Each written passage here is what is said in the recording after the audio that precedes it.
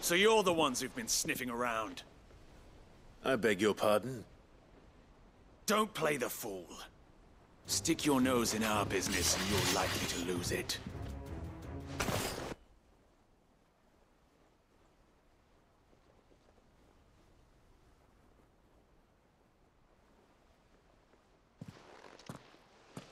Who are you working for? Him or her? Him. The boss. He wanted us to test you. Though one could hardly call that a test. Lord Furder? Look what the cat dragged in. Your skill with the blade is rare indeed, my lord. A fitting talent for an outlaw. You know who I am. So what now? Call in the Men of the Rock and collect the bounty? That isn't my decision to make. Our work is done. Take him to meet his precious Rosina. She will be interested to make his acquaintance. Yes, my lord. To the Lock of Leisure, then. To the Lock of Leisure.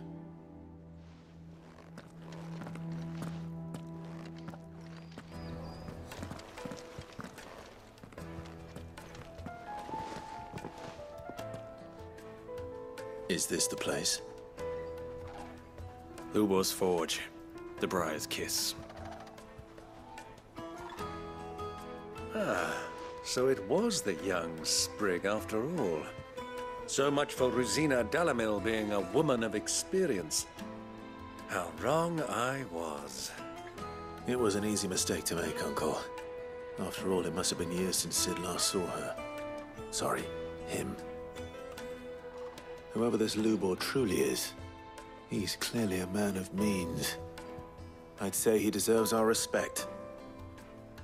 See that he gets it.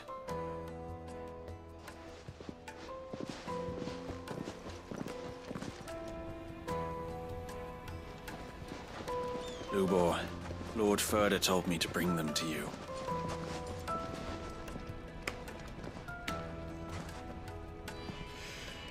My boys tell me you're in need of assistance. Sid the Second?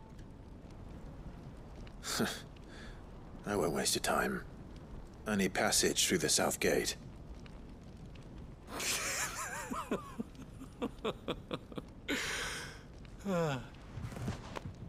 Tell me, what do you think is a merchant's most important commodity?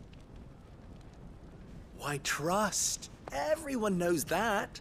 Without it, you have nothing. And nothing is exactly what you have. And so, for you, I, too, have nothing. I'm not in the business of helping every lost puppy that wanders in off the street. I'm a busy man, as you can see. Let's leave this mummer to his farce. By all means. Find someone else to help you on your way. Just be sure to tell them you're not the two travelers from the inn the guards are looking for. Don't want them jumping to conclusions, do we? Why, you... So, what do we need to do to earn your trust?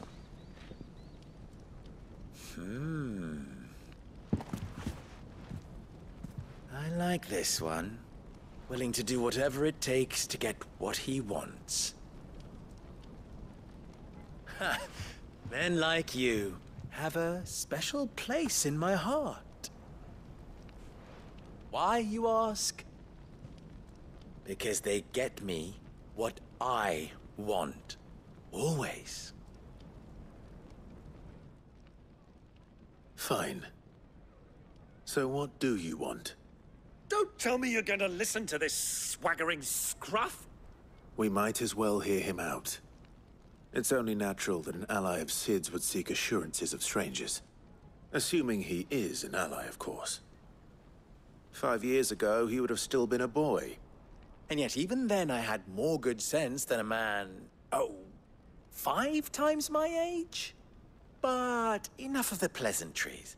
We were speaking of what I want. I want you to put an end to the trouble in Dalamil. Return to me when you have done so, and you shall have my aid. Until then, I bid you good day. What trouble? If you're going to give us orders, be clear about them, damn you! Manners, Greybeard. One catches more damselflies with honey than with vinegar. What did you call me? My apologies. A word of advice in recompense. Follow the crystals. Oh, but that was 3. Oh, I'm making this too easy for you. Ha! It will be easy. Solving his little riddle should be like dealing with him. Child's play. Let us divide our forces, Clive. I'd rather not drag this parlor game on any longer than we need to. All right. Good luck, Uncle.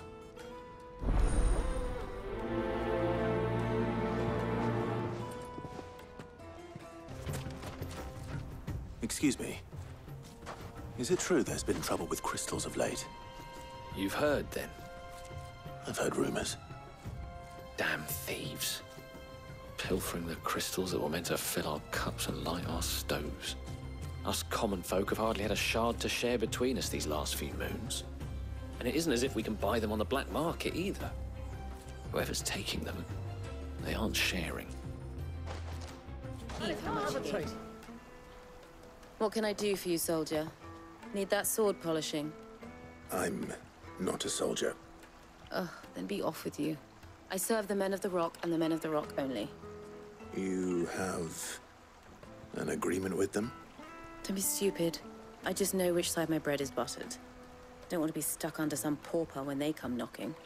With pockets deeper than Zemeckis and an urge to empty them. No, just leave, will you? Before you scare them off.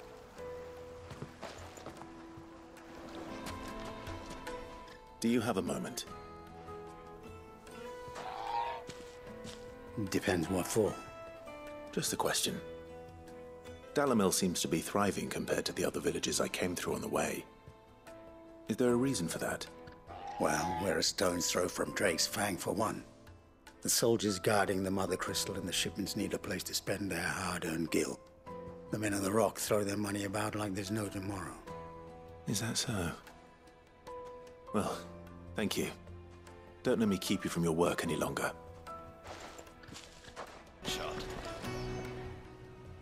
It's you, the one who broke all our furniture. What do you want? Haven't you caused enough trouble already? I'm looking for my pal. Have you seen him? The gentleman who was with you? Yes, he's upstairs, but... Thank you. I'll go and fetch him.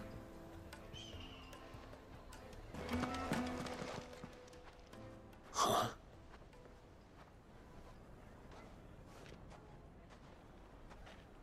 Will this suffice as a deposit? By the sands. That's a black pearl. One of the many treasures in my collection that I would be only too happy to part with, should you give me reason to do so. All right. I'm sure that we can come to an agreement, but not here. What are you doing, Uncle?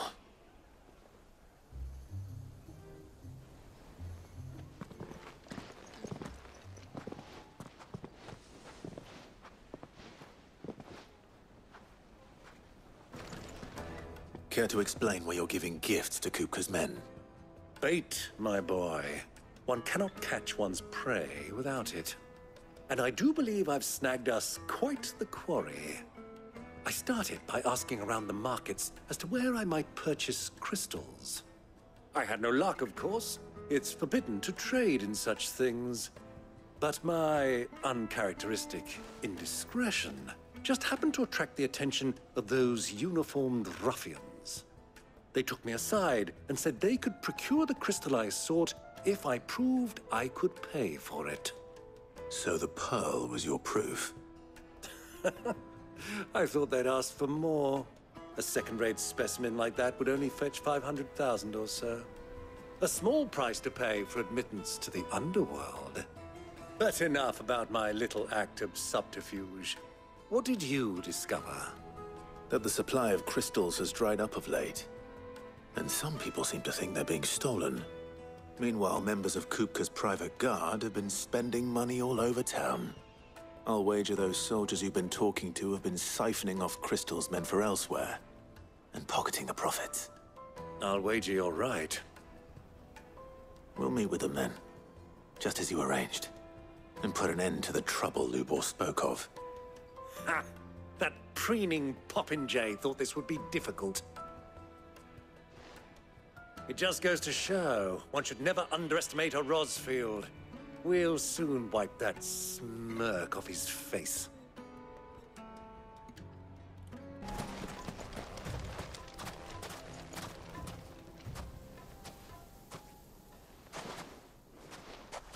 I'll take it from here.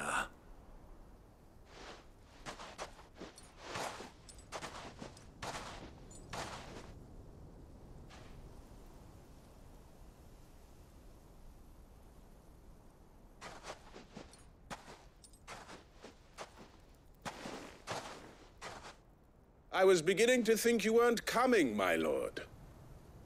You've brought your contribution? All the silver and stones I could scrape together at such short notice? You brought the whole 500 talents. That was the price we agreed upon, yes? If you've no objections, I'd like to see the crystal. Of course. Right this way, my lord.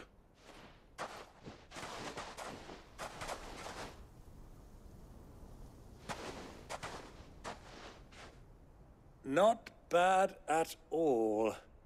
You weren't lying about the clarity. But what of security?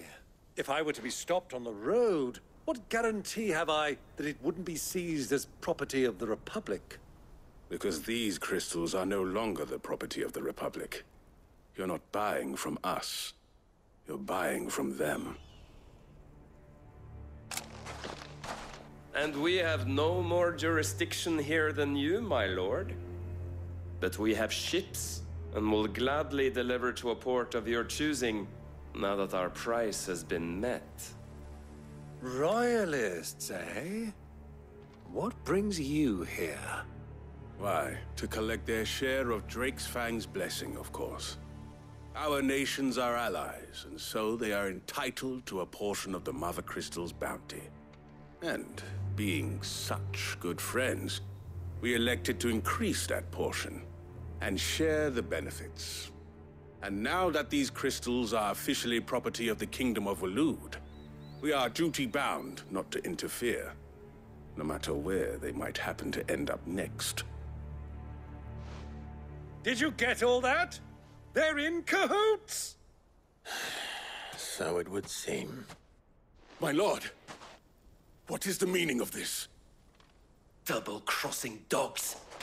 They're not here to do business. Kill them! Kill them both!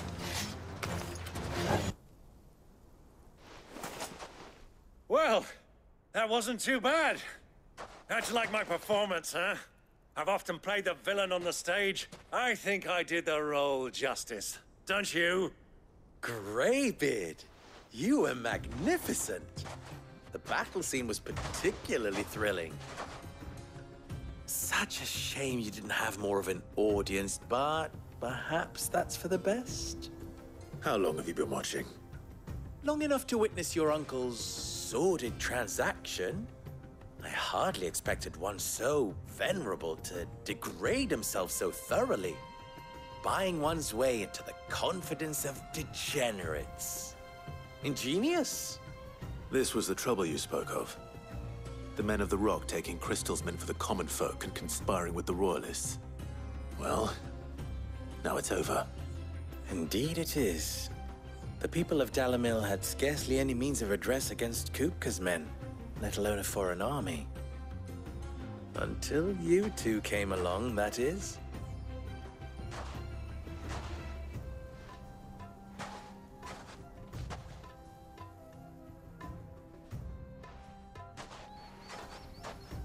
Well, we'd better get these crystals back to town. You won't mind waiting with them while I fetch a wagon.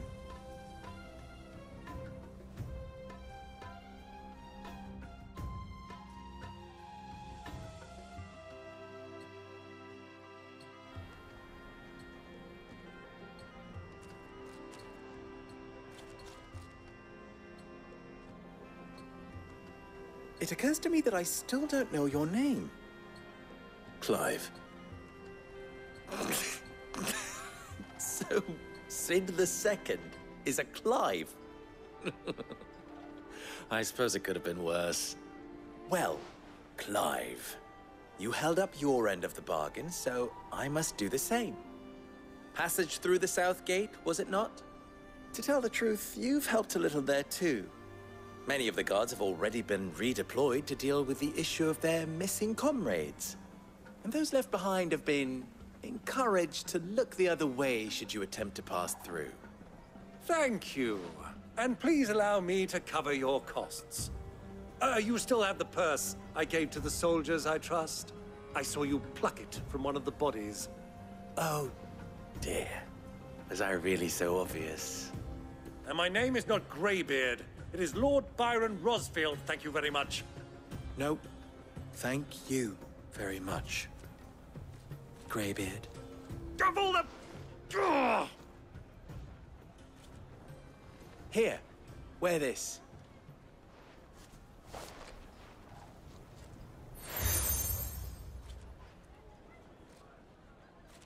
Any friend of mine who sees you with it shall be a friend of yours. Thank you, Lubor. And please, feel free to send one of my Stoluses back to your people.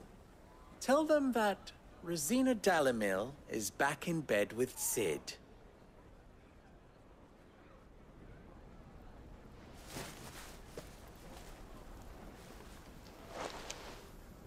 Omia Lostelan.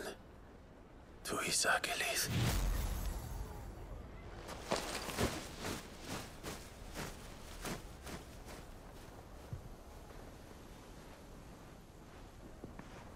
I'm trusting you, Sid. Or should I say, Clive? So be sure not to let me down. I have a reputation to uphold.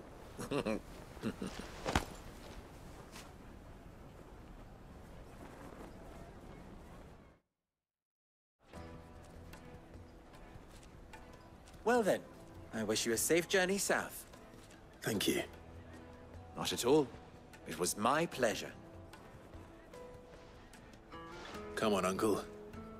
Let's go.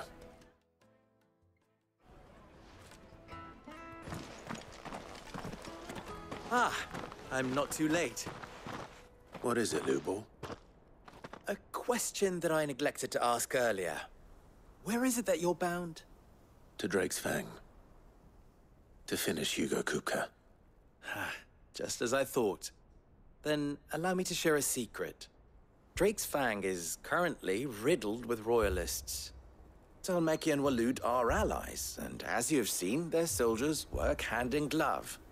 But no nation has ever before allowed a foreign army to make a barracks of its holiest of holies. Not by choice, at least. And there's more. A man on the inside of the Fang has failed to report for several days. I fear there may be more trouble lying in wait for you on the road ahead. Isn't there always? If you're determined to beard the lion's den, then promise me one thing. That you will enter via the mines, where the guard is lightest. I've lost one Sid already. If I lose another, people will start to think me careless. I don't plan on dying. Not before Kupka does, anyway.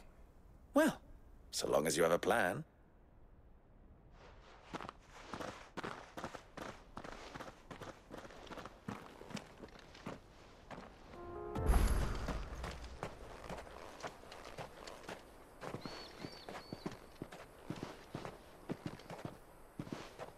There it is.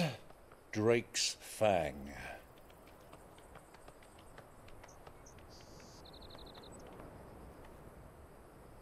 Kupka will be hiding inside. Along with goodness knows how many guards, all on highest alert. You'll need to keep your wits about you if you're to reach him. So be careful. I will, Uncle.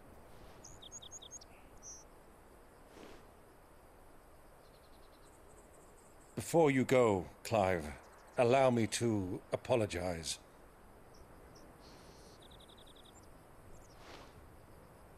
After what befell at Phoenix Gate, and the crisis that followed in its wake, I fled. I retreated to my counting house and danced attendance upon the vicereine in the hope it would bring me favor. I betrayed my nation to save my skin, like the coward I am. And I'm sorry. Uncle, please. It's not too late, Clive. Rosaria is yours by right, and there are those that would help you to take it back. Had I the courage of my brother, I might already have done so. But that ship has sailed. You, however... No. Forgive me, but I cannot. I fight to build a new world now. A better world. Where men can live and die on their own terms.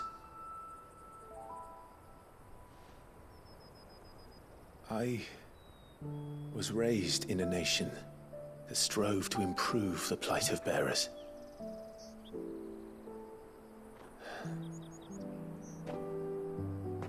Only later did I realize that spark of freedom did not arise by chance, but was kindled by my father. You would see me follow in his footsteps. And that is exactly what I mean to do. Not by ruling Rosaria, but by extending his ideals to the whole of the twins. Though every soul in the realm may judge my actions heresy, I am certain my cause is just. You really are just like him, you know?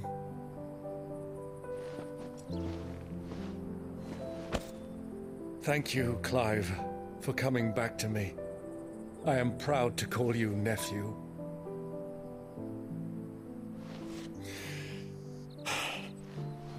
Well then, this is where we must part ways. Wish me luck in convincing my Canvarian friend to share his considerable talents. I mean to plunder his coffers and prove myself worthy of a place in your merry band. Till then, my boy. Till then, go safely, Uncle. And you, nephew. We have much to catch up on, you and I. I shall expect you to regale me with the tales of all your adventures when next we meet. You can regale me too, Torgal.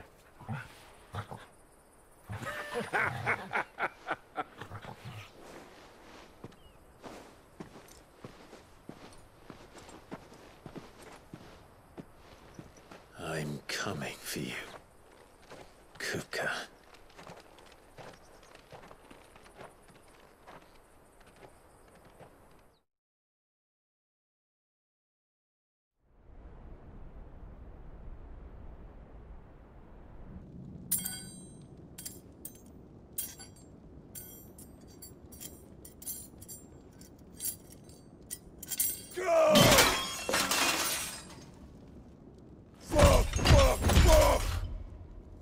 What are they stored?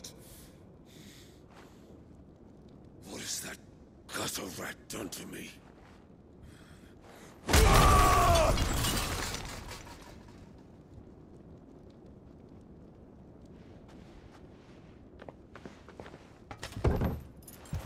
Out of my sight, witch! I'll kill you, Rosfield! I'll rip out your heart! I'll tear you limb from limb! Peace, Hugo. The table shan't hurt you any longer. He sought to humiliate me. Me! If you hadn't interfered, he would be dead! You truly believe you would have triumphed had the battle continued? Titan would have ground him into dust! And how would he have done that without his head? Shut up! You weren't strong enough. And you call yourself a dominant. Or rather, you did. You mock me, Harbert.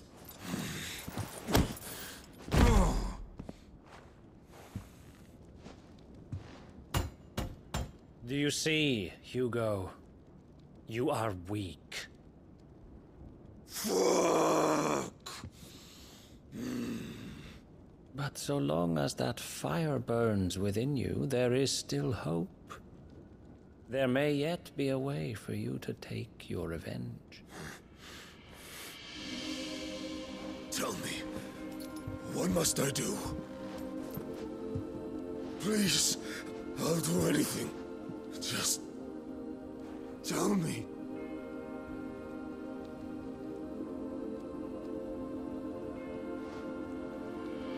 The heart. What of it? A mother crystal's heart is the most concentrated source of ether in all creation. Perhaps you could take advantage of that. Of course, the crystal would not yield her blessing to any ordinary man. But then, you are no ordinary man, are you, Hugo?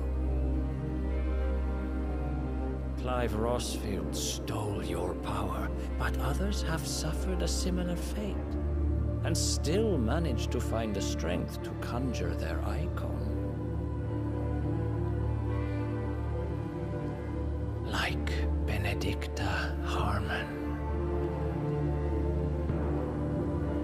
She too drank of the ether and gained a power beyond human understanding.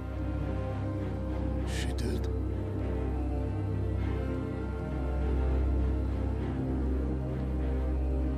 Benedicta. Benedict.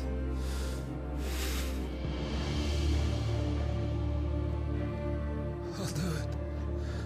My love. I'll avenge you.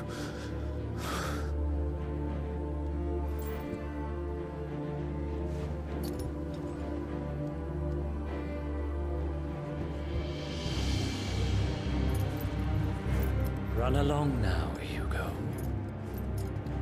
You need only follow the light.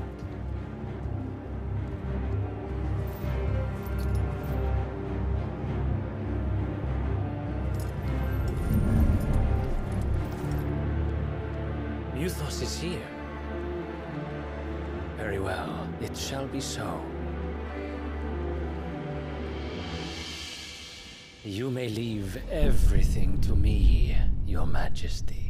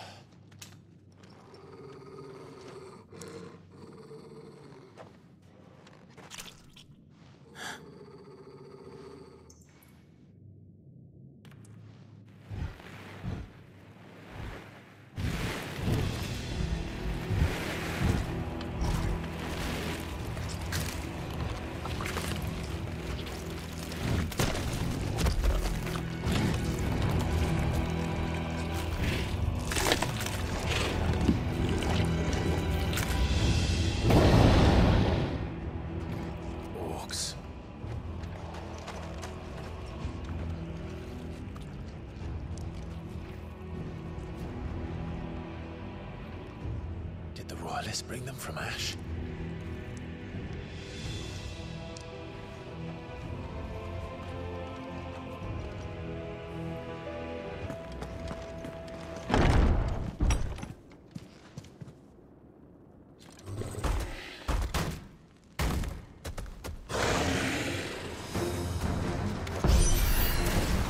I won't be sneaking past this one.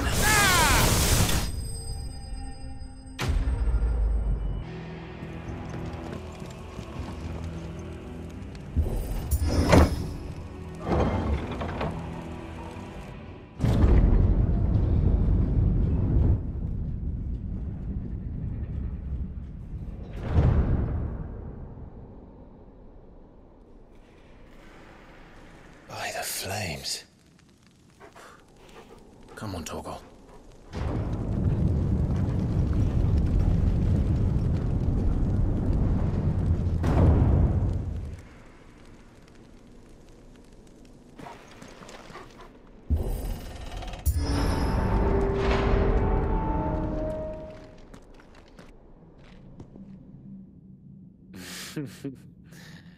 Let the trial begin.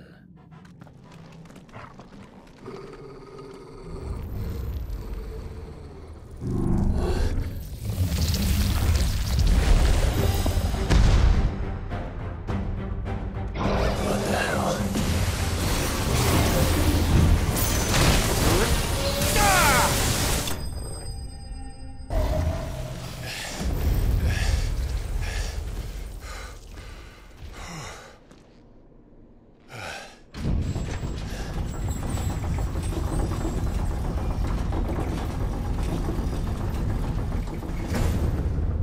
Seems we're expected.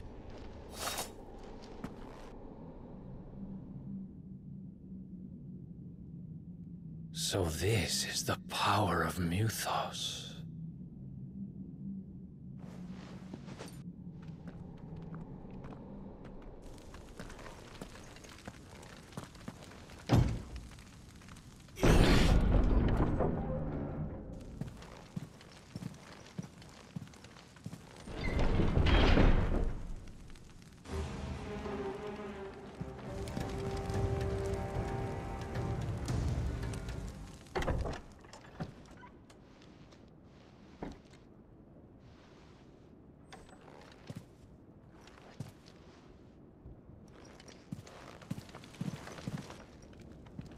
You've been busy, Kupka.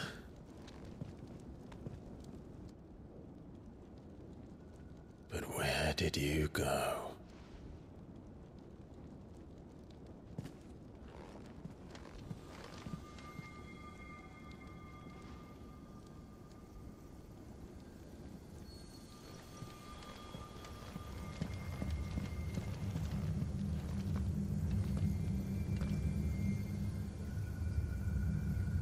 The heart.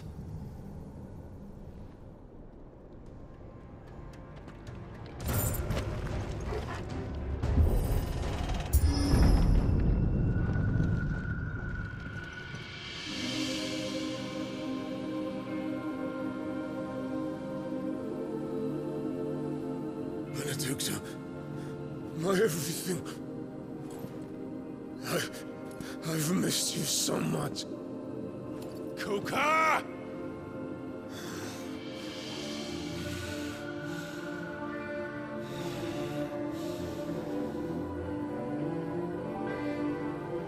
I swear to you, my love, we will never be parted again. What's wrong with him?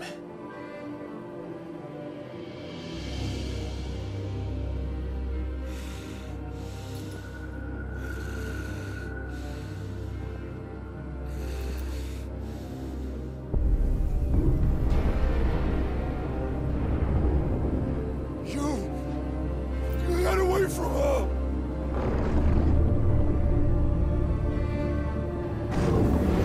Benedicta!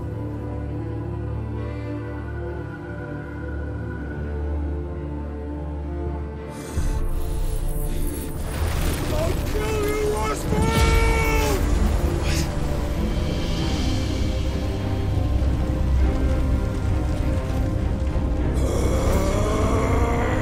Oh shit, he's priming.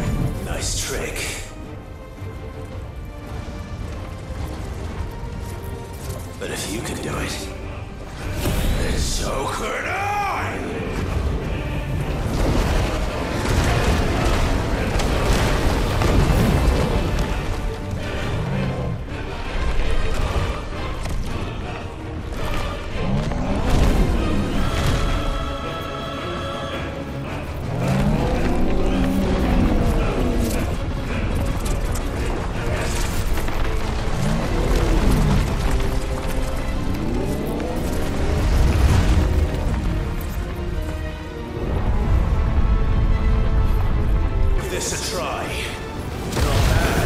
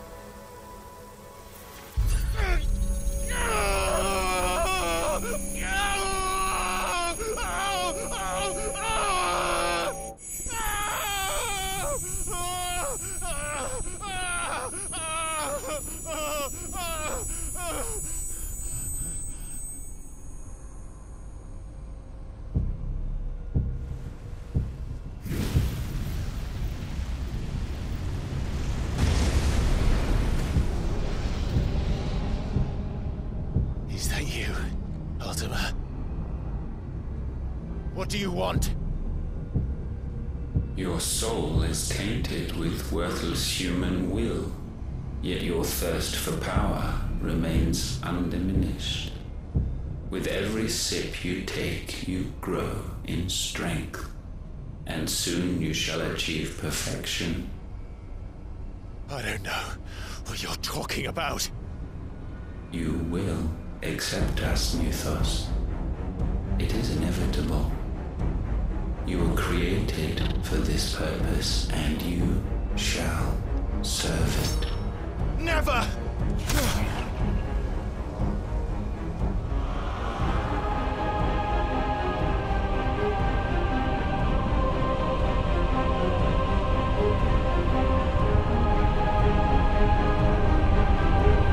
Fight it, Clive!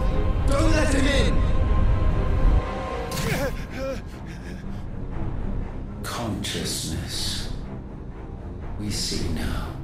Human will is so insubstantial it cannot exist in isolation. You mitigate its weakness by interweaving it with your consciousness. We believed we had merely to purge you of your will to claim our vessel. It appears we first have to sever every thread of the consciousness that supports it. No matter. The time to build a new world is not yet upon us. We will contemplate.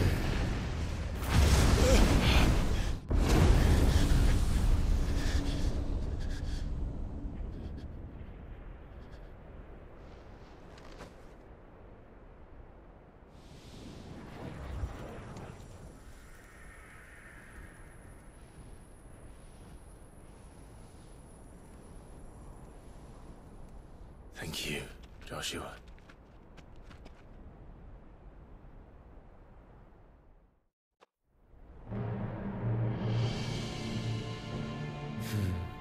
One can no more command the power of ether by drowning in its flood than one can constrain the tides by standing in the sea.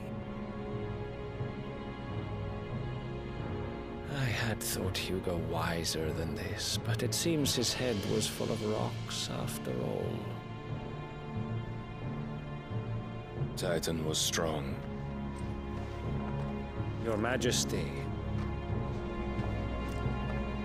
But Mythos is stronger. For 5 years, that man lived only for revenge. Clinging fast to a fiction, even as it swept him into the abyss.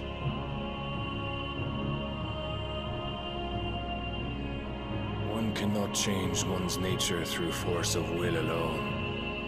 Only the Almighty can do that.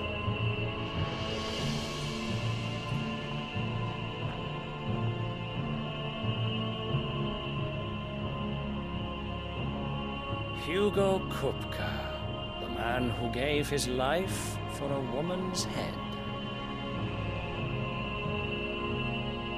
A fool like all the rest.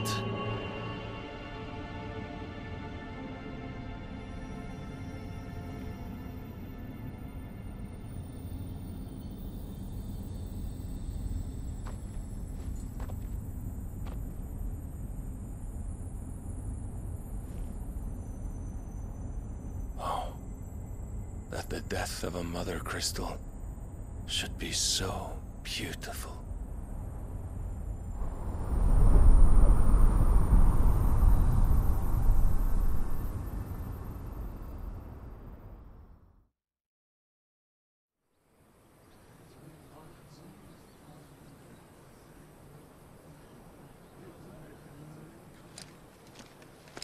Some medicine, my lord?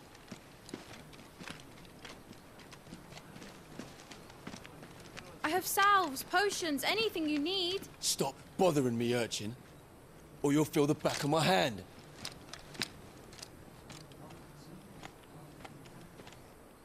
You must consider your health, my prince. If a show of force is needed to keep the Dalmex at bay, you may trust in your dragoons. I beg you to call on Bahamut only as a last resort. His strength comes at too great a cost. The Empire agreed to an armistice with the Republic, and yet the Emperor still plots its ruin. For now, the Dalmex suspect nothing, and as long as I can hold their gaze, war need not be inevitable. But more than that, Bahamut is the champion of the Empire. When our people look to the heavens, the sight of him gives them hope.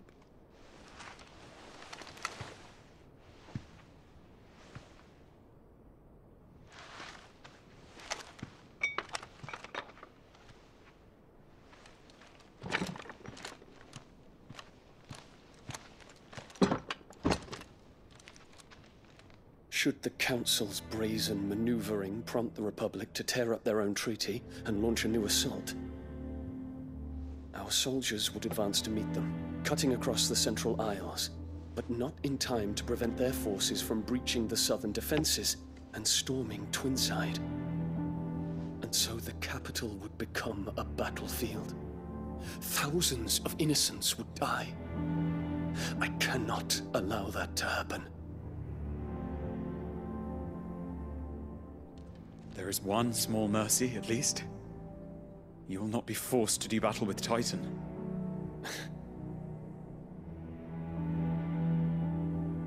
Would that I could avoid doing battle at all. 1,000 pardons, Your Highness. What is it?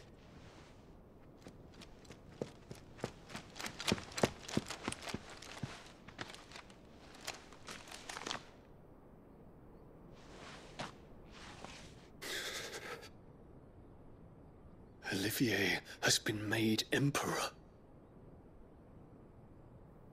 What is the meaning of this? My father's orders. What were they? Quickly! Yes, Your Highness. His Radiance requests that Your Highness maintain position here and... Ah!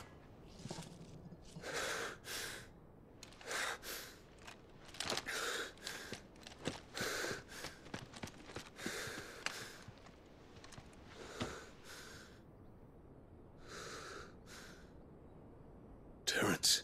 Yes, my prince. I must go to the palace. I'll ready your steed.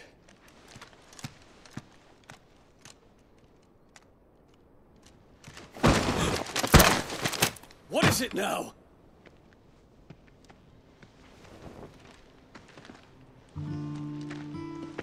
Forgive the intrusion, Your Highness. I know you. At ease. We stand in the presence of the Phoenix. You wouldn't want to get your fingers burned. I hope I'm not interrupting. Not at all. Though I admit, I did not expect such a distinguished guest. How many years has it been since the Remembrance ceremony? 20? I thought you long dead. Do I address a ghost? Many have told me that I look like one. But no. I'm alive. Just. Prince Dion of the House Lesage, I have a tale to tell you.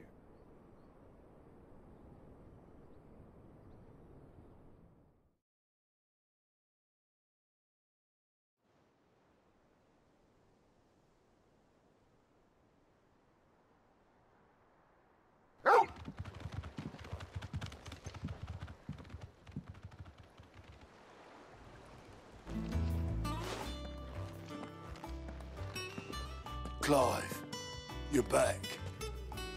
I am. And with glad tidings for once. Hugo Kupka is no more. Well, I'll be. All of our comrades who lost their lives back at Sid's place be smiling down at you right now. We had a stole us from Lubor saying Drake's Fang had fallen.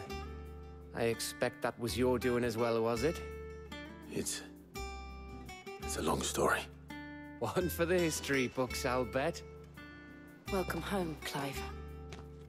It's good to be back. You look better.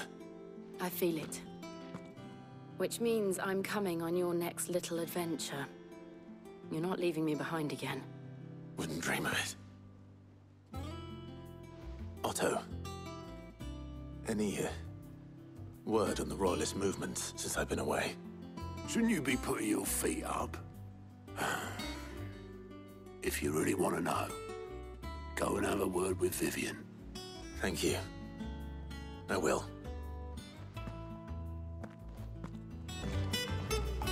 Ah, the conquering hero returns. And with hardly a scratch on him. I may have picked up one or two. Well, the fact that you came straight to me instead of visiting our resident Physica suggests that you picked up something more important. A scent. The scent of Waludas. The very same. But whatever plans Kupka was hatching with the Royalists, he took them to his grave. As did his men. Slaughtered by the orcs who'd taken over the Fang. Orcs, Vivian. I've never seen such creatures in Storm before. The Waludas must have ferried them over from Ash, but why? Why work to rescue Kupka only to invade his home, the mother crystal of an allied nation, and let both fall? It makes no sense. Do you know the tale of the blind men and the Adamantus? One can often be led astray by focusing too closely on individual details. One must instead see the bigger picture. And what bigger picture is there than my map?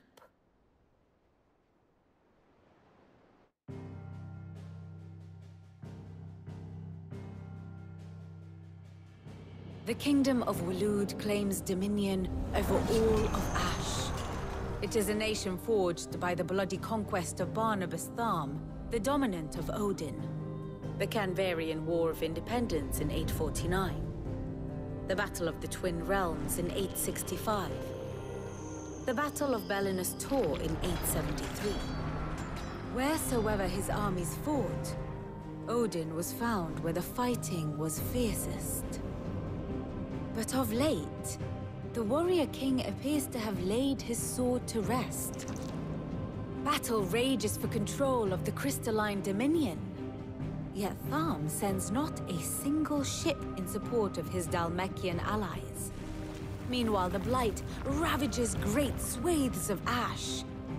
Yet warlike Waloed shows not the faintest interest in laying claim to untouched lands. So why go to the trouble of sending an army of orcs into the heart of Drake's Fang, only to make no attempt to claim the Mother Crystal for Waloed? It can hardly be for lack of men. Tharm's armies rival any in the Twins. No. We have not seen the last of the Waluda standard. Odin will ride again. It is but a question of when. And on that day, who will be trampled underfoot?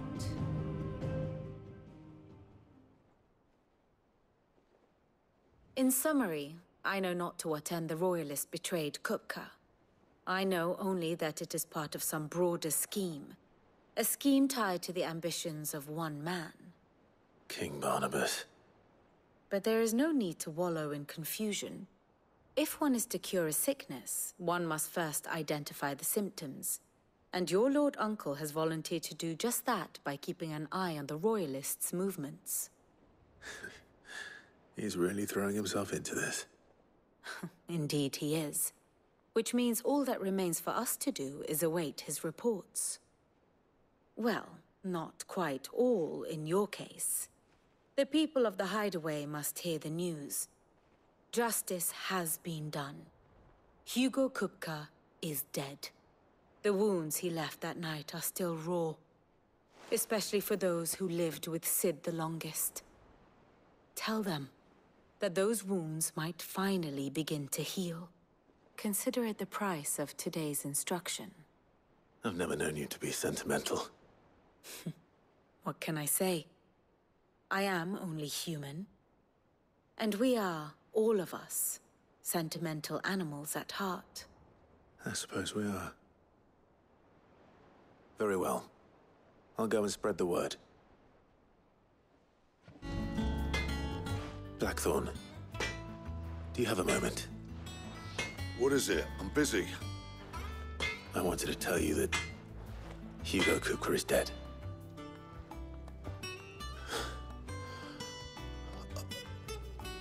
I can't tell you how long I've been waiting to hear those words. This is it then. A new beginning under a new Sid. I'll try to live up to the name.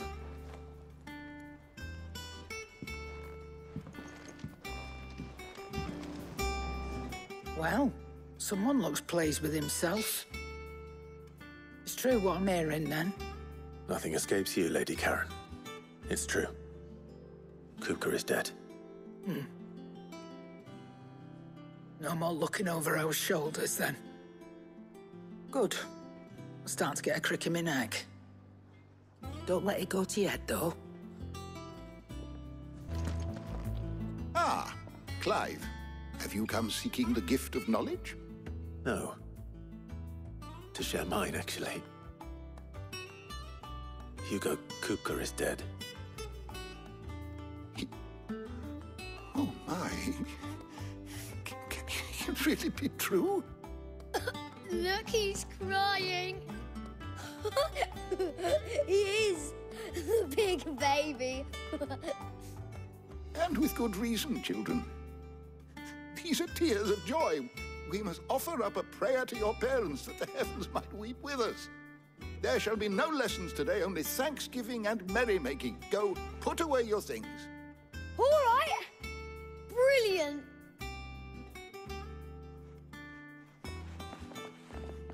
Finally, a new dawn has broken. It has. Thank you, Clive. I cannot wait to share the good news.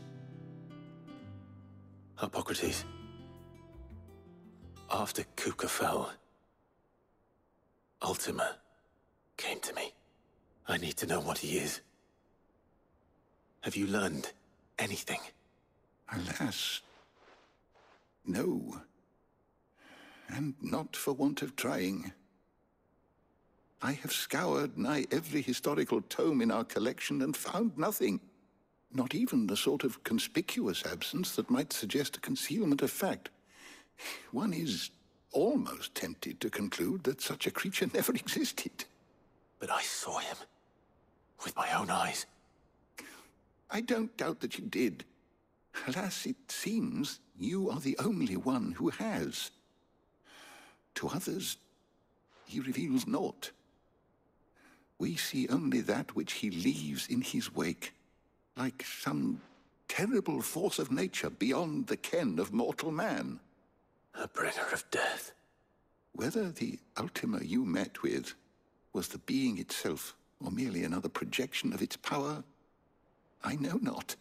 But until I do, my investigations shall continue. Thank you. It means a lot. You barely sat down since you came home. Vivian got you running errands or something? Just spreading the word.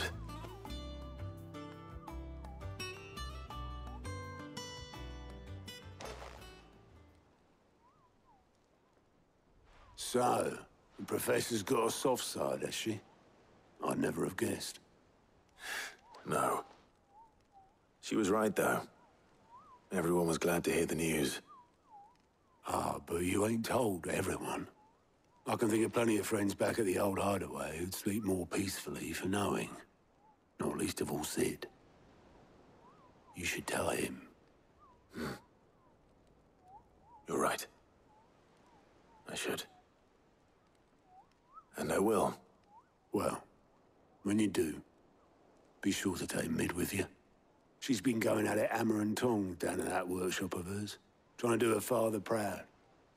I can't remember the last time she visited the old sod's grave. Very well. I'll suggest it. We meet soon. All right, Clive? What do you want? I'm going to visit Sid, and I thought you might like to come with me. Sorry, I'm too busy for all that right now. I've got to get this thermal displacement stack sorted. Thermal... Displacement stack. Here. And this is for... Only the fastest, finest ship the world has ever seen. The Enterprise. Me and my dad designed it together. Where other vessels rely on the fickle winds to drive them through the water, ours is fitted with mithril engines. And those things have got more push than a behemoth in a bad mood, and more heat than all the hells put together. Which is where the stack comes in. I may have already talked some tight-lipped shipwrights into putting the hull together for me in a little dockyard in Canva. But the stack's a bit more involved, so I'm building it here. Thing is, it's so involved that I'm running behind and it's starting to hold things up over at the shipyard. I'll come and see my dad, though, when I'm done. Whenever that is. Is there anything I can do to help? Good old Clive. I were hoping you'd say that. First things first, I need some parts meching. The stack will be made up of 3 major components. There's the plating, here, that channels hot vapors away from the engine. The helm over the top, that disperses all that heat into the air.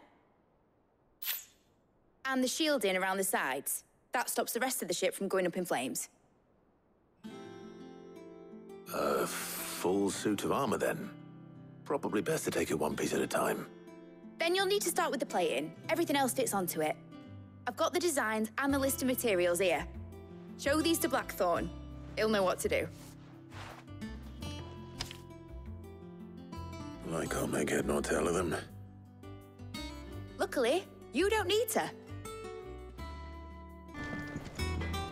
Blackthorn, can I ask a favor? Out with it. It's for Mid. This my last chance to say I'm otherwise engaged. Spare myself the arseache. Go on then.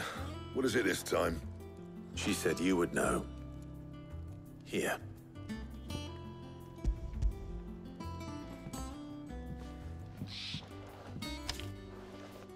Krieger's Tate. Well, I don't know what the hell you'd want this for, but I can make it. Won't be easy, though. And I'll need help.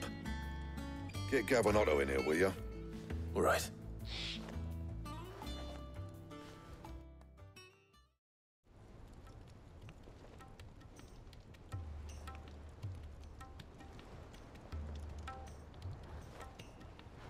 So Mid's roped us all in here again, hasn't she? Typical. Still, if that's what it takes to get her to visit Sid's grave, I'll do what I can. And, what is it we need to do, exactly? Take a look at this. It's this plating. The usual sword-grade steel won't work. We need something that can get very hot, very fast, and still keep its shape. That means an alloy. Something that won't break or buckle at the temperatures she's talking about. Which is where you lot come in. I need materials, and I've got my work cut out already. You'll have to fetch them. Now, there's a special kind of sand I'm after that you can only find out in the Valkyrie. Stardust, they call it. As for the rest of the stuff, my usual supply should have it in stock. It just needs buying and bringing back here. Well, we'll get it done quicker if we split up. One of us should probably give you an hand collecting the sand. And the other can go and get the rest from this supplier. Right then. Well, make your minds up who's going where, and we can get this over with. You going after the Stardust then, are you? Which one of these 2 lucky souls is going with you?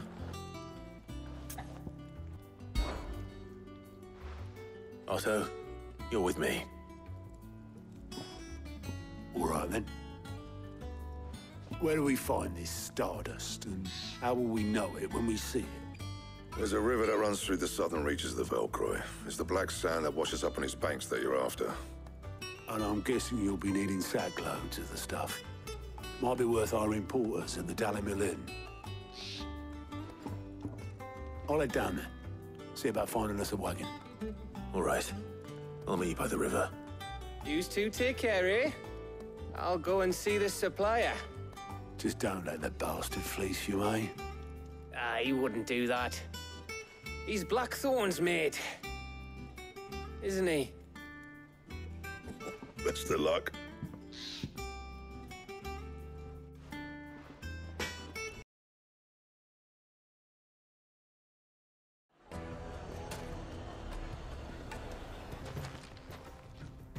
Otto, sorry I'm late.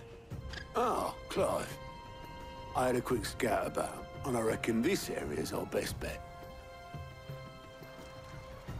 Seems Blackthorn's the only one who thinks smithing with his stardust stuff's a good idea.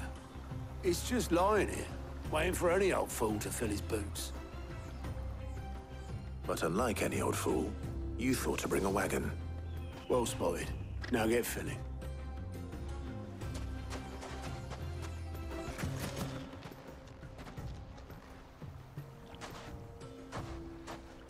How much did you get? Enough. I hope.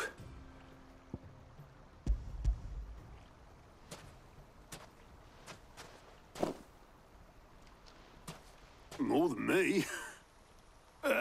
Put it all together and I can't see Blackthorn complaining. Much. Here, Clive. Do you fancy a walk?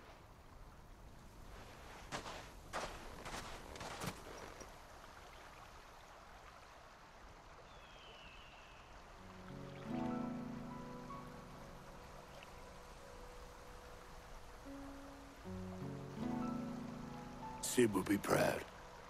Of what? Of you, you idiot. The way you've carried on what he started.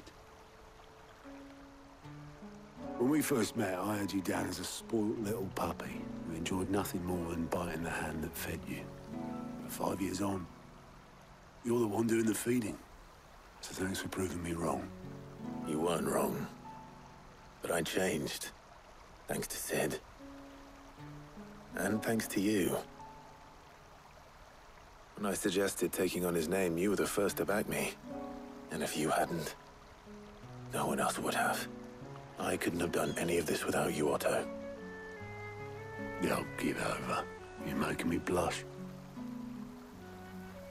All I did was choose hope over despair.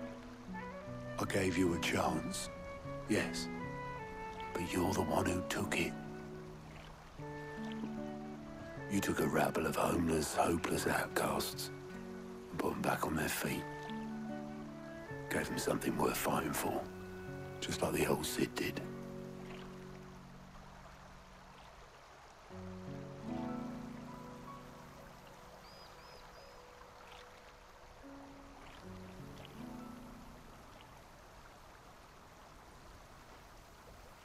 About time I was heading back, I reckon.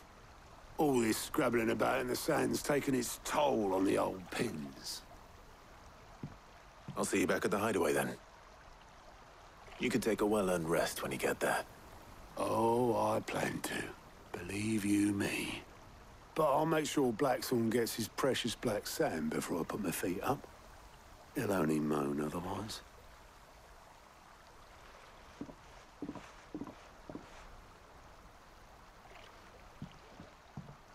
Right. Ready to go home, boy?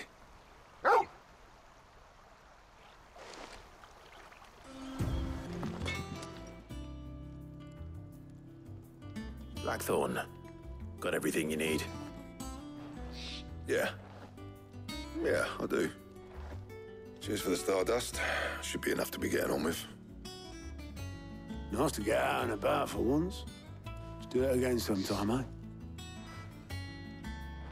I'll make a start on putting this thermal plating together then. It will take some time, mind. So if you've got other things to be getting on with, I could do without you breathing down my neck. Thank you, Blackthorn. I'll let Mid know construction's underway. Suppose we'd better be getting back to work too. Give us a shout if you need anything.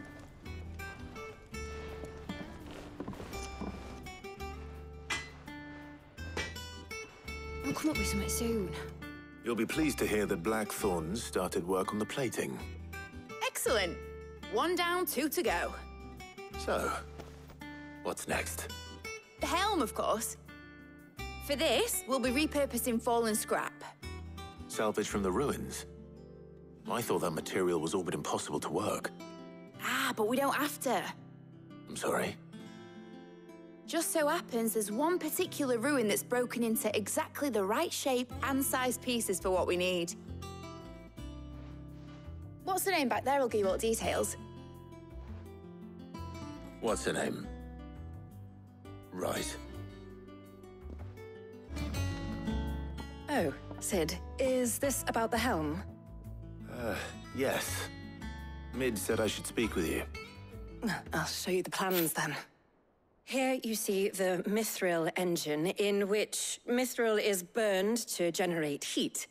That heat is then harnessed to produce motive force. Excess heat is dealt with by means of the thermal displacement stack, which disperses it into the surrounding air. Now, were we to rely on thermal plating alone to achieve this effect, the rate of excess heat buildup would far exceed the displacement coefficient of the plating. In other words, the reactor would overheat and eventually explode. This is where the helm comes in. It connects to the plating, you see, and serves as a sort of thermal sink to absorb all that excess energy. Our experiments have shown that fallen ceramics are remarkably thermophilic. They can withstand and absorb levels of heat far above anything we are able to make today. And not only that, they're also waterproof and immune to rust, making them the perfect material for our protective hood. Why, if sea or rainwater were to enter the reactor proper, it would vaporize instantly. The forces produced would tear the ship from stern to... You can stop there. I understand. Mid said we might be able to use parts of a fallen ruin. Where would I find it? Ah, yes. It's in Lorbert's Pass, near Lostwing. The thing is, well, I probably should have arranged to have the pieces we need brought here sooner. You see, a certain unwanted visitor has taken up residence there. It's no longer a matter of just walking in and taking them. It's, going to be considerably more dangerous than that. I see. Then I suppose I'd better deal with this unwanted visitor for you. Would that help? Oh, very much. Thank you, Sid. I'll gather my team and head there right away. We'll meet you outside the ruins.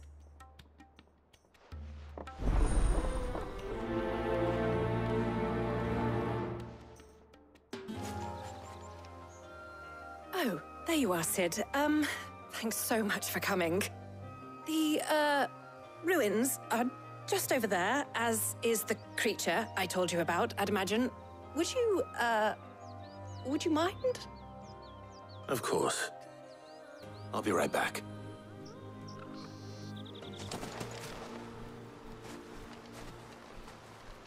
Anybody home?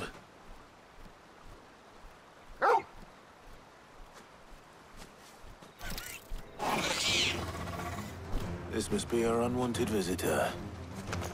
Time to go. The things I do for you, Mid. Sid! Oh, thank goodness you're safe. You shouldn't have any trouble now. Indeed.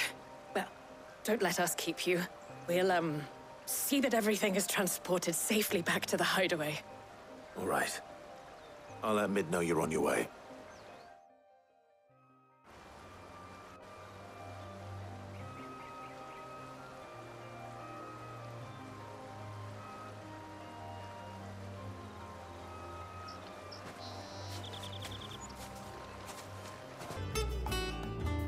Mid. Helena has recovered the material for the helm. She'll be along shortly. Excellent. Another job well done. And just one remaining. Right. The shielding. This one's a bit of a bugger. How so? The plating's enough to stop the engines going pop, but those things will still be spitting out enough fire to set the rest of the ship ablaze. Which is why you need proper shielding. A prism for the dragon's breath that's blazing away inside. I thought a triple thick layer of tempered steel might do it. Or more of the stuff that the Fallen use, but they'd both be too heavy. The helm and the plating are bulky enough as it is. Add any more weight and the whole ship would be at the bottom of the briny before we'd even started. I need something light. But I've racked my brains and I just can't think what would do it. Well, if I were in need of obscure knowledge, I know whose counsel I would seek. Harpocrates. Tomes? Yeah, well, I'd thought of that, obviously. I've got all the details written down here. Can you take this to him, see what he makes of it? Right away.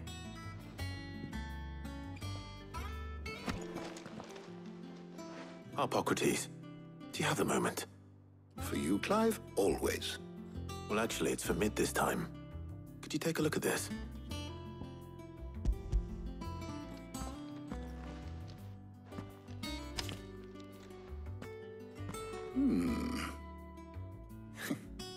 Shielding for a mithril engine. Whatever will that girl think of next? And what are these notes around the edges? She has some specific requirements for the materials. The shielding needs to be able to resist extreme heat on the inside, and yet remain cool enough on the outside not to set the ship alight, while also being light enough not to sink it. As you can imagine, she's struggling to find anything that meets her needs. I see. I wondered if you might know of a solution, or if you might be able to search the records for one. Perhaps it is not a different material she requires, but a different approach. What do you mean? Consider the lake we have made our home. Its blighted waters eat away far more quickly than fresh water or even brine, at timber and steel alike. And yet, we have made a home here from those very materials nonetheless. We have. But Bardolph must varnish every board twice over to keep it from rotting. And Obelus complains that without a constant supply of pitch. I see. Early Gregorian histories speak of a preparation known as moon dew. It is said to be able to resist even the most ferocious flames. Before the dragoons tamed the worms and wyverns of the realm, nobles would daub their castle walls with it in order to guard against dragonfire. So if we could recreate it... It might be applied to some material or other in order to provide the protection it requires. As to how best to apply it and to what material, perhaps Bardolph and Obelus might be of assistance. I shall speak to them and see what wisdom they might have to offer. If you would be so kind as to procure the necessary ingredients, I shall discuss the specifics of how it might be most effectively put to use with our two friends. The knowledge of the past may yet prove useful to we of the modern era. Thank you, Harpocrates. And since you're asking others to help you, perhaps I should too.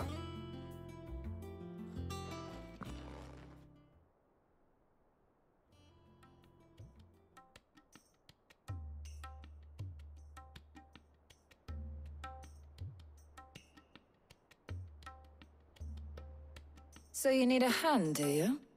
We do. I'll be heading to market for the ingredients we need. I could do with some help. And some company, too. The other can assist me in researching how best to prepare the shielding itself. Can we count on your aid? Always. Well, if Jill's game. Thank you. I am sure either of these fine young minds would prove indispensable in my research. I leave the decision as to who will go with whom in your capable hands, Clive. So, Clive, have you made your decision? Who will accompany you on your little excursion? Very well. So then, what do we need to find? I have taken the liberty of preparing a list. Here. White chocobo eggs. Pepio nuts. Are you sure this list is right? Everything on here seems very edible. I would have thought the ingredients would be a little more exotic. Though these items may seem mundane, they have potent effects that are rarely exploited. effects for which they were once highly prized.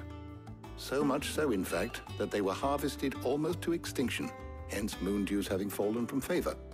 Now, of course, they can be obtained with ease. You should be able to find everything you need at the market in Northreach. Is that so? I've been meaning to visit Northreach anyway. I'll set out now. Join me there when you're ready. I will. Until then. You two enjoy yourselves. You too, Talia. Peo nuts? How goes the hunt for ingredients? I've only just started.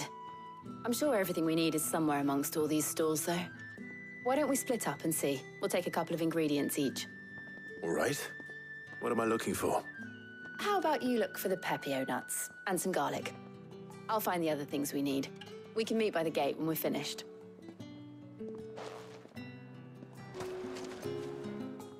Did you find everything?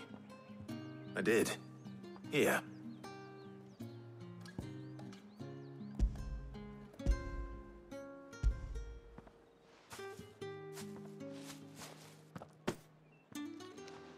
Garlic and pepio nuts. Perfect. Now, all that remains is for Harpocrates to somehow turn all this into what Mid needs to keep her engine cool.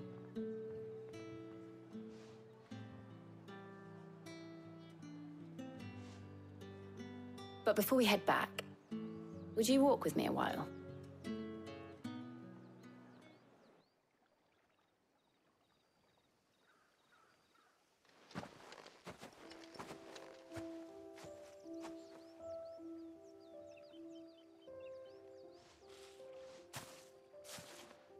Thank you for asking me to help you today. It makes a nice change. It does. It's good to get away from all the battle and bloodshed for once. Just being here reminds me of when we were children. Do you remember? Walking down Market Street in Rosalith, taking in the sights and smells. How could I forget? What with Torgal's antics. Remember how his nose would prick up at the scent of sausages? He'd go racing away and we'd have to go running after him. We wouldn't catch you now, would we, boy? Was there anything you wanted to buy for yourself while we're here? There was, yes. Well, sort of. Molly in the kitchens told me about a place that sells particularly good pies. Thought you might like to share one with me. I would. Thank you. And I saw some bread.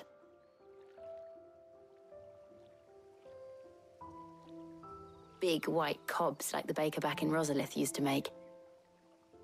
What do you think? I thought we might get some soup to dip it in. But then I tried a slice of the butcher's dry-cured ham, and it was just... oh. You all right? Sorry. It's just... you're right. I really do feel like a child again being here with you.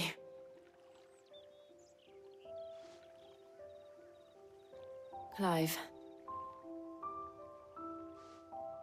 Is it wrong of me to enjoy this? No, Jill. This is how life should be. And it's how our lives will be when our work is finally done. When we can live on our own terms. I hope so. Thank you, Clive.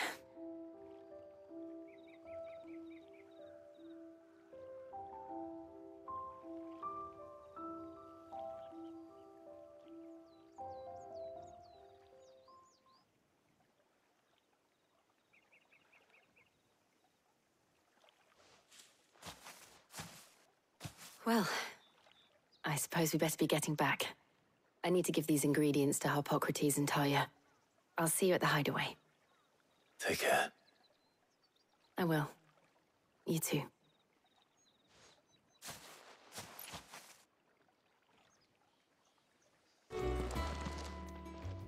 How's work on the shielding progressing, Harpocrates? Well, very well indeed. And thanks in no small part to your kind assistance. I was just explaining to Talia how we might best go about preparing the moon dew. And now that we have all the ingredients, we may begin. You can count on me. I've mixed more than a few mysterious concoctions in my time. I'm sure you have. What about the shielding itself? Work is underway, under the watchful eyes of Bardolph and Obolus. Apparently, it'll be ready soon. Thank you. All of you. Right then. Jill, would you join me in the infirmary? Many hands make light work and all that. Of course.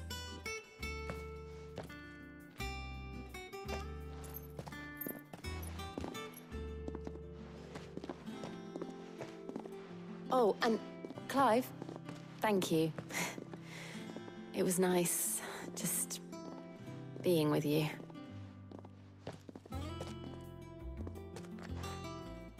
It appears our work here is almost at an end. A shame. I was enjoying playing the man of action for once. When both the shielding and the moondew are ready, it will merely be a matter of applying the one to the other. Followed by a rigorous process of testing and retesting, of course. Perhaps someone ought to warn young Mid of that. Leave it to me. Thank you, Hippocrates. Sorry to keep you waiting, Mid. But you'll be pleased to know that work on the shielding is underway. You found something for it? In a manner of speaking, Hippocrates knew of a substance that's highly resistant to heat. A coating that should provide the protection you need. He's supervising the construction and testing of the shielding as we speak. Brilliant! I knew you wouldn't let me down. Don't thank me. I'm just the errand boy. Right then, better start working out how to bolt all these bits together. To the Black Hammer!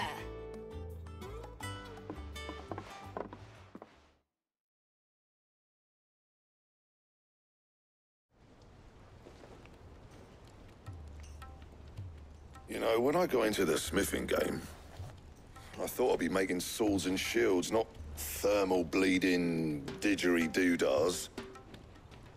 Displacement stacks. Same difference. Whatever you call it, I ain't putting it together in here. It's cramped enough as it is. Let's take this outside. Mid, you get all the parts lined up on the deck. I'll take care of the rest. On my way! Oh, and bring me the biggest hammer you can find. This is gonna require some precision walloping.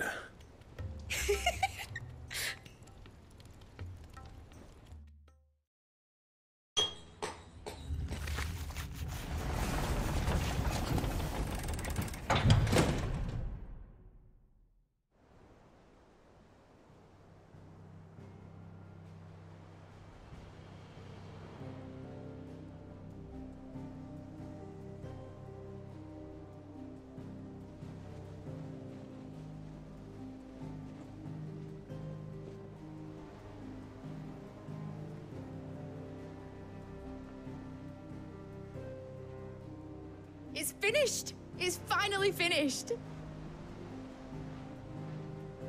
Thank fuck for that. I'll be feeling my hammer arm for weeks.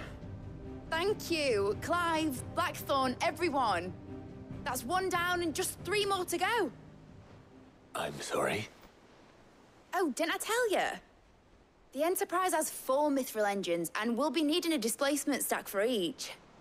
You don't mean... Don't worry. Now they've got a finished one to work off, my gang in Canva can build the rest. Good luck to them, I say. Right, I'm off to get a sling for this elbow. Any other work comes in, keep it to yourselves, eh?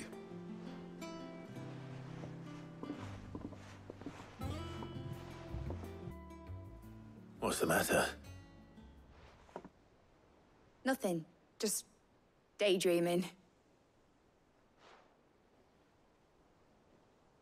Thinking about the Enterprise sailing off over the horizon to shores unknown. Searching for a land untouched by the Blight. Just like me and my dad planned. So if the worst came to the worst and every scrap of soil in the Twins turned black, we might still have a chance. That's what she was meant to be. You see, one last chance just in case we needed it. But now she's so close to being finished, I've realized I don't want her to be that. I don't want her to be just a lifeboat for us to cling to if things get desperate. I want I want people to sail a border by choice, not from the lack of it. In a world where we're not just trying to survive, but where we can actually live. I'm working on that. And I'll do everything I can to get you what you want. Don't you always? All right. My mind's made up. As soon as the Enterprise is fit to sail, I'm putting her under your command. Sod our plans, I'm trusting in yours. Are you sure about this? Something tells me it's what my dad would have wanted. He'd be proud of you. You were gonna visit his grave, weren't you? I was. And you can come too, now that your little project is finished. Right. There's just one thing I need to finish up first. Won't be a mo. All right. I'll let Otto know you're coming. Meet us in the mess when you're ready. Aye, aye, Captain.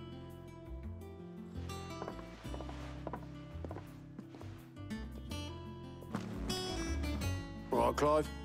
Asterix. We'd finished sending half the hideaway traipsing across the twins, has she? I swear, that girl'd do anything to put off visiting her old dad's grave. No excuses now, though, eh? Not quite. She said there was one final thing she had to take care of. I'm sure she'll be finished soon enough. She said that? In those words? She did, yes. Clive? Were you born yesterday or something? There is no thing. She'll probably be halfway to Canva by now. Mid. I might still be able to catch her.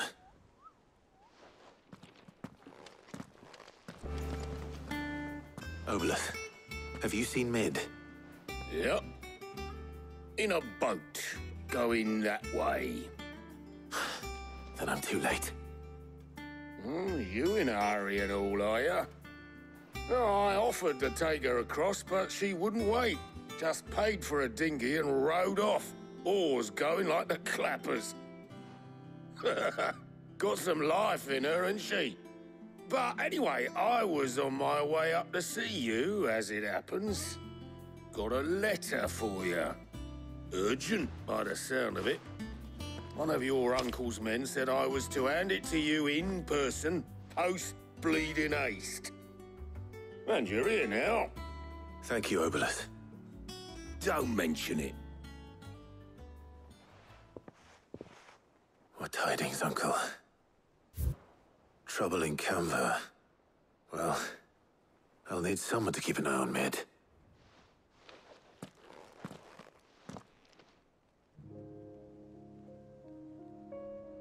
So what?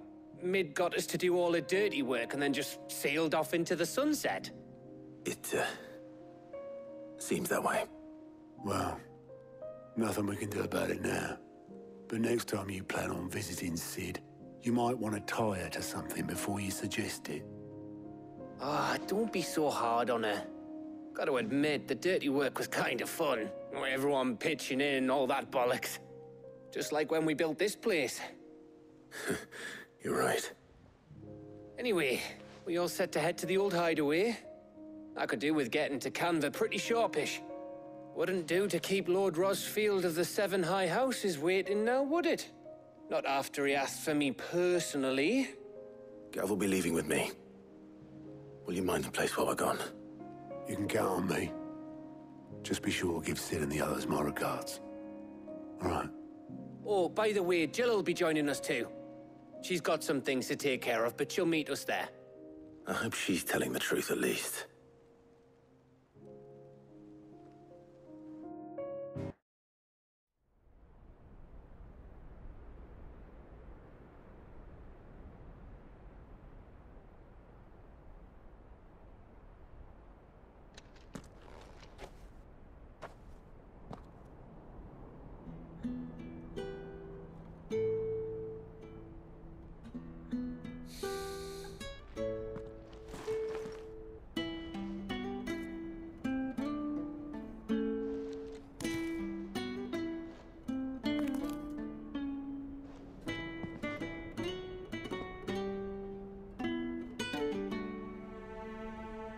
Well, Sid, I remember what you told me. But if no one is listening to what you have to say, you may as well not say it.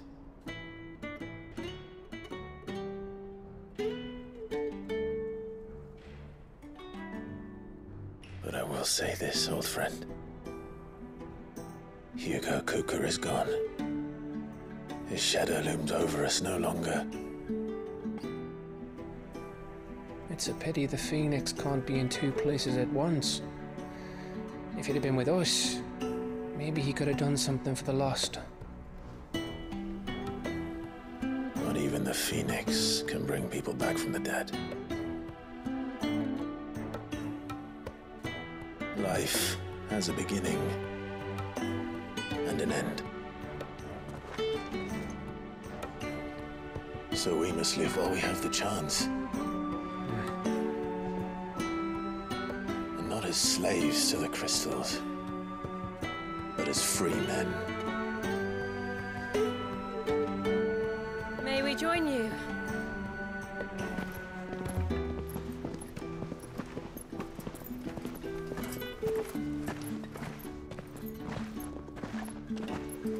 Lady Karen, what a pleasant surprise. I thought I'd drop by and see how you were all doing before heading off to restock my supplies.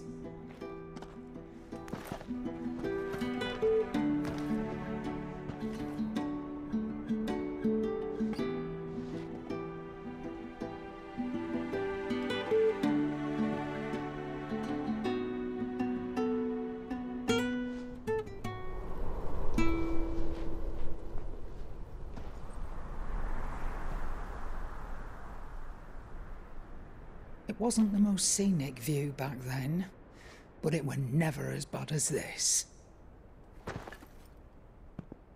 I know. The blight marches on. And soon, there will be no escaping sights like these.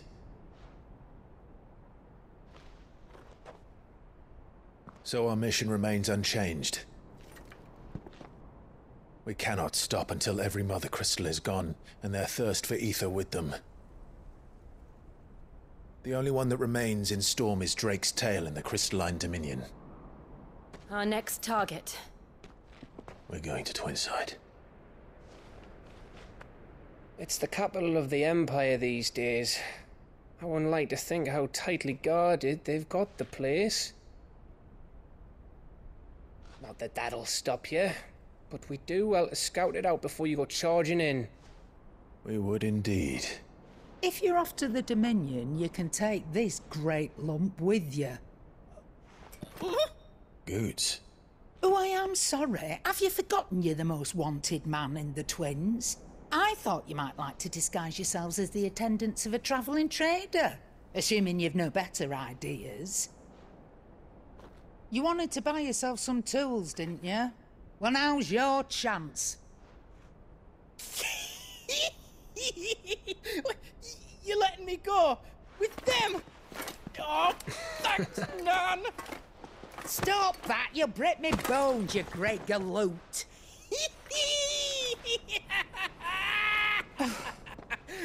There's a caravan that runs back and forth between the Dominion and the Bocklad markets. It's managed by the Merchants Guild. Just show them Goots' traders pass and you'll be on your way. It'll be a damn sight less risky than footing it the length of the Crystal Road. That's for sure. Thank you, Karen. And glad to have you with us, Goots. Okay then. I'll get me things and I'll meet yous there. See yous down in Bocklad. Get off! Me poor fingers! Jill, you're with me. Understood. And Gav? Already on my way, Captain. Be careful. Aren't I always?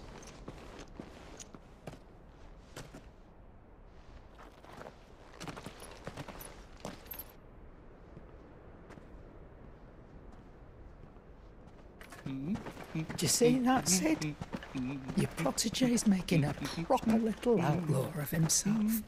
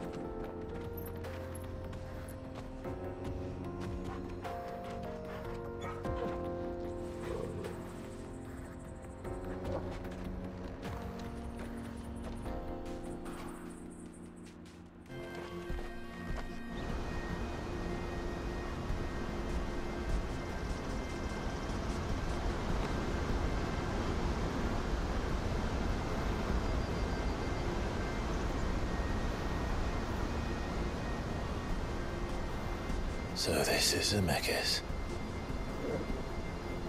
The land of the gods. It's even more impressive than I imagined. I remember being captivated by the story as a child. Long, long ago, man was overcome by avarice and challenged the gods in a bid to win their power. The final battle took place here, at these falls. Or so the legend goes.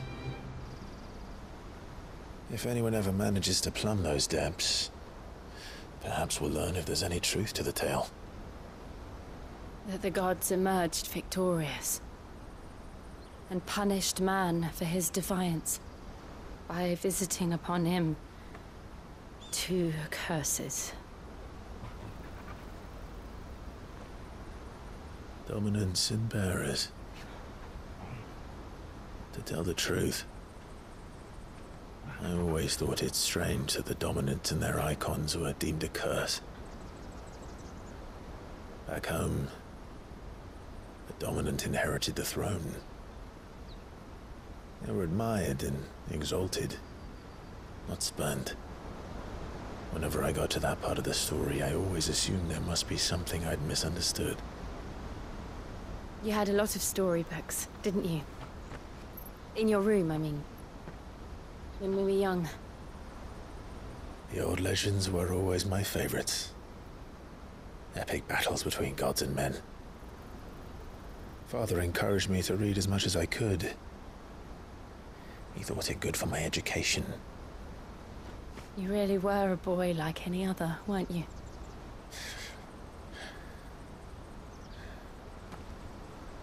Just look at this place.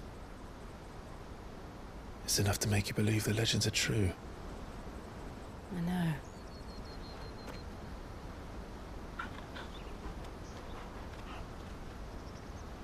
We're not far from Boklad. The road will be busier up ahead. And we'll have to keep our wits about us.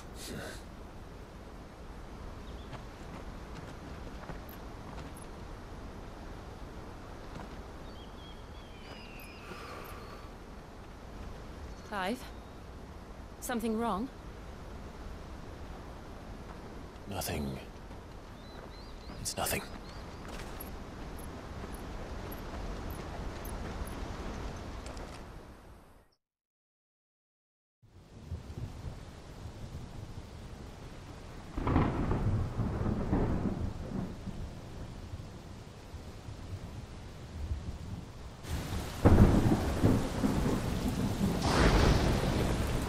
I see the reports are true, Father. You have surrendered the throne to Olivier. I have. Emperor Olivier shall rebuild the Holy Empire of Sanbreque.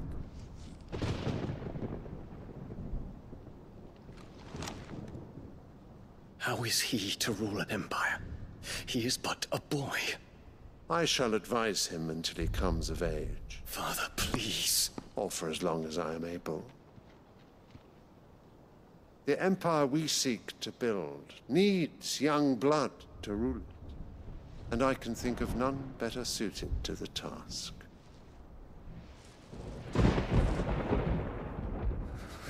There is other news, Dion. Hugo Kupka is dead, and Drake's Fang destroyed. The pillars of the Republic have fallen. Ere long, the Imperial banner shall fly over every city in Storm. And then Valisthea. All shall bow before their Emperor.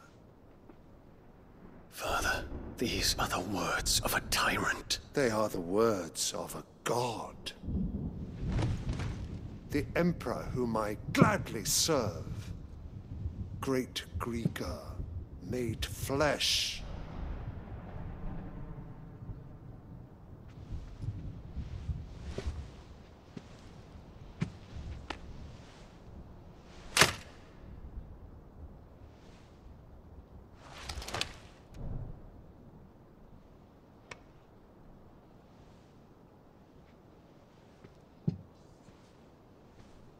Return to your camp, Dion, and ready your forces.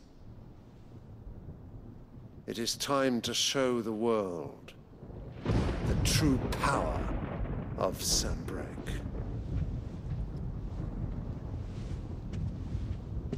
Father.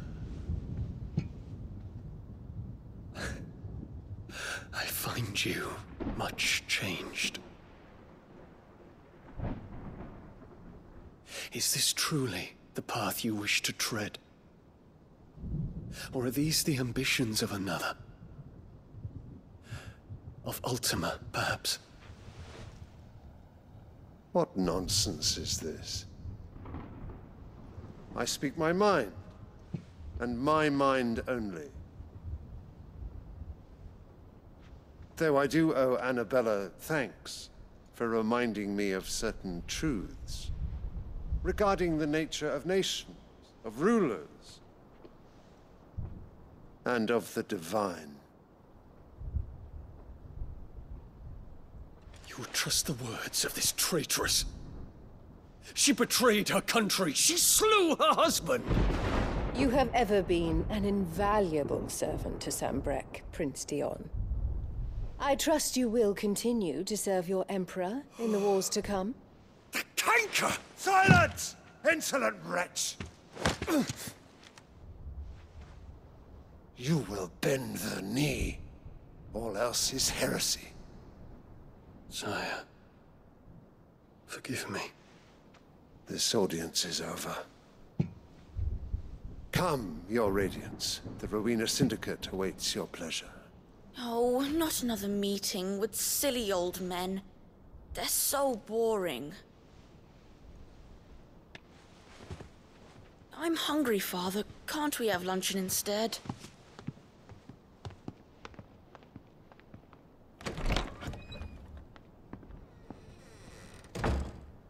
Does it pain you that you will not inherit your father's throne?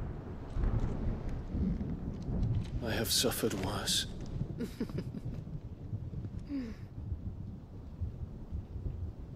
Count your blessings, Dion. For a base-born child to be chosen by Bahamut is miracle enough. You have risen high on his wings, but you shall rise no higher, lest your impure blood stain the throne. What do you know of my blood?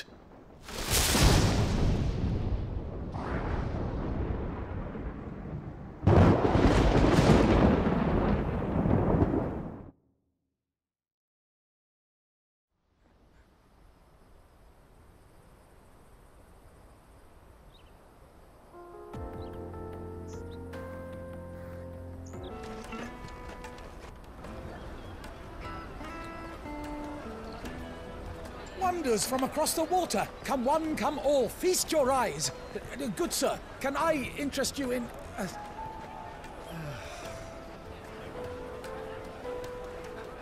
How much? For a measly crust of bread? You won't find any cheaper. Not nowadays. But you're more than welcome to look.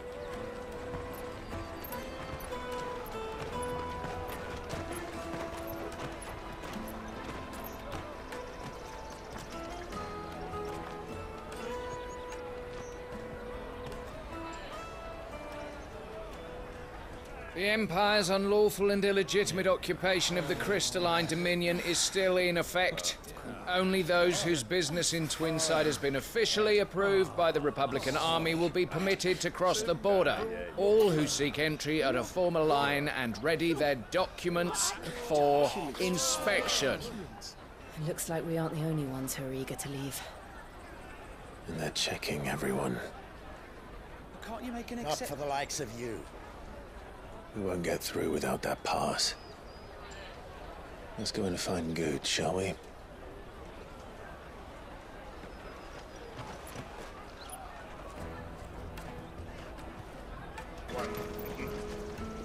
Ah, Good. There you are. Clive, I'm so sorry. Don't tell Nan, will you? Slow down, Good. Just tell us what happened. It's me trader's pass. It's gone. We cannot ride the caravan without it. We won't even be able to get through the flipping checkpoint. Do you remember when you last saw it? It was in my pocket a minute ago, then a bairn bumped into me and... Here. You don't think that they might have nicked it, do you? It wouldn't surprise me. A busy market like this is prime territory for pickpockets. So, to get the pass back, we need to find this child. Where would we even start? I know where! I've got a pal in Bocklad who might be able to help us. No one knows more about what goes on round here than she does. Where do we find her? She's the owner of the Crimson Caravans, up that way. Sign's got a red chocobo on it. No time like the present. You two go on ahead. I'm gonna check the rest of my stuff, make sure no one else is missing. All right. We'll meet you there.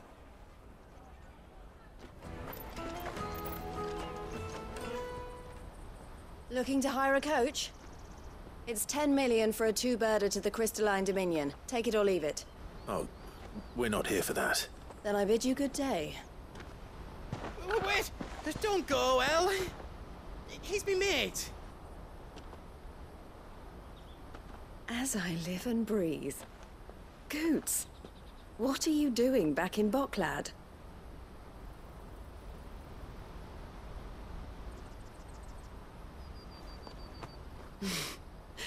I gather Lady Karen didn't send you.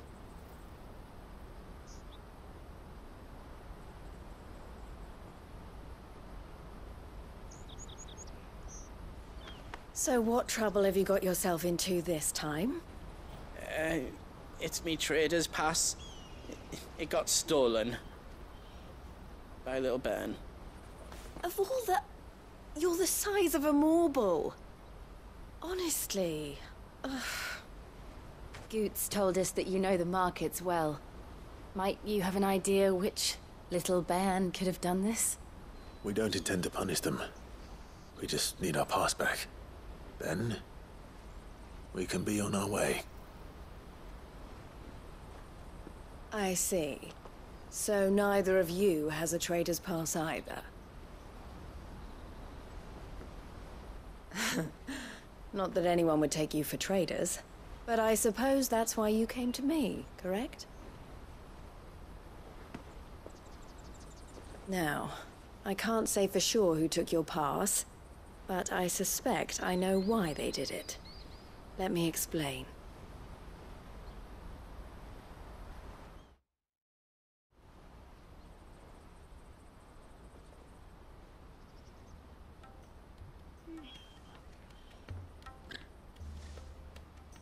Ever since the Fist marched on the Dominion, the Republic has been clamping down on any commerce that might aid the Empire more than it does us.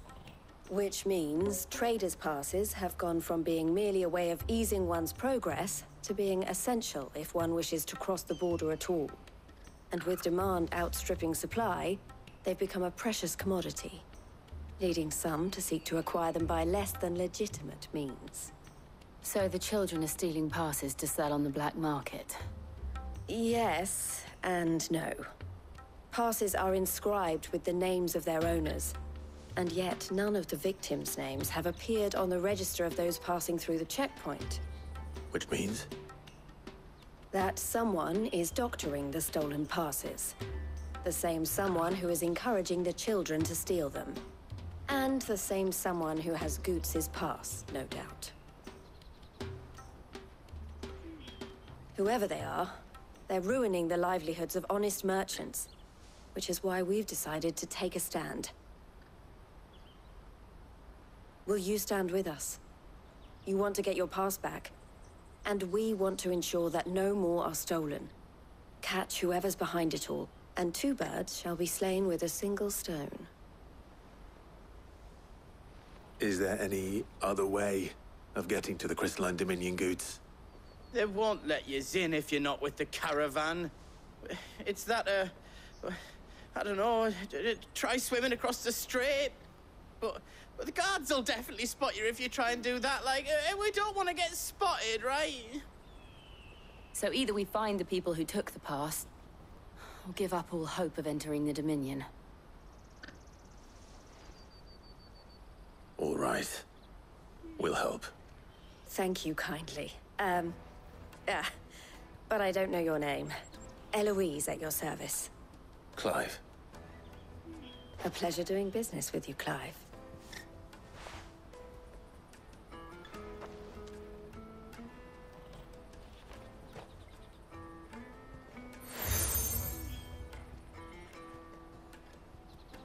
The proprietor of the furniture makers by the coach stop is spearheading the search. Wear that, and he will know you for a friend. I suggest that you speak with him first. The furniture makers. Understood.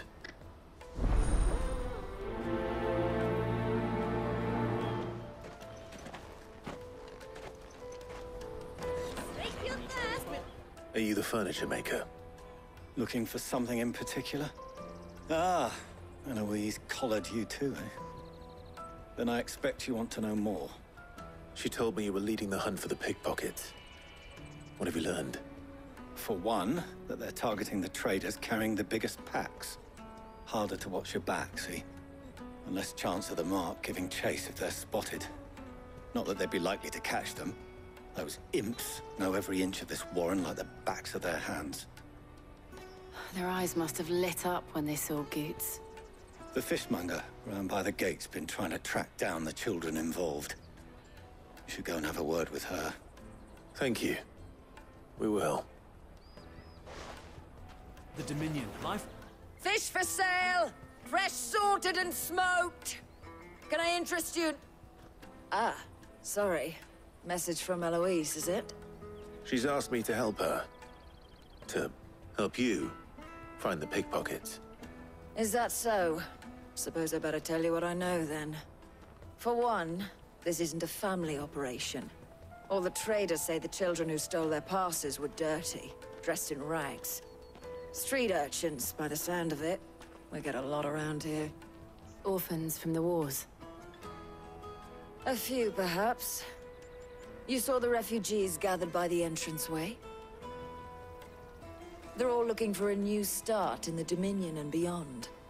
Some of them take it as an opportunity to rid themselves of unwanted baggage. The shame of it. Whoever's behind this would have to have made themselves known to the children at some point. And so should we. You should start with the children around here, then. I doubt they're the ones involved, but they might have heard something. It's worth a try.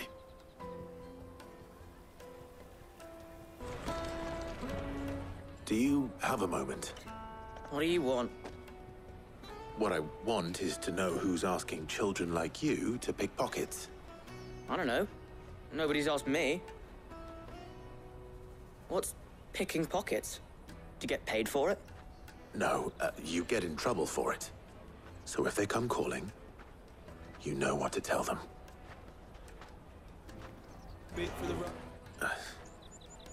Excuse me? What do you want?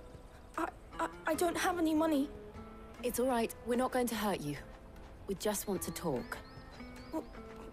What about? We've heard that some very bad people are making children like you steal from travelers. We need to know who's behind it so we can stop them. I don't know much about it, really. But my friend, Honza, he said he got a job doing something dangerous. Sounds promising. We need to find him and ask. Do you know where your friend might be? He's usually by the tents outside town. Thank you. You've been very helpful.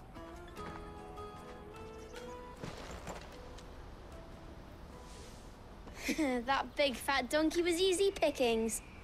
He wouldn't have noticed if we robbed his boots off him. Yeah. Wish we hadn't handed over the pass, though. Could use one of those things to get out of this dump. Chance would be a fine thing. The moment they found out, they'd string us up by our guts.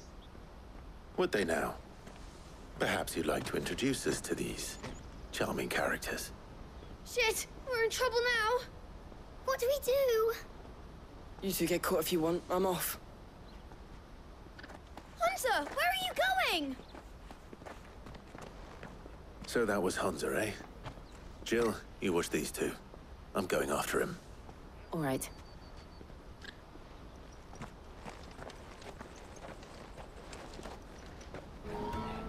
Did you see a boy run past? He stole something from a friend of mine. there was a boy ran back there towards the chocobo pen, but... Thank you.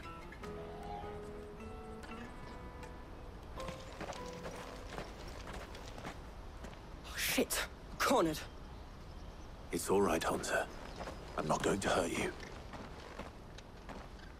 I just want to ask you some questions. Fine. Not like I've got a choice. I'm looking for the people who are making you steal for them. Who are they? Call themselves the Carstones. They said they'd give me good gill if I did what they told me. I knew they were bad, but bread doesn't come for free. Didn't come at all half the time, before I started buzzing for them. You know, if I didn't do it, they'd just pick on someone else. Someone they could push around easier. Hansa. You found him then? Jill. Where are the other two? Eloise is watching over them. She sent Goots and I to look for you. You're... him! I haven't got your pass anymore, if that's what you're after. I gave it to the Carstones. Whatever you do to me, I can't get it back. Not that I go against them anyway. If it weren't for their gill, me and my mates would have starved.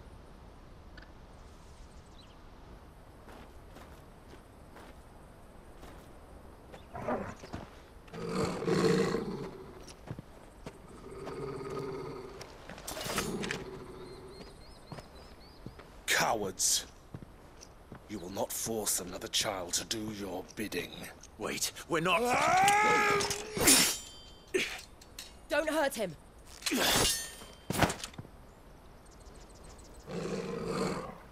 You're making a mistake. We're on the same side. Like hell we are.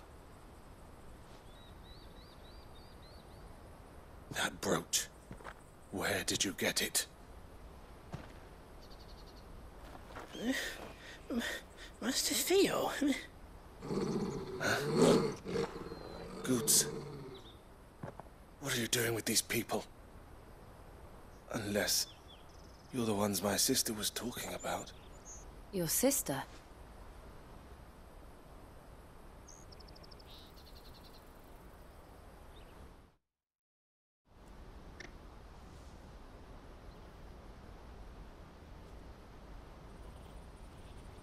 Eloise didn't tell us she had a brother. And why would she? I'm just her back and a blade. Theodore, at your service. Sorry about before. Theodore, what do you know of the Cast Stones? Vultures who have made Boklad their hunting ground. They prey on the desperate, stealing from those with gil and bullying those without it into joining their flock. I'd been looking into their activities in hope of sparing the refugees any further hardship. But it seems they've already stooped even lower than I'd feared. Hansa's a good lad. Don't blame him for what they've made him do. If he and his friends hadn't agreed to work for the Stones, some other poor souls would have. On pain of death, most likely. Clive, was it? And my sisters asked you to help put an end to the pickpocketing. Then we all want the same thing. So, what's the plan? What else? We find the Carstones, and we crush them. You get your trader's pass back, and I make Boklad a safe place again. All right then. All right then. Hansa, where are they camped? Don't worry. They'll never know you told us. Couldn't if I wanted to. They always come to town to collect the passes. Meet us outside the gate. I tried following them once, but they spotted me halfway down the trail. Said they'd string me up. We'll try it this time. Which way were they going? Back down the road towards Leitney's Cleft. To Leitney's Cleft, then.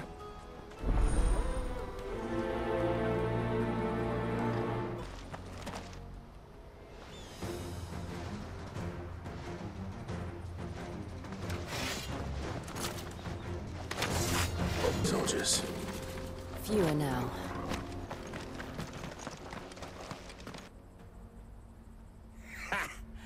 Not a bad haul today, eh? Aye. Some of our new recruits are natural-born ne'er-do-wells. Especially the little ones. That Hans has got nimble fingers, all right. It will be a shame when they chop them off. But till then, let's make the most of it. Scum. The leaders of the cast stones, I take it. They don't deserve any mercy, Clive. I wasn't planning on showing them any. We're ready when you are, Theodore. Oh, I'm ready.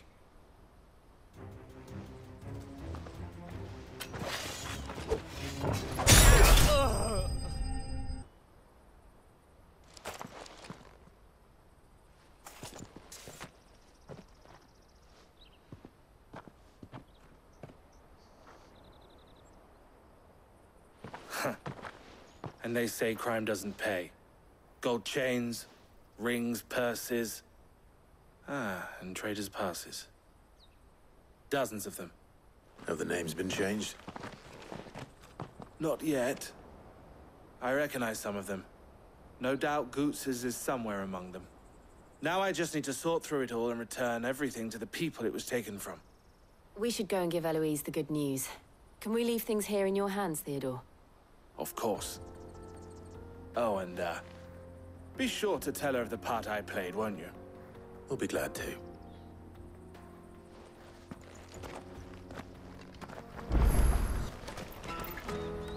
Ah, Clive. How goes the hunt? My brother isn't getting in your way, I trust? Quite the opposite.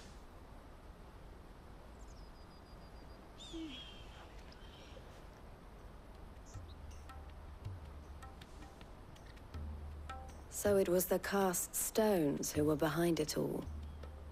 Theo told me he'd been on their trail. And their demise solves 3 problems at a stroke. That of the pickpockets, the bandits pulling their strings, and the passes they were stealing. I only hope yours is among the items you recovered. Only time and Theo's return will tell. Speaking of whom, welcome home, dear brother. You are too kind, Eloise. Here, Clive. Goots's pass. Ask him to keep a closer eye on it from now on, would you? I will. Thank you. El, I've asked our boys to carry the rest of the goods back. Can I count on your help in sorting through it all? Of course. I'll make some space in the storeroom. I expect you'll soon be on your way then. But it wouldn't do to leave without introducing yourself properly. Would it now? Sid. Don't look so shocked. We're on the same side. I don't understand. As you now know all too well, we at the Crimson Caravans are always happy to help those in need. For a small fee, we will move anything that needs moving. Be that goods to market, or bearers away from it. I was the first my sister helped escape. If it wasn't for her, I'd have been branded as a boy. I had no idea. It just so happens that we are seeking to expand our operation. And who better to join forces with than the leader in the field? Wouldn't you agree, Theo? I would. It seems our purpose is the same in more ways than one. So what would you say to working together again? It would be our pleasure. And our honor. The honor is ours. Here, Clive. This is for you.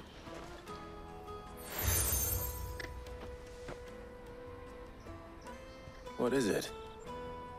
El has friends in high places, while I have associates in, lower ones. That mark is proof that you're a friend to us both.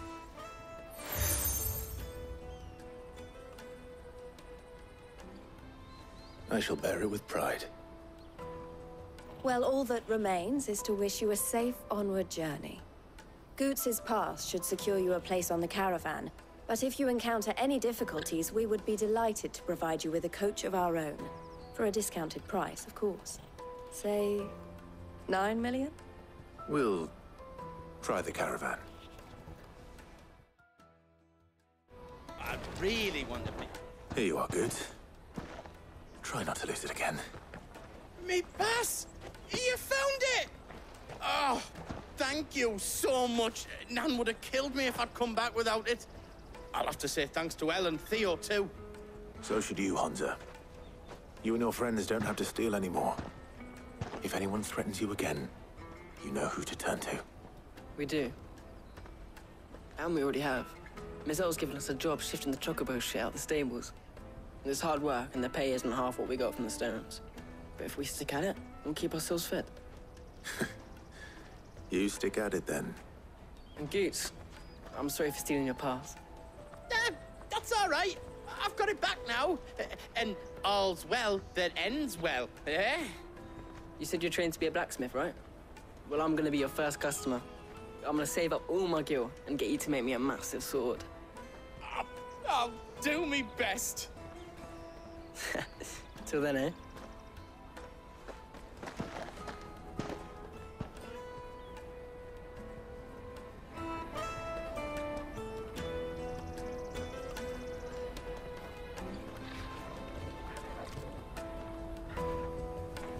All right.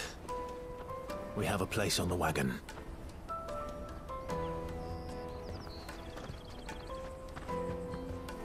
Remember, Goots, we're mercenaries. You hired us to protect you. Mercenaries.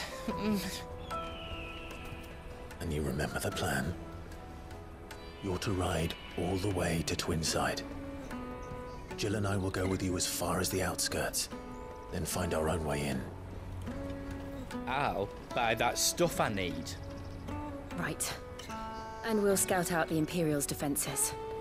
There's a square with a big bell tower right in the middle of town.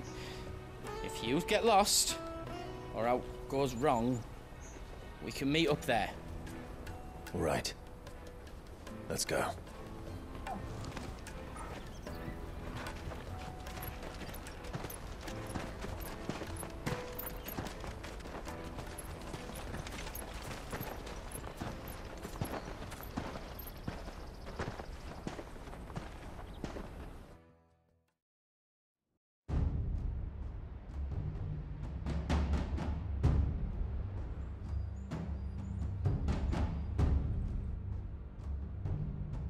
I see. And you're quite certain your father has no knowledge of Ultima? I am. I have no difficulty believing a sinister force has come to exert an influence on Sanbreque. But be that as it may, it is yet to claim my father. For better or worse, his radiance speaks his own mind. Then the Fiend works from the shadows. I confess, when first you told me of this Fiend, I had my doubts. And more than a few at that. A beast that labors to plunge Valisthea into turmoil, all in pursuit of your brother. But that wound is proof enough that evil is afoot. Then I have your answer, Your Highness. You will join me in my fight. I cannot. Not yet. Your Highness, please. As you are aware, the Dhalmekian army is at our gates. They have lost their mother crystal, and with it all hope of a negotiated withdrawal. It is but a matter of time before they invade. If Bahamut is not here to meet them, my people will be slaughtered. Though not by Hugo Kupka, thanks to Ultima's machinations. I know the fate of your people weighs heavy on your conscience, but if we do not put an end to Ultima's plans, they shall face a far darker fate. The chaos he would wreak would sweep all of Valisthea into the abyss. The lives of every man, woman, and child in the Twins are at stake. I believe what you say, Phoenix. But I have duties of my own, and I must discharge them. Come what may.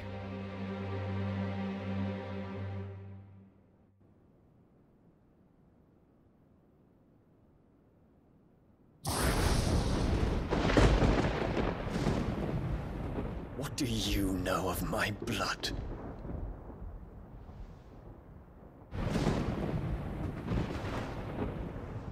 I know that it is wholly unworthy of the highest offices of state, which rightly belong to those of purer breeding.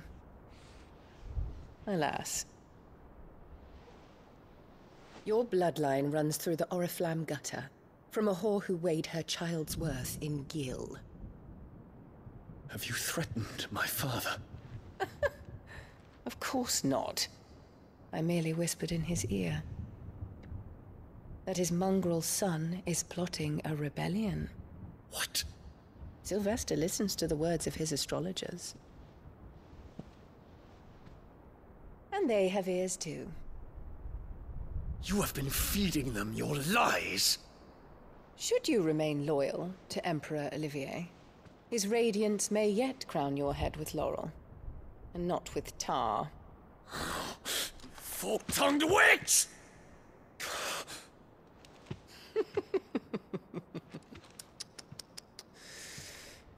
In consideration of your long years of service to the Empire, I shall forgive this uncharacteristic rudeness. Now hurry and make ready, Your Imperial Highness. Emperor Olivier expects much of you, Dion. Or should I say, of Bahamut. May your fire reduce his enemies to ash, till all of Valisthea bows to its rightful ruler.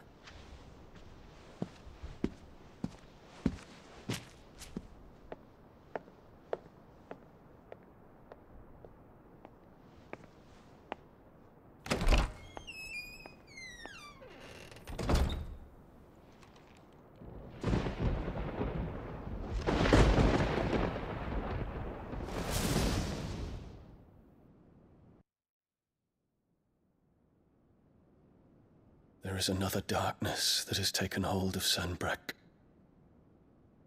And until its grip is released, the flames of war shall spread ever wider, just as Ultima wishes. Forgive me. My family has caused you much grief. You are not her keeper, Phoenix. This is a matter for the Imperial household now, and as a member of that household, it falls to me to resolve it. At such time as that is done, what strength I have shall be yours.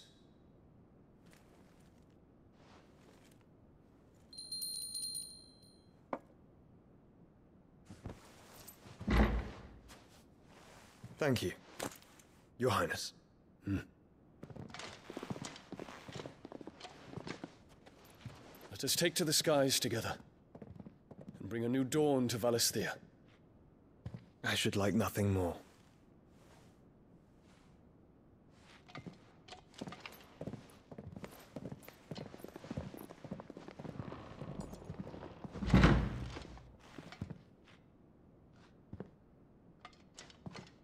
Terence. My prince. Tell me true. Do you believe what I'm about to do is wrong? We dragoons have but one leader, Your Highness. And we shall follow him unto the very end. Thank you.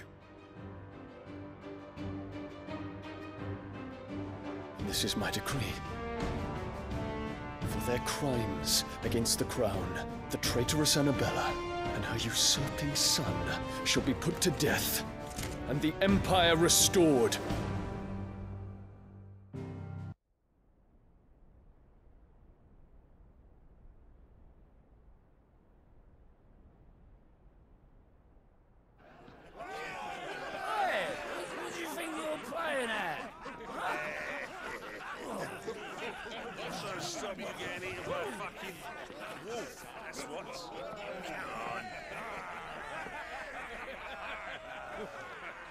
One would never guess that these people stood on the brink of war. And they're afraid. They turn to drink to forget their fears. Anything you want to forget?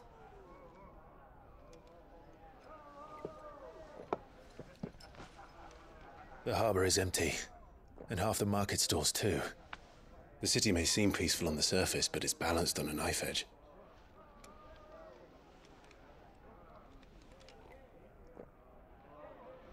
Were we to give it a nudge, it might be just the distraction we need to reach the Mother Crystal.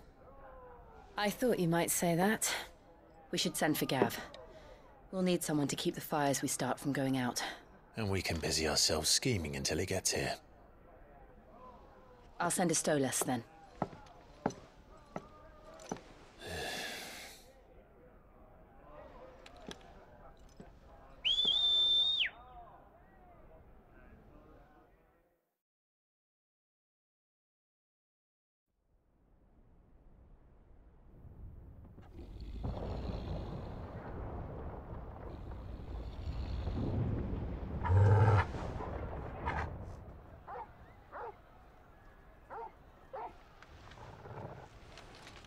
What is it, boy?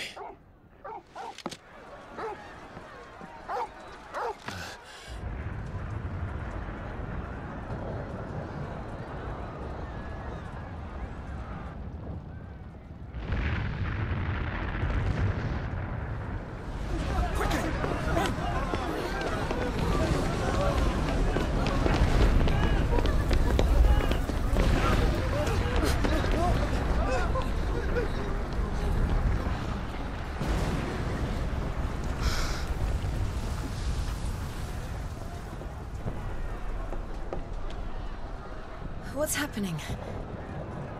I don't know. Torgal!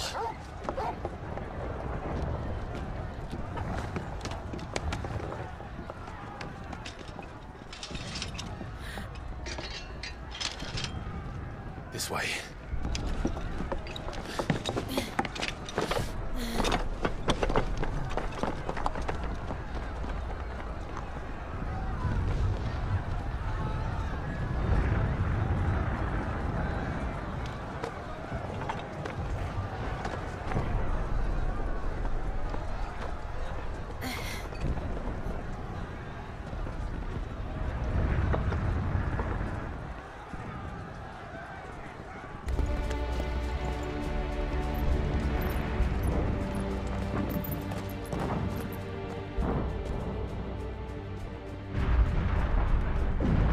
What in the hell is going on? Let's go and see. Right.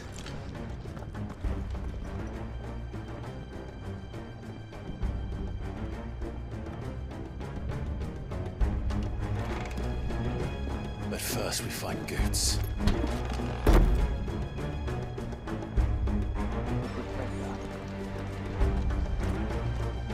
There it is. The bell tower. Right. Let's go. Ah, a goods lift.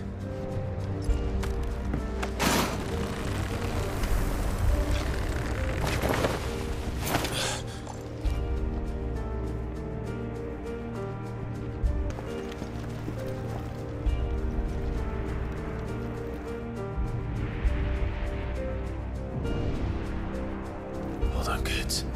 We're coming.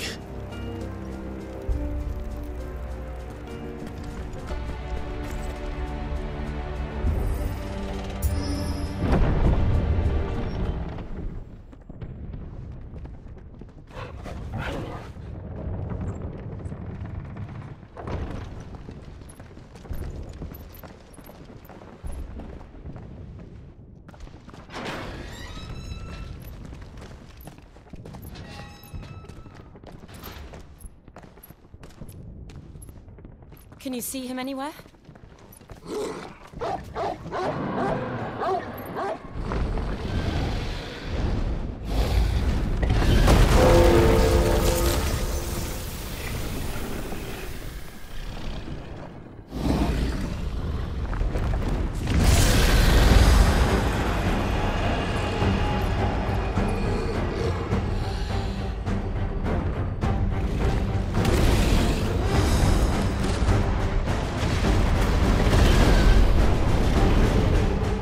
It must be one of the Dragoon's pets.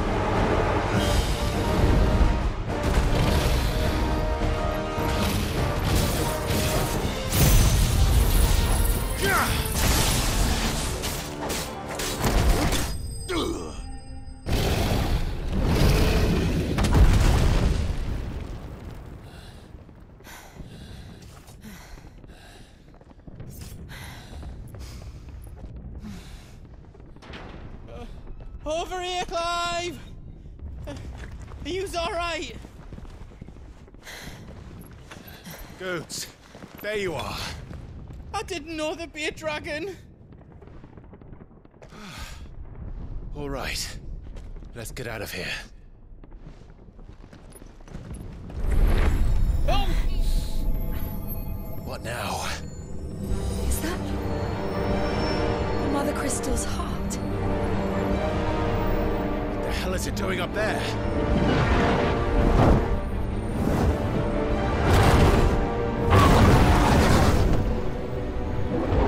Bahamut.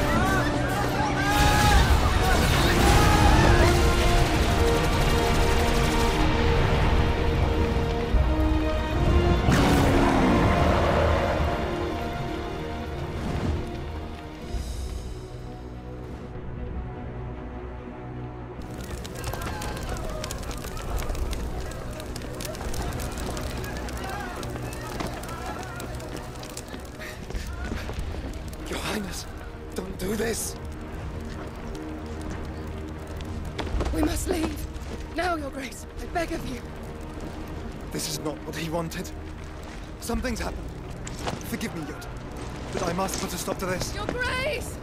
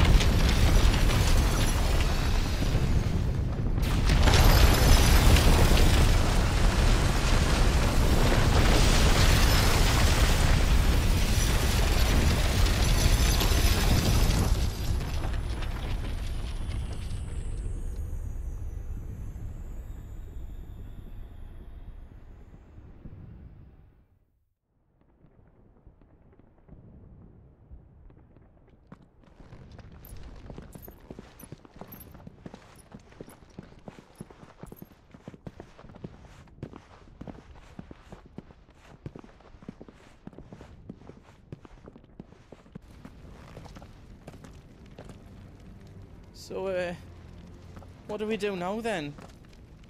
We destroy the heart. Well, you might come back! As soon as the flames die down, the Imperials and the Dalmex will move in. This may be our only chance. And Bahamut has gone for now. You should get as far away as you can, Goots.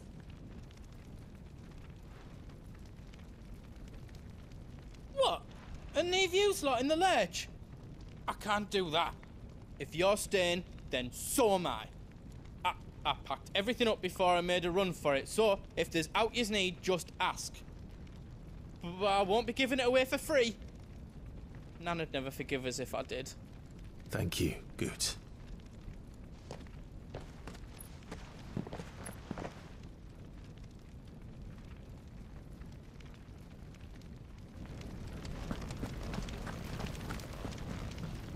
Drake's tail is right there, Clive. It's time to free Storm from the Crystal's curse.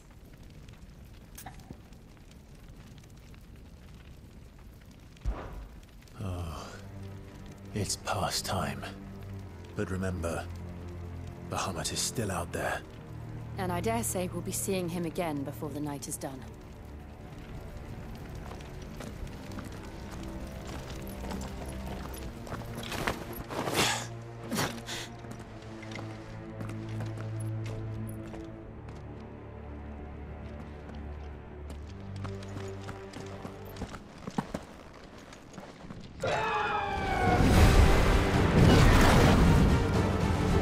Is that Phoenix? Joshua! What is he doing? Keeping Bahamut occupied.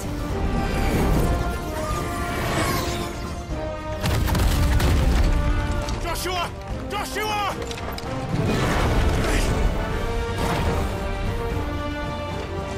Don't, Clive. It's too dangerous.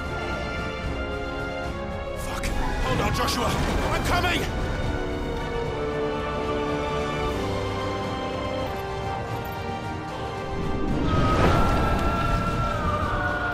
There he is! Joshua! I'm here, brother! Clive. He can't hear you. Joshua! They're heading for the heart.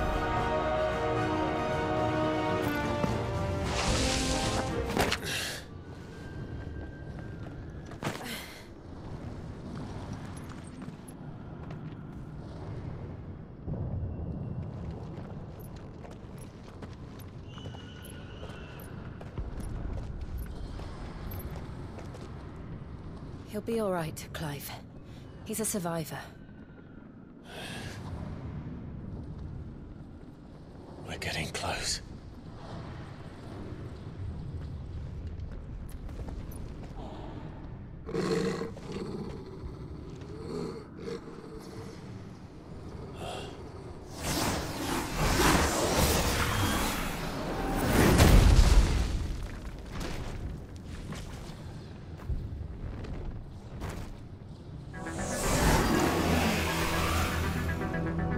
It looks like somebody doesn't want us getting any closer. I don't care what it wants. Neither do I.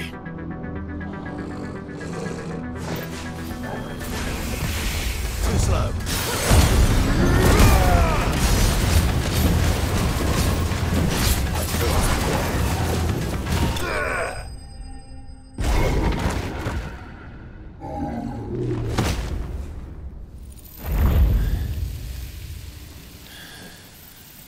These beasts, they're getting stronger. We can think about them later. Right now, there's only one thing we need to focus on. The heart.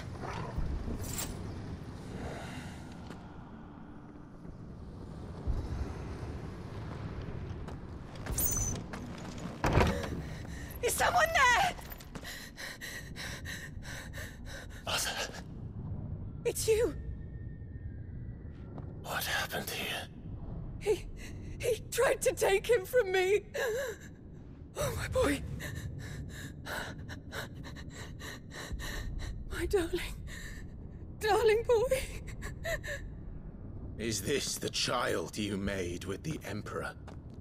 Why, Mother? Why did you betray us all? You have no right.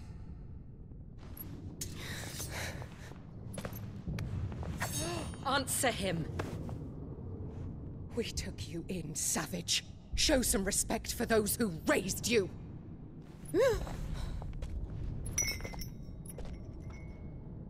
Honorable Elwyn, always thinking of his precious homeland. But what worth is a homeland in a world beset by the Blight? Father did not seek to protect his country. He sought to protect his people. A leader's duty is not to protect his people. It is to protect the source of his sovereignty. The noble blood that runs in his family's veins. So long as this bloodline remains unbroken, what does it matter if a nation falls? One can always found another. Unlike him, I did my duty. I preserved my line. I bore a son of the noblest blood, to whom the whole world might kneel. That is why I gave Rosaria to Sambrek, that I might join my line with the Lesages and birth a savior of this benighted land, blessed by both Bahamut and the Phoenix! You sold your country for a child. Why did he need another? You had Joshua. I had nothing. You were always your father's son, so very strong and bold and daring, and yet you failed to awaken. Would that Joshua had been granted 1/10 of your strength? Oh! How the nobles laughed that Elwyn's firstborn was surely the son of a concubine, and my own, not long for this world. The shame of it! The shame of being slandered by one's inferiors! How could you ever know how that feels? It should have been you! Why didn't the Phoenix choose you? Joshua's every waking moment was spent trying to shoulder the burden that you and the Phoenix and the Duchy foisted on him. That's why I became his shield. To help bear the weight. But what did you do? You betrayed your own blood and surrendered your son to his fate! Joshua, my darling boy. I never meant to hurt him. The soldiers' orders were clear. He was to be spared. Why did you survive when the only one I truly cared for died? What? Have you not looked out of the window? Joshua is here! The Phoenix lives on! He's battling Bahamut as we speak!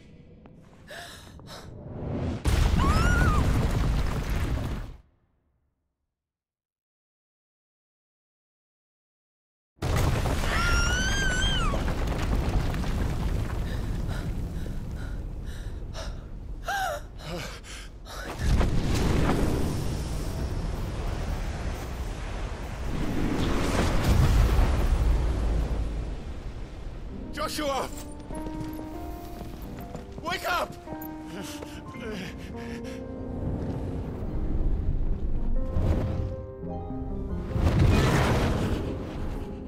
I am a shield of Rosaria.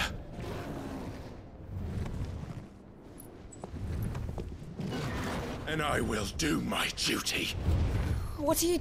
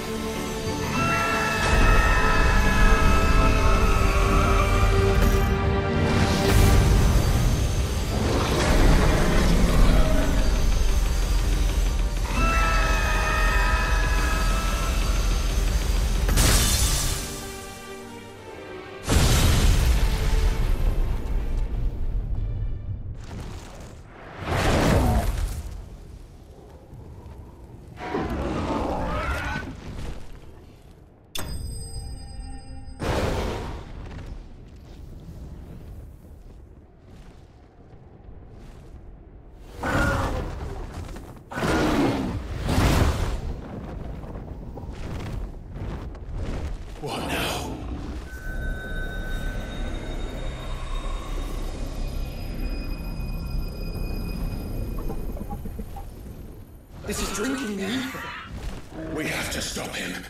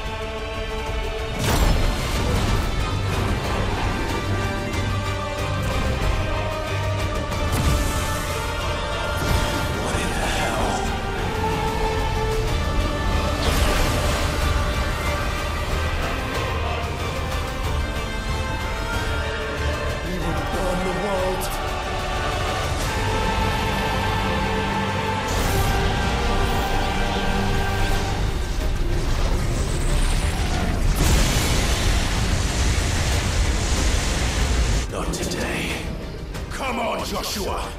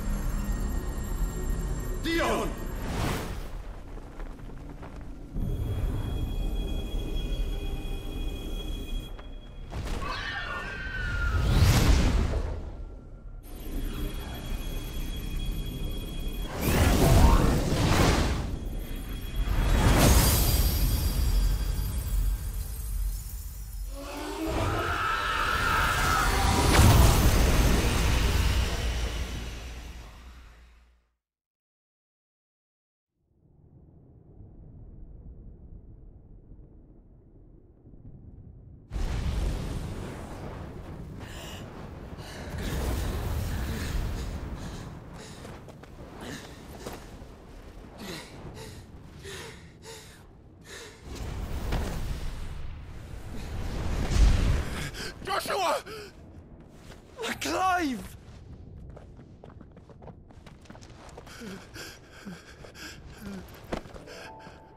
My brother. I'm sorry. I'm so sorry. You're alive. We both are. Nothing else matters.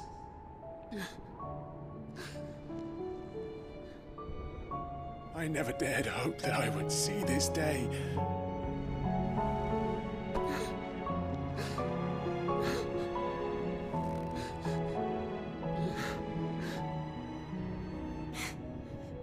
Reunited at last. Jill.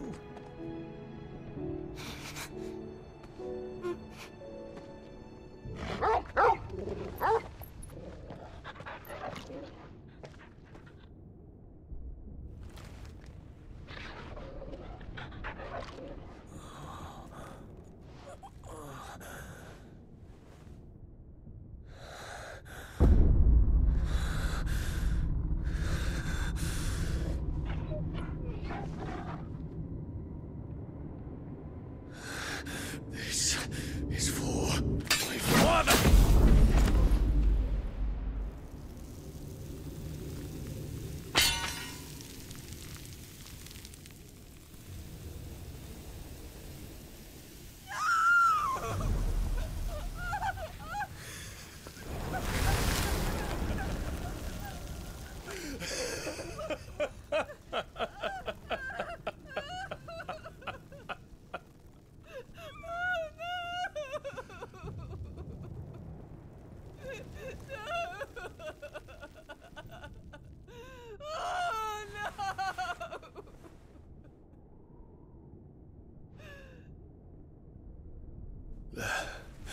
It is done.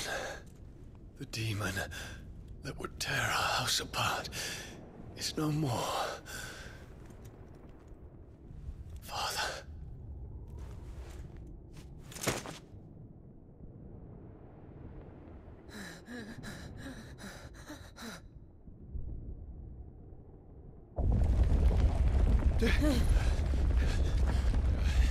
The Mother Crystal. It's collapsing. Right. We need to leave. No. Wait.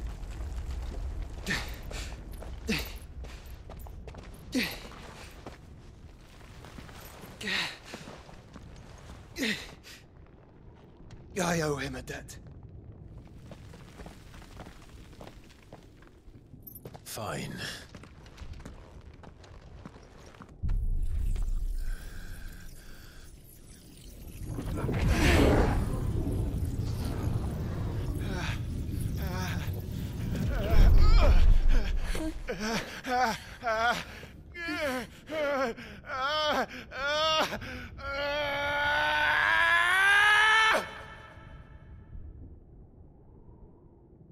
You there. Don't reinforce the walls. Report, Captain. Can nothing be done to call them off? I regret not, Your Radiance. The Dragoons answer to none but His Imperial Highness. The Council is powerless to intervene. We're hearing reports of rebel Madness is this, Theon.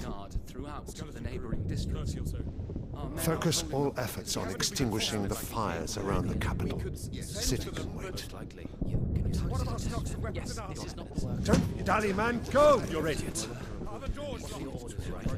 And I want you to find out Make sure the doors are locked. next movement. By the light! Dion, have you taken leave of your senses? Call off the Dragoons at once! Fear not. The populace will come to no harm at their hands.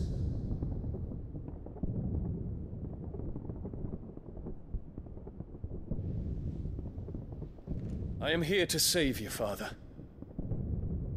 Save me?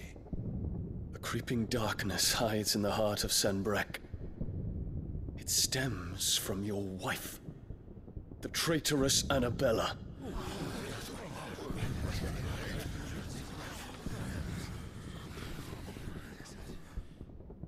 Not another word, Dion.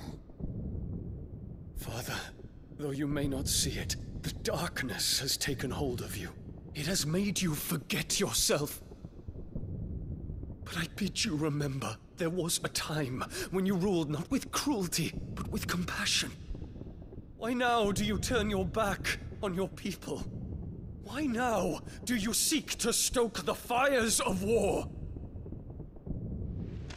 You too have borne witness to this change, Your Eminences. And you know, as well as I, who is responsible for it. A puppet now sits upon the throne, but cut his strings, and the master loses the power!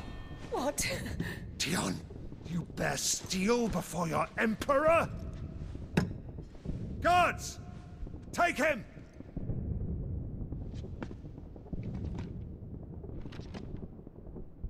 For every citizen who falls, another can be bred.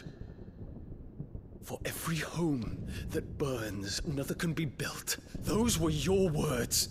But when the last of your citizens has fallen, and all of their homes have been reduced to ash, what will become of your empire, of its rulers, of your god? As the mother crystals crumble one by one, and the blight sweeps in to claim all that we hold dear, our people look to their emperor for protection. Yet he labors not to secure their futures, but to seize what is left of the twins for himself. Even if it should come at the cost of everything his loyal citizens have labored to build. Dion, you must understand. A small price to pay, is it not? You've been blessed with great power, Dion. Enough to win me the world. So go, claim Valisthea for me, brother.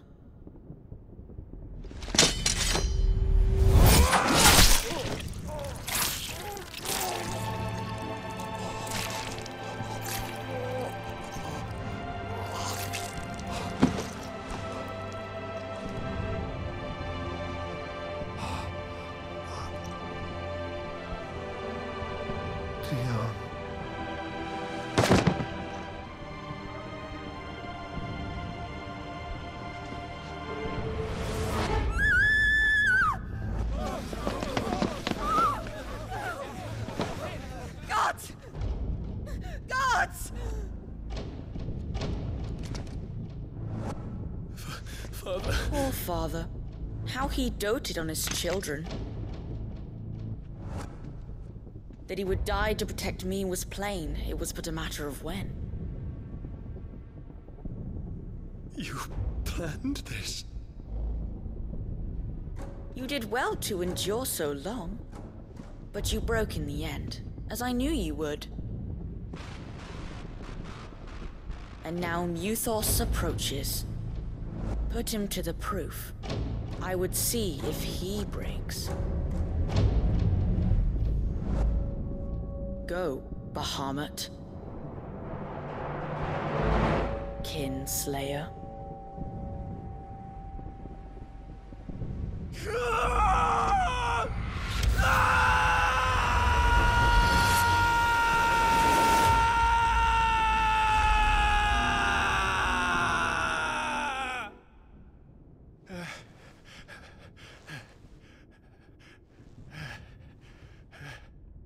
Not again. Brother? It's a long story.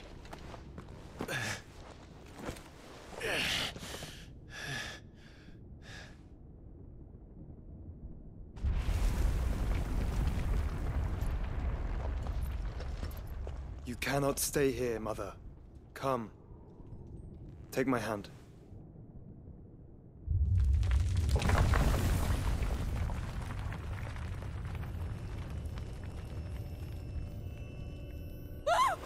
Get away from me!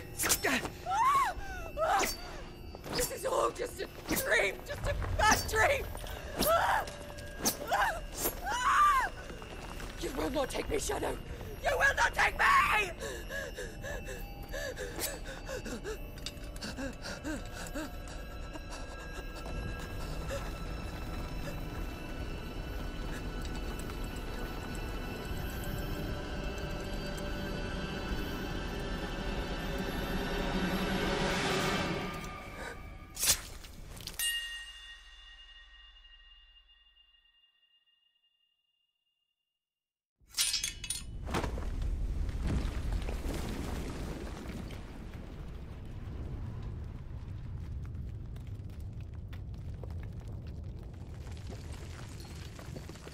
Mother.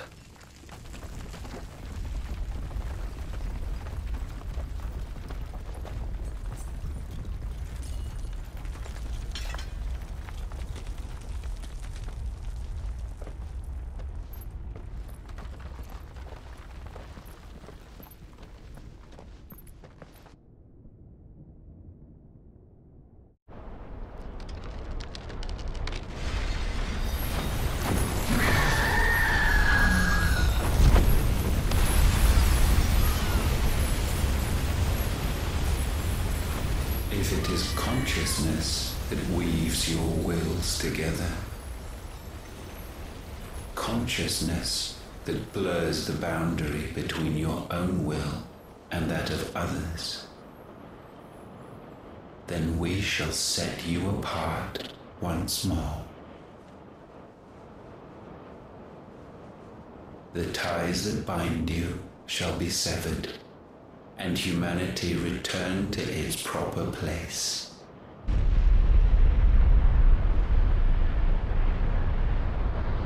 By primogenesis shall a new age of reason begin.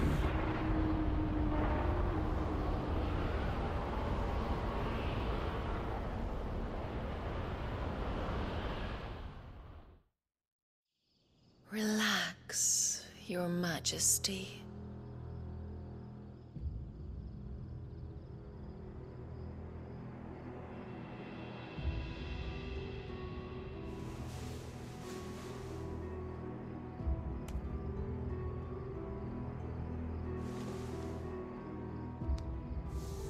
Don't you want to play? It's been a long time. If that is your wish. Men, you are as meek as all the others.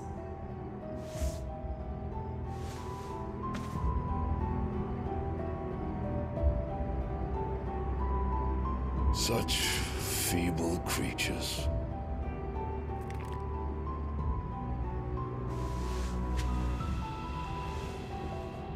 Gifted the power of icons, yet slaves to fickle emotions which usher you to your doom. And so you bind your fragile wills with strands of consciousness. The wretched handiwork of a wretched people. The sons of fire were united at last, and for but a moment, their flame burned bright. Soon, Muthos shall become our perfect vessel. And then shall the world be remade. Not before the bonds are severed, of trust, of respect, of love. Only when every strand of consciousness is cut away, may Muthos return to our side. By primogenesis shall all be undone. Mankind shall be rid of his wretchedness, and Muthos of his will. But while he yet clings to it, he has the power to forge bonds anew. And so we bid you, find Muthos, and sever every one. To destroy that which has no physical form. You ask the impossible. There is nothing your black blade cannot cut, Odin. We shall unite with Muthos, and bring forth a new world. So long as our vessel remains unclaimed by humanity. It shall be done, Master. My will is yours.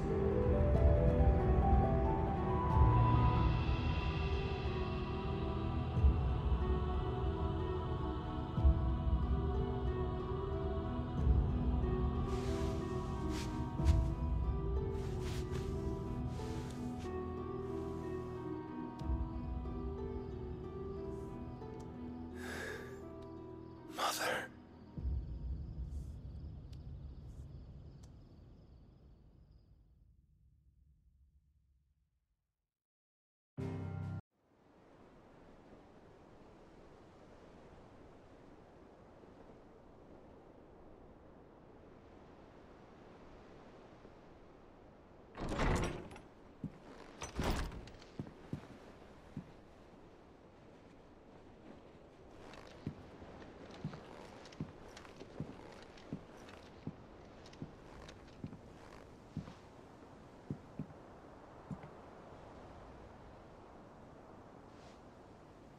How is your brother?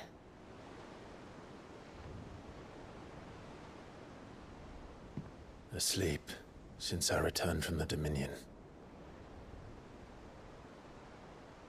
Taya says he should be back on his feet soon enough. For a while, at least. She discovered something on his chest. A swelling, circled in stone. The curse.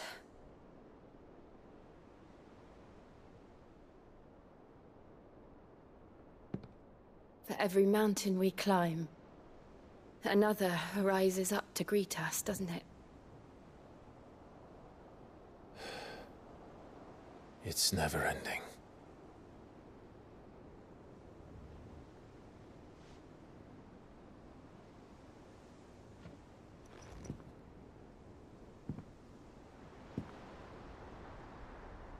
Even the sky seems to have grown tired of it all.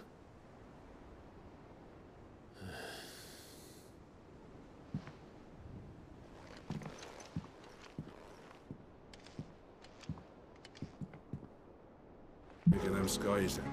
Otto, how fares the realm? The realm? Oh, she's just fine. As long as you look past the fat storms out mother crystals and her skies are a roiling cesspit. And Gav? He's with your uncle in the Free Cities, helping Mid with her project. Sent an owl their way the moment the winds turned foul. Still waiting on a reply, though. Do you have any good news? Well, that depends on your definition of good. All right, fine. What do you suggest we do? Oh, no, I'm just the messenger. I'll leave the scheming to those more suited to the task. Could be that Lady Vivian and Old Tomes have their own thoughts on the current state of things. Could be that they don't. It certainly can't hurt to ask. I suppose not. How is it that every one of your little excursions presages some inexplicable catastrophe? Not that you are to blame for the Dominion's fate. No one could have predicted the actions of the Crown Prince. I'm sorry I couldn't save your home. My countrymen are stronger than you think. A few toppled clock towers won't break their spirits. They'll be back on their feet in no time. I hope so. Look at us. Bluer than a pair of bog crabs. Tempting though it may be, sulking will not help us find a solution to this mess. You believe there's one to be found? I don't know. But I am certain we're more likely to find it if we first examine the facts.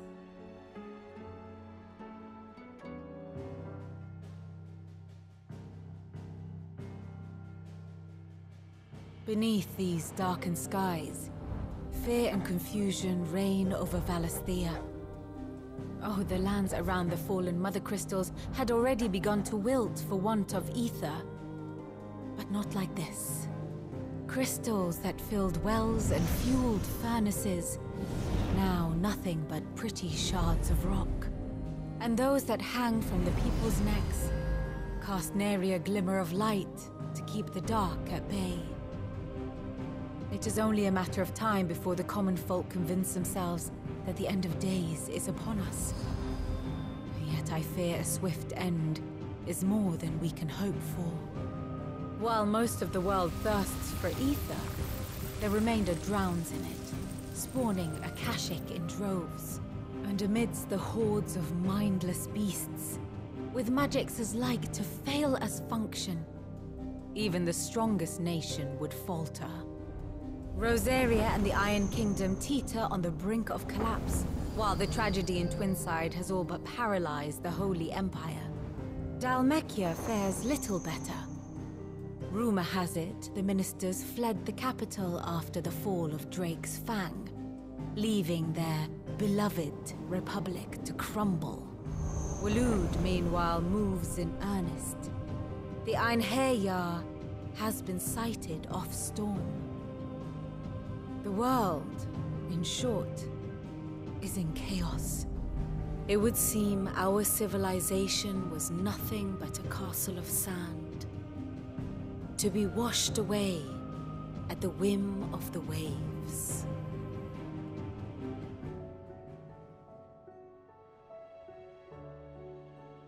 A castle of sand. Not my best flourish, but it seemed fitting. The reports I've received are considerably more blunt in their appraisal. Without the protection of their nations, it will fall to the people to defend themselves against those who would take what is theirs. Which is only ever going to end one way. Defending a farmhouse against a band of chocobo thieves is one thing, but pitchforks and palisades will do little to stall an army's advance. Should the King of Waloed deign to invade, there would be none to stop him. None but us.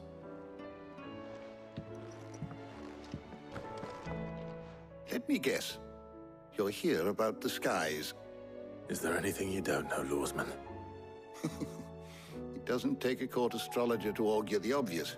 As for what has disturbed the heavens, that, I believe, is a question the Fallen might be better placed to answer than I. And on the 6th day, did the gods tear the sun from the firmament, visiting darkness upon their prideful sons and daughters. But I dare say you remember your childhood lessons on the sins of Zemeckis only too well. You think they're connected? That Ultima was one of the gods responsible? Well, he has certainly exhibited powers that we mortals would associate with the divine. There is nothing divine about him. But he wouldn't be the first god of whom that could be said, now would he? Yet for all the fairy tales that tell of the sins, there is almost nothing in the way of actual historical accounts. Had I the Journal of Moss the Chronicler, I may have been able to tell you more, but alas, I fear all remaining copies have been lost to time. You will forgive me, I hope? Certainly not. Because there is nothing to forgive. Even without this journal, you've provided us ample wisdom. And we will always be grateful for it. Clive, we have a problem. Only one. That would be a first. It would. Actually, there are 3. We had as many owls arrive while you were at the shelves. Martha's got a Akashic at her gates, and talk of monsters roaming the hills outside of Northreach has put the wind up Isabel and her lot. And don't forget Dalimil. Lubor says the village was raided by bandits. When it rains... It fucking pours. The curse breakers are spread thin, taking stock of the damage in the Dominion. And even if I could get word to all of them, I doubt they'd get here in time to make any real difference. Which means there's only 2 people who can. Jill and I. Let them know we're on our way.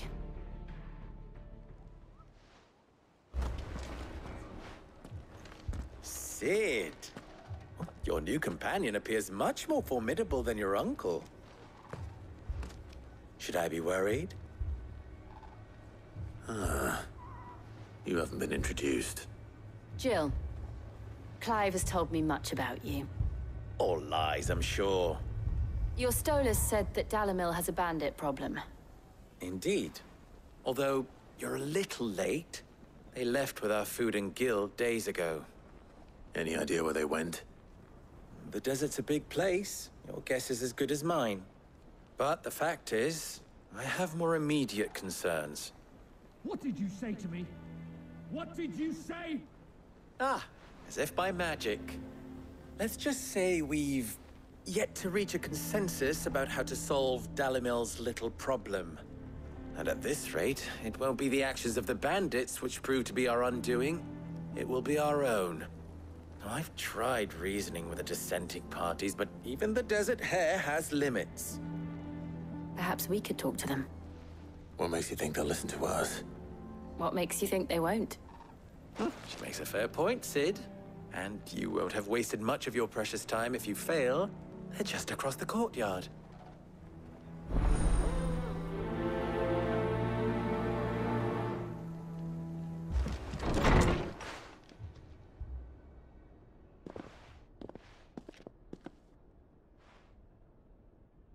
You wouldn't talk like that if it had been your men whose throats were slit.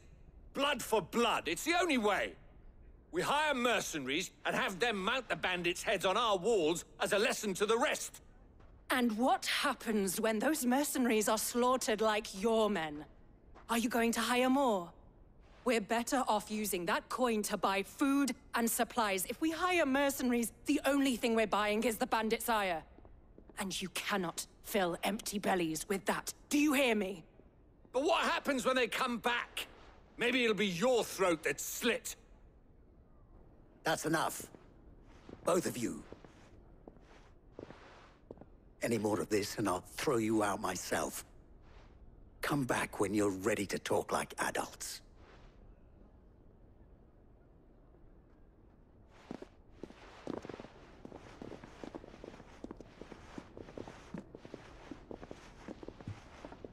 Victor. Sid. And Lady Jill. What brings you here? I was about to ask you the same thing. Costness is in chaos, and the markets have all but ceased to operate. The Briar's Kiss here in Dalamil is the only place I can reliably obtain supplies. I was here to do just that when Master Lubor told me of his troubles. He thought I might be able to talk some sense into these fools. But if you're here, I suppose his patience must be waning. Who are those people? Those were the thorns in Lubor's side. And the reason this place might be headed the same way as Costness.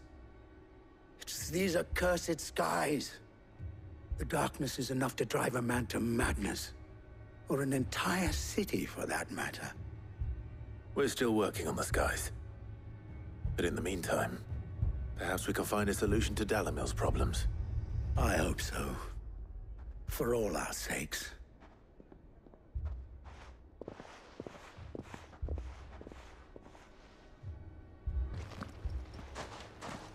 So, you see my predicament? What I saw was a room full of people who were angry and afraid. And with good reason by the sound of it. But if left to smolder, that anger and fear could set the entire town alight. My thoughts exactly. What to do? Both sides wish to protect their homes and livelihoods, if only they could agree on how. But as long as they are divided, we are vulnerable. And if there's one thing bandits like, it's an easy target.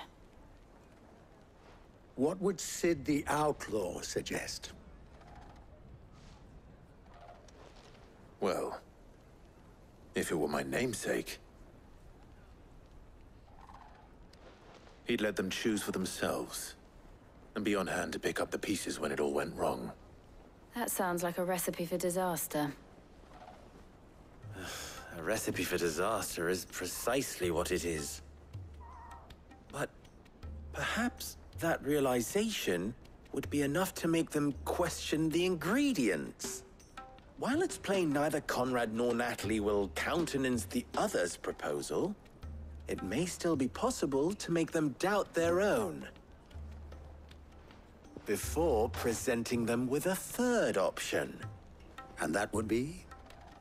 To pool our resources and save the city ourselves. Why fight each other? When all that fear and anger can be directed at the bandits. It appears we have a plan of action. Victor, pay Conrad a visit. See if you can't convince him of his folly. I'll speak with Natalie. As you wish. Your faces are not well known in this town. That may prove useful. Don't worry, Victor and I will do most of the talking. You need only play along. Play along? What he means to say is yes.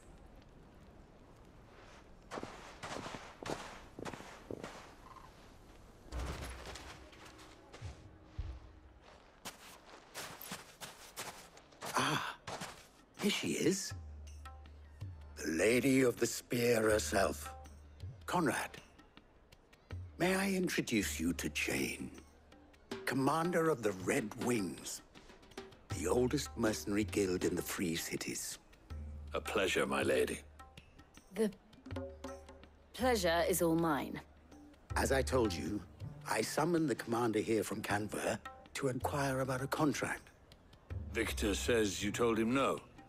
That there aren't any men left to hire. Is that true? True as the crystals cracked. Nobles came and claimed every last one worth his salt. And not just from us Red Wings. You know of the 7 high houses. There must be 2 swords assigned each one. Granted, we have a few boys left. If it's boys you're looking for. Well, Conrad, are you saying that Dalamil's finest cannot defend this town better than a gaggle of unblooded striplings? That a band of beardless youths could better avenge the deaths of your brave men than you yourselves? Absolutely not. We'll show those bastards who they're dealing with.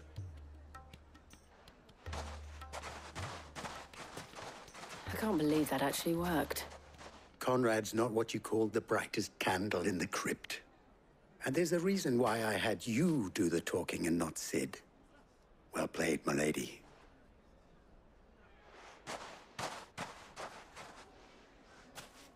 Find something? Ah, here he is now. Natalie, allow me to introduce Lord Underhill of Randalar's prestigious League of Merchants. Lord Underhill. At your service. Underhill? I was just telling the good lady of our conversation, my lord, and how you were lamenting the state of the capital's stores. Lubor says that not only are the granaries almost empty, but that war and the Blight mean this season's harvest won't be enough to fill them for winter. Indeed, certainly that is the case. The nobles in the capital are buying up the city's stocks of barley and wine, driving the prices higher than most commoners can afford. It is only a matter of time before the peasants revolt. It is worse than I thought. If what Lord Underhill says is true, I fear we have little hope of supplementing our stores, meager though they regrettably are. And while I applaud your endeavors to dissuade our more bellicose citizens from seeking vengeance, I sense Conrad is not wrong in his assessment of the bandits' likely return. Which means that now, more than ever, we will need to secure what little we still have.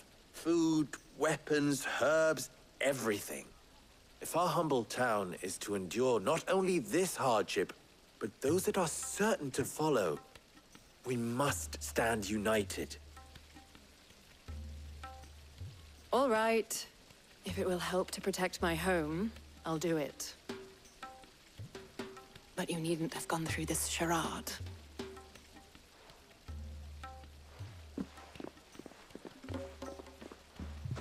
Thank you, Clive.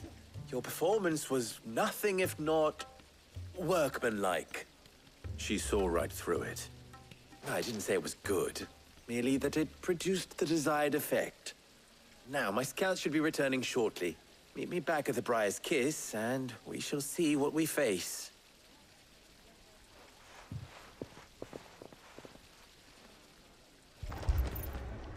Good news, Sid. Both Conrad and Natalie have somewhat gracefully accepted their new roles. With time, they may even learn to. Time no longer appears to be the luxury it was before lunch. I take it your scouts found the bandits. Technically, it would be the bandits who found my scouts. It appears they march for Dalamil as we speak. All of them. You're not serious. They don't just want food, they want the whole damn town.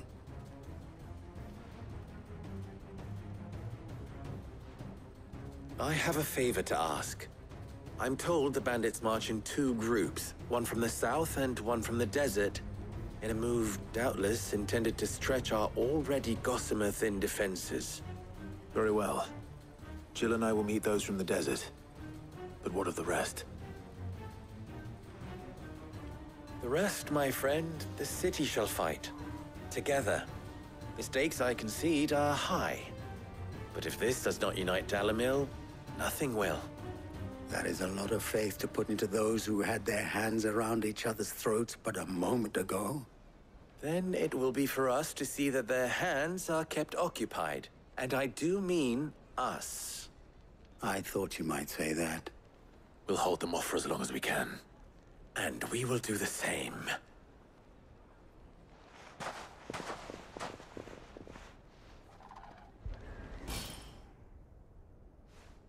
The townspeople. Could they have held out? I don't hear any fighting. What do you think? That we should hurry.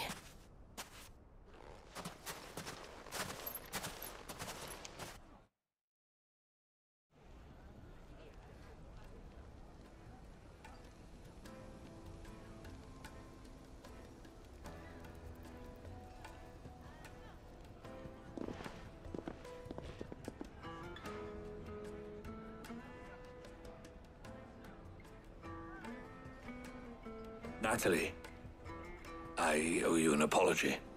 You did well out there. The inn would have been lost had you not held the line. Without you, there would have been no line to hold. You saved us, Conrad. You saved Dalamil. We all saved Dalamil.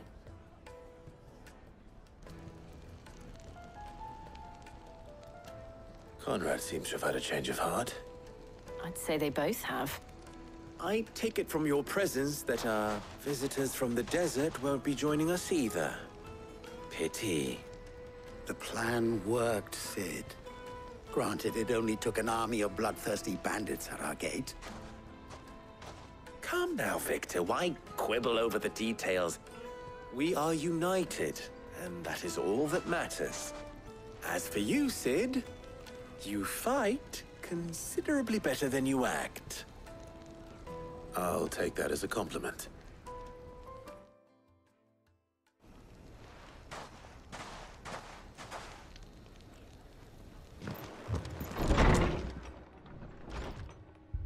Martha, it's good to see you. And you, Clive. Jill? Otto said you'd been attacked by a Kashik. What exactly happened here? Those skies are what happened. Not long after they fell dark, we had our first visit. There were hundreds of them. Tried to storm the hill. Only a handful made it up here, but that was more than enough. The rest are still down there now. And while we have a few willing fighters holding them back, they're sorely outnumbered. What do you think, Clive? That we join the fight? I thought you'd never offer. Now, where I need you is the Fallen Gate. That's where the fighting is fiercest. Let the men know you've come to help. Something tells me they'll be pleased to see you. We're on our way.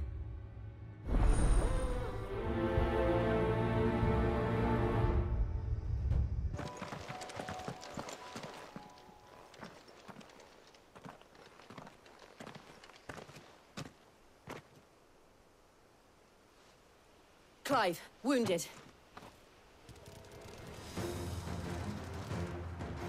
We deal with the Akashic first.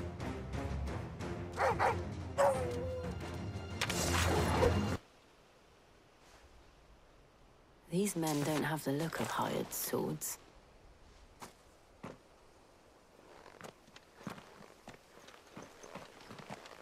If you've come to rob this place... You are mistaken, my Lord Rosfield. We're here by Madame Martha's leave. How do you know my name? Forgive me, my lord. There wasn't time for introductions. We're with the Guardians of the Flame. Wade's men? But how did you come to be here? Where is your commander? Sir Wade left earlier with a scouting party to find out where the Akashic were coming from. Did he? Take your wounded back to the inn. Martha will see you're looked after. We'll join you anon.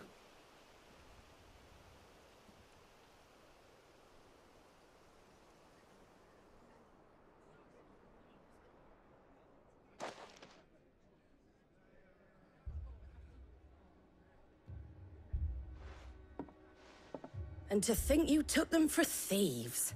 A fine reward for holding off the horde, that is. When did Wade and his men arrive?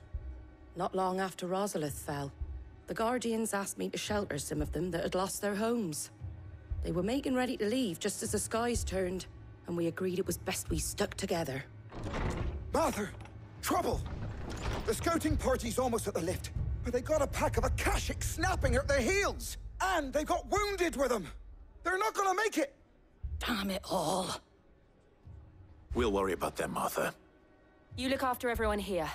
If any can still fight, send them to the lift. I will. You two be safe now.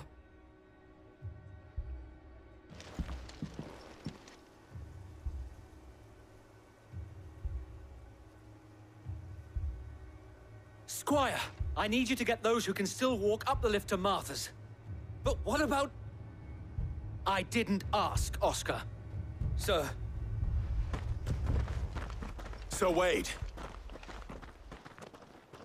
Lord Rossfield. If you aren't a sight for sore eyes.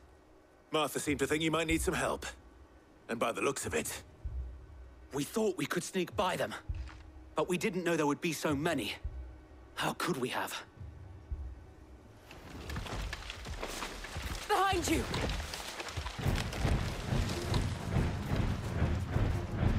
Damn it! We need to get the injured to safety. Do you think we can hold them off? We can certainly try. Are you with us, Sir Wade? Always. Then let's do our duty.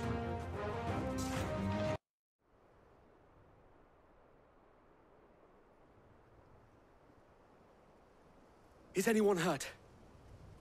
I don't think so. And yet again, you've pulled me from the flames. It's just a pity I keep walking into them.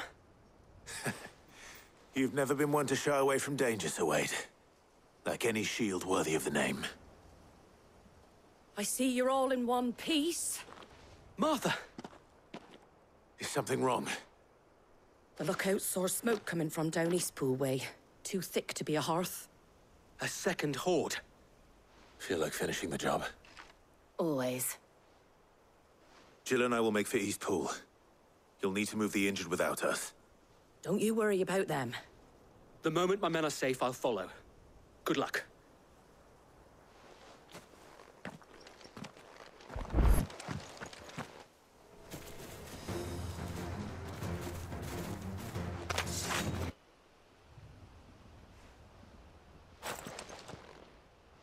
Do you see any more? No. I think that was the last of them. But it won't be long before the next lot arrive. Then we make for Martha's while we can.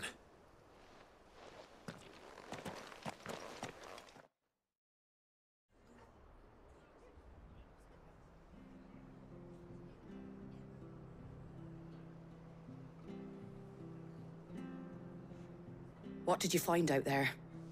The same as Sir Wade. Scores of Akashic. Well, wherever they came from, they're gone now. Our lookouts say the lowlands are clear. Hopefully we'll have enough time to lick our wounds. How many of your men were injured? A damn sight less than if you hadn't turned up. Thank you. It was a hard-fought victory. But as long as the skies remain dark, I fear the Akashic's numbers are only going to rise. It's not a matter of if the Horde will be back, but when. And whether that's sooner or later, we'll need to be ready. The inn here affords a good view of the land, and is easily defendable. I'd like to make this one of our outposts. What do you say, Martha? You'd have more men to guard the rest. Well, when you put it like that, of course they can stay.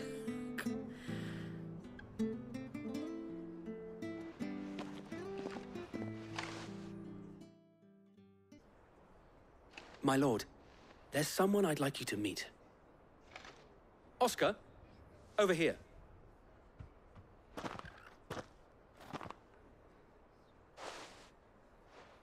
It is an honor to make your acquaintance, Lord Rossfield. I am Oscar. Oscar of House Murdoch. Murdoch? I wasn't aware the Lord Commander had children. Oh, he didn't. But his brother, my father, did. I am Sir Rodney's nephew. Well, go on, then. It's not for me to ask him. Yes, Sir Wade.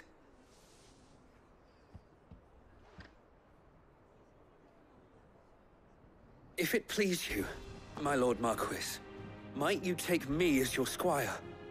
I would learn the duties of a shield from the finest. I'm sorry to disappoint you, Oscar, but I'm a shield no longer. Nor was I ever the finest. And spending time in the company of an outlaw hardly seems a fitting education for one aspiring to take his oaths. My Aunt Hannah once told me that a man is not defined by his title, but what he does in its name. You have accomplished much since taking on the mantle of Cid, winning no little honor in so doing. And I would sooner serve under an honorable outlaw than an unworthy shield. Not that Sir Wade and the other Guardians are... I mean to say that, they're... It's all right. We know what you mean. There is only so much the boy can learn from me, my lord. But a squire... Would that really be so bad? You were a squire once. And I'm certain Sir Rodney would approve.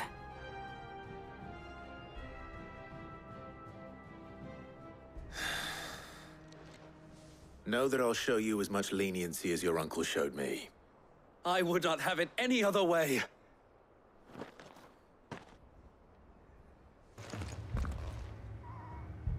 My lord, milady. We received the dame's message. There have been sightings of strange creatures, I understand. With the blue eyes. Yes. Like a Kashik, but different. They've taken so many. I've lost count. Akashic, but different. Ultimus thralls. And what of your mistress? Is she here? Oh, no. She went to the garrison to ask what they were planning on doing about all this. Then we'll look for her there.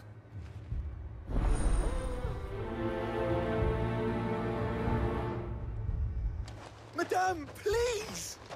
Half the garrison's been slaughtered by those things. We lost the captain this very morning. We've tried requesting reinforcements, but there's been no word from the capital or the Dominion in days! What more would you have us do? I would have you do your duty. Those at the Vale look to me for protection. And protect them I shall, because they are my charges, and that is my duty. In case you have forgotten, the people of this town are your charges. But more than that, they are your people. Your sisters, your brothers, your lovers. So you have a choice. Lay down your sword and watch as they are slaughtered, or take it up and do what is right. She speaks the truth, you know. This here, it's all we have. It's all that's left. What we have left is our lives! Do you really want us to lose them as well? Not if we don't have to. Look, there's a cask under the captain's bunk. Let's talk about this over a drink, eh? I'm listening. I'll have a word with him.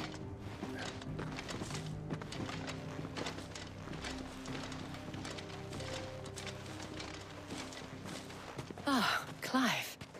I didn't expect help to arrive so quickly.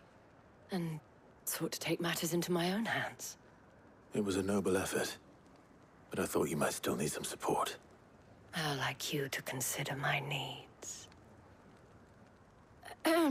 What we need to consider is where the creatures came from. The way the survivors speak of them, one would think they appeared out of thin air. And perhaps they did. It's hard to know what to believe these days. We'll talk to the survivors.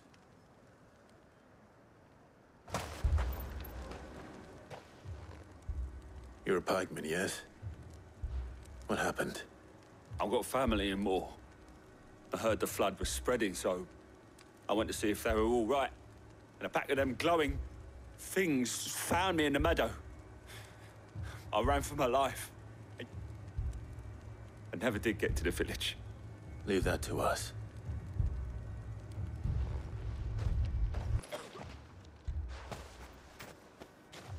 Did you see the creatures that attacked you? Creatures? Yeah, They came out of nowhere. They went for Joseph first, then me, and then they were just gone. Do you remember where you were? On the road from Oriflamme. We just passed Moor when... Where's my Joseph? It's all right. Just rest now. There are always more. But I'd say we've done what we can for the time being. Then we should let Isabel know.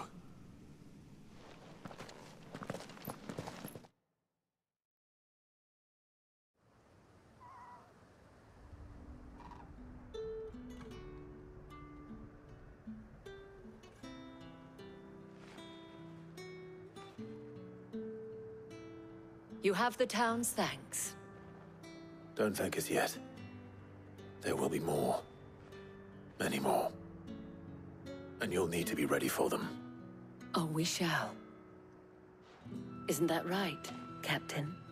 Yes, milady. The garrison will be ready. Philippe here has convinced most of the men to remain at their posts. For now, at least. Hearing that the Dane would look kindly on any man who committed himself to the task certainly didn't hurt. It's not the most selfless of motives, I'll admit. But whatever it takes, eh? Now me, I never needed convincing.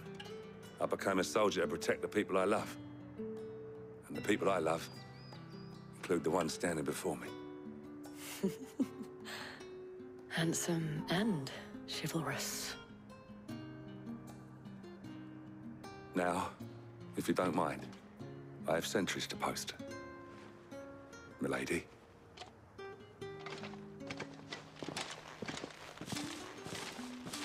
Lest you wonder, I'm not foolish enough to believe that this has solved all of my problems. But it has solved one, and that's one fewer than I had this morning. Thank you again, Clive. Was wondering when you turn up. Had owls from all our friends thanking you for your timely intervention. How is it you always manage to arrive at just the right moment? Luck, I suppose. Any word on the rest of the realm? Let's see. Storm's still crying out for mother crystals. The nations are still in chaos. And the skies are still the color of a kick in the kidneys 2 days on. So... Right. Clive, we knew this was going to happen. Well, not the bleeding skies part, but you take my point. Now's not the time to second-guess yourself. Now's the time to visit the infirmary. Talia says your brother's awake. Thank you, Otto.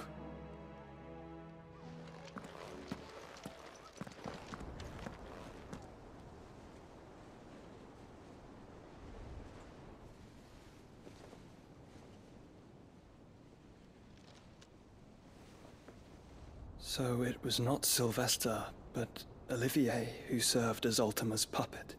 And when Dion learned of this, he sought to slay the fiend.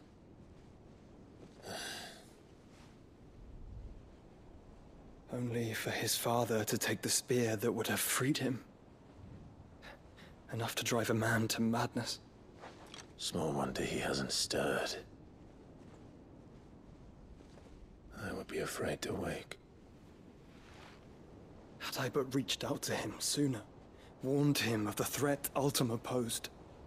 But now, both an empire and her prince lie broken. Joshua, what do you know of Ultima?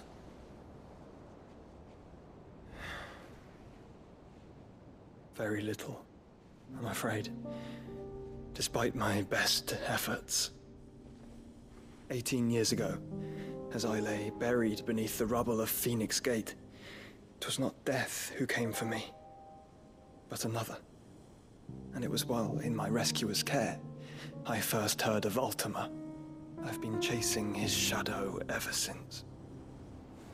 Ultima is driven by some deep, dark purpose, and for whatever reason, it would seem you are crucial to his designs. He will stop at nothing to have you, even if that means toppling an empire. But why me? What possible use could I be to such a creature? That is one of many answers that have eluded me. Yet, I am certain of this. It is not mere chance. You were chosen for a reason. All dominants carry within them the might of an icon. Nigh limitless power that is at once acutely limited. I wield fire, and only fire. And I only ice. 8 wardens for 8 elements. But you, Clive. You are different. You're special. Your abilities begin with the flames of Ifrit. But they do not end there. The fact Ifrit can even exist goes against everything we thought we knew of dominance.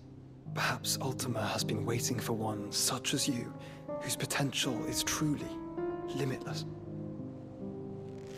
I've encountered that thing several times now.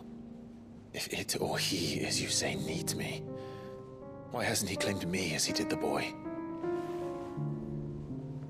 Were I to hazard a guess, I'd say the two of you are somehow incompatible.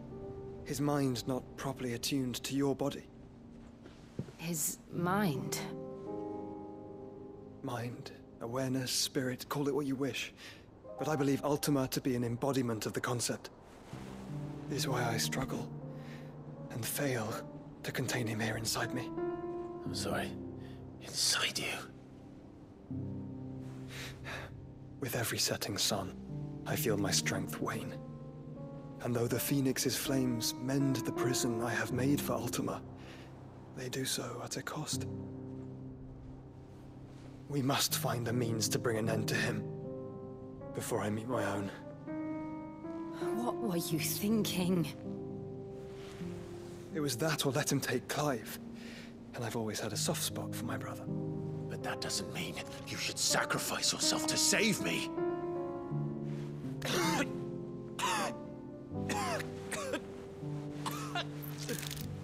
Joshua! Clive! It's Gav! There's an army of Akashic at the gates of Canver.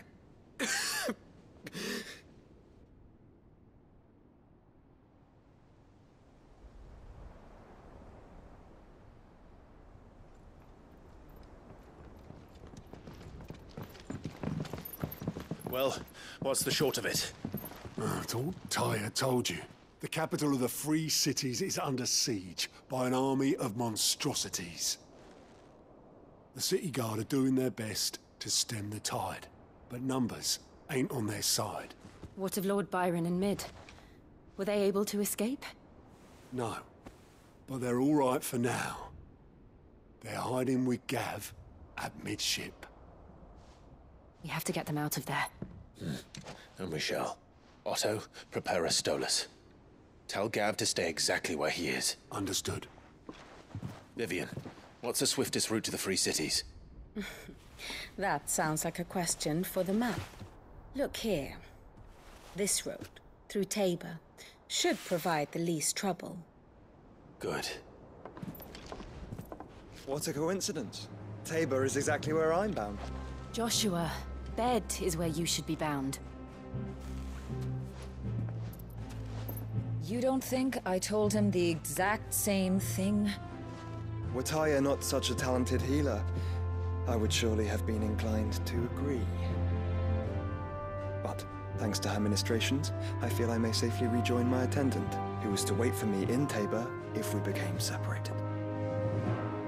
All right, we travel together. Clive! If he stays close to me, he'll be fine. Thank you, brother. I'll look after him.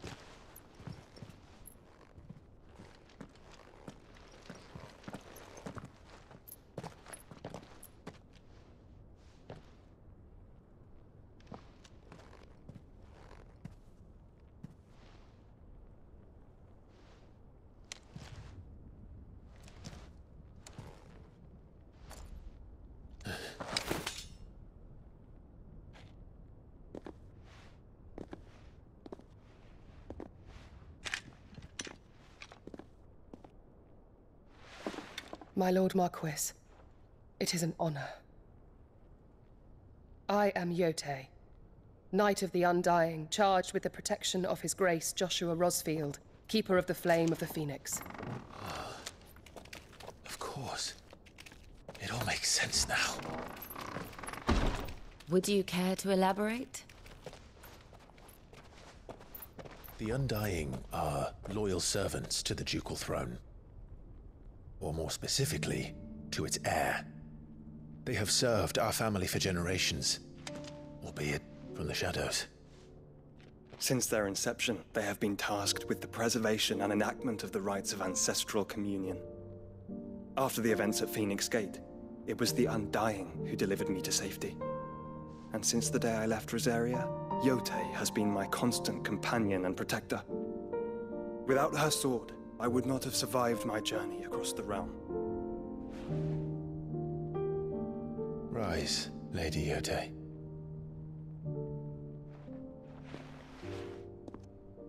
You saved my brother. I owe you a debt I can never repay. I but did my duty. Come now. Tell us what you've discovered. Your Grace. It is as you feared. The vessel we spied off the coast of the Crystalline Dominion on the night of her fall. It was the Einherjar. Beyond any doubt. The Black Galleon. Joshua, the Einherjar is the Royalists' flagship. What business would they have in the Dominion? Upon learning of Waloed's involvement in recent events at Drake's Fang, I sensed the malign influence of Ultima, and bid Yote and the Undying look into the matter. We have reason to believe that the Black Galleon weighed anchor shortly after the fighting began, and set a course due south. For Canva. Then it is Waloed Knights who besiege the cities. What is left of them, yes. And the Black Galleon sails at but one man's behest. Barnabas Tharm.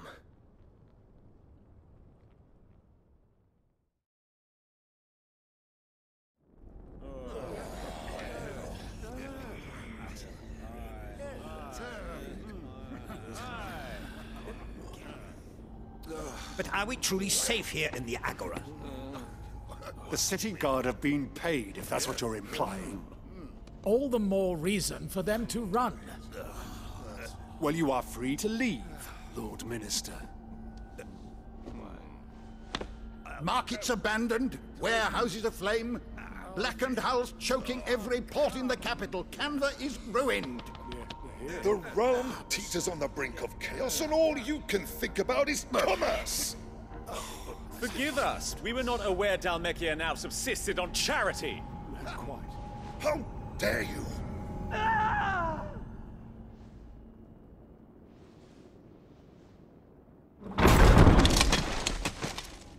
Distinguished members of the Council, you must forgive His Majesty this intrusion. What is the meaning of this? A trifle crowded, but I fear it will have to serve, my liege. Very well. My colleagues, do you not see? The King! He has come to save us from the Akashic!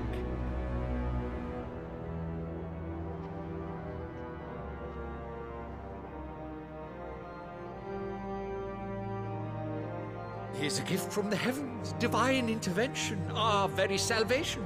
And of course, if it is compensation he requires, we would be most willing to negotiate a fair price for services rendered. Fools. Your ignorance unbecomes you. Your Majesty, correct me if I'm wrong, but I would swear that the fiends washing the cobbles of Canva with the blood of her citizens wear the colors of Waloed. Ha! So you do not deny it. Guards, fetter them, and see our guests to the dungeons!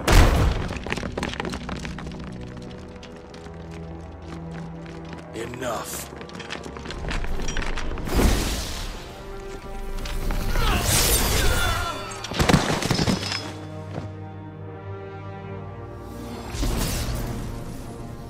Pathetic creatures.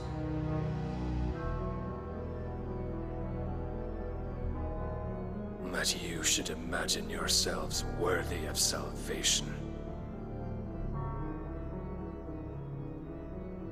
The girl is still here, somewhere in the city, her consciousness fair dripping with her late father's hubris. A consciousness to which Mythos is inextricably bound and inexorably drawn. See that he is made welcome. Yes, Your Majesty. Come, Mythos.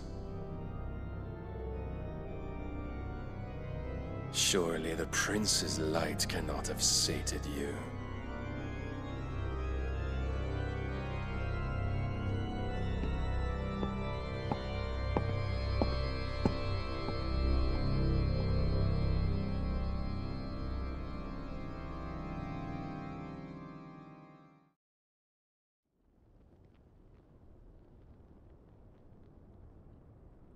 So then, how long has Waloed been under Ultima's control? How long indeed? Based on what we know of Barnabas's actions, I would guess some few years, mayhap more. But to what end? What does Ultima want? The tapestry. Show them.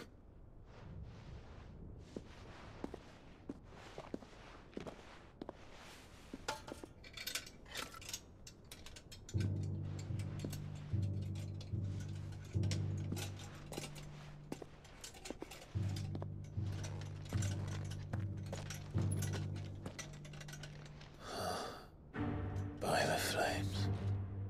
Phoenix Gate, Drake's Breath, and now here. But what is it? It is old, ancient, even. Naught remains of the faith it represents, save what can be gleaned from the image itself. None could tell me what the one in the apothecary meant, even the Undying. But I believe it may be the key to discerning Ultima's purpose. That figure in the center, the one beneath whom the icons congregate, that I believe to be Ultima. He is a god, or at least godlike, his very existence beyond our ken. The icons, and by extension their dominance, are meant to be his subjects, and while some, like Barnabas, have accepted this role, others have rejected it, like you, Clive, which is rather inconvenient, as it appears he needs you most of all. And gods don't like to be disobeyed. No, I don't suppose they do. Clive, may I tell Yote of the lake? By all means. Yote, I will be accompanying my brother to the Free Cities. Whilst we are afield, I would have you watch over those Clive has made his wards. Omielos delan tuisag ilith. Though well concealed, the hideaway lacks trained fighters to defend its occupants should they be discovered. But it is my duty to... As it has ever been my brother's duty, remember.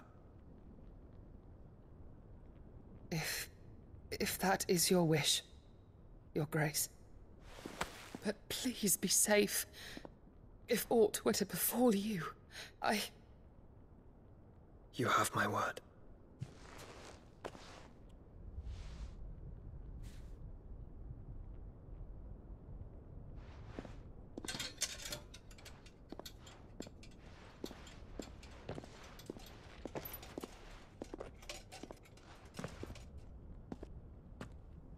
Farewell, my lord, my lady.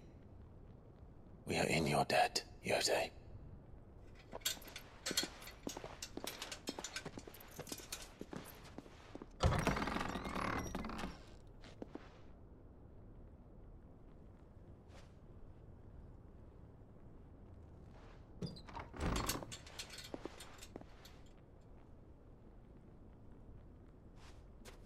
Let's find our friends.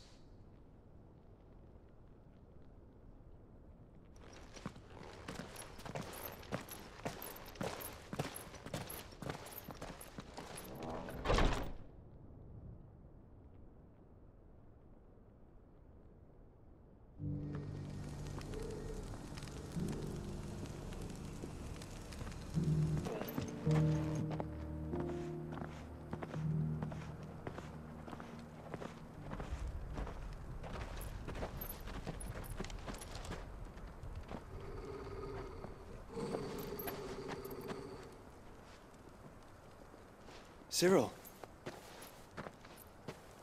How fares the search? Well, Your Grace, my report shall be with you ere long.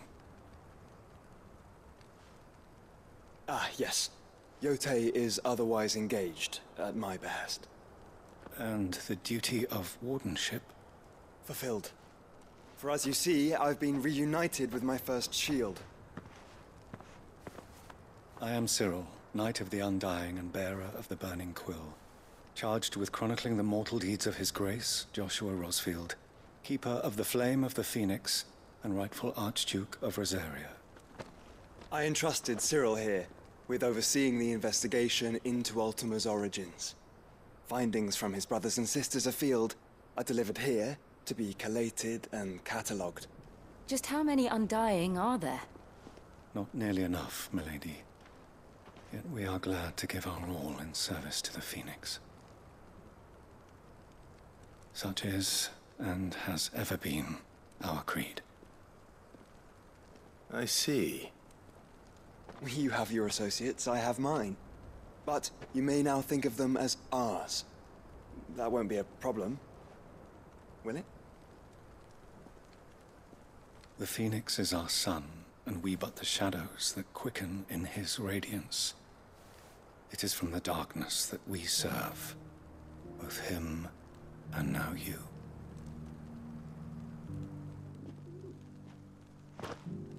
Pray accept this token.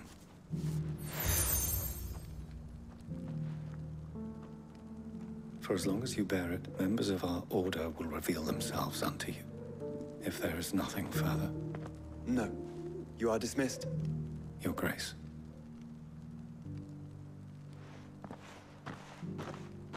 To Canva, then. We'll talk about this later.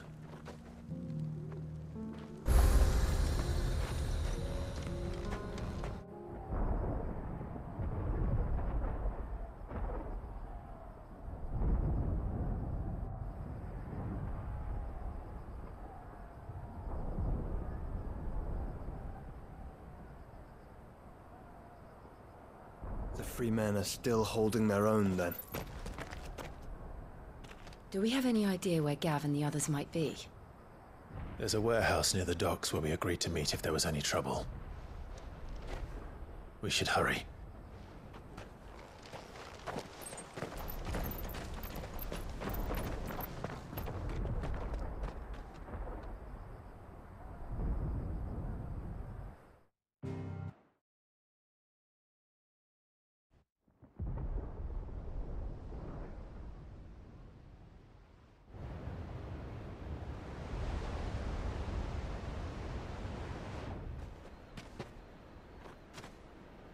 Sounds like thunder.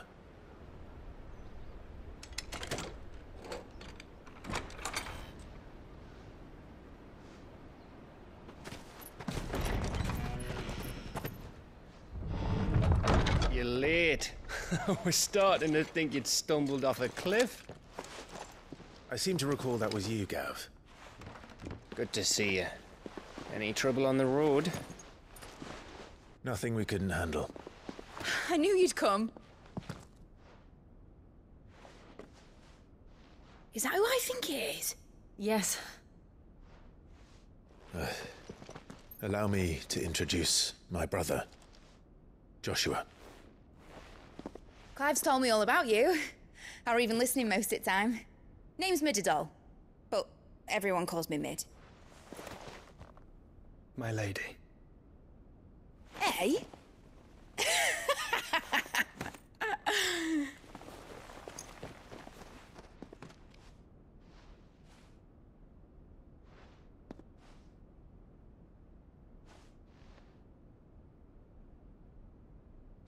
My boy. Uncle Byron. It's really you. I never thought I'd see the day.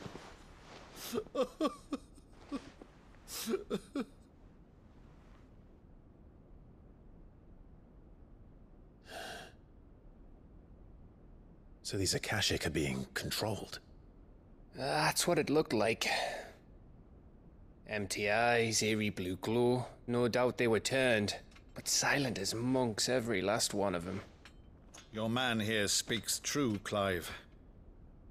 We saw more than a few in the city. They moved in ranks with a purpose, and not of their own. Ultima's doing. Perhaps.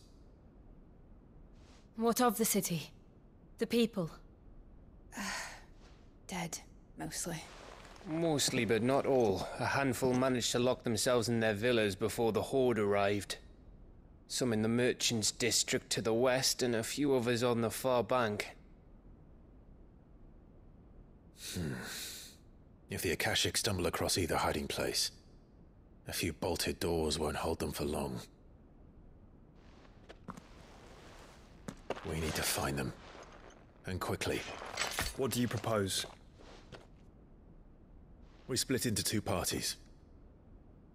I will make for the Merchants' District, while you look to those across the river. Mind keeping an eye on my brother? Not at all. We find the villa and try the servants' entrance. Understood. And what of us? Mid, is she fit to sail? The ship, the Mithril engine could probably do with a few more tweaks. Then you better work fast. Even if we do reach the survivors in time, they'll never make it to the hideaway on foot. You leave that to me. See that Mid doesn't get herself into trouble, would you? Think I can manage that? I'll keep him safe. Looks like you stuck with me, Byron. That's Lord Rossfield, you little gutter snipe!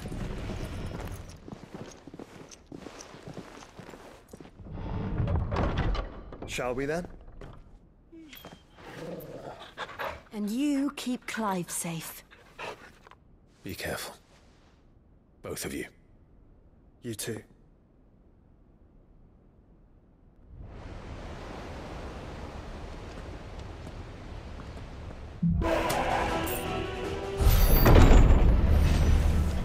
You've caused quite the commotion. But then I would expect no less from you, Muthos. You again. I don't believe we've been introduced. You were in my family's crypt. And now you're here. With an army of Akashic thralls. Manners, Lord Rossfield? They are men, like you and me. Albeit ones unburdened by the wills that drive our kind to madness. They are pure. They are divine. What? And they are all that remains in this once raucous city. You'll pay for what you've done. As you wish. I confess I have been very much looking forward to this. Pardon me this indulgence, Your Majesty. The vessel shall not be spoiled.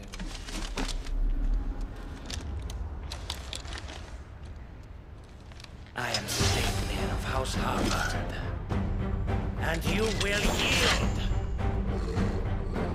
Or not. No trick.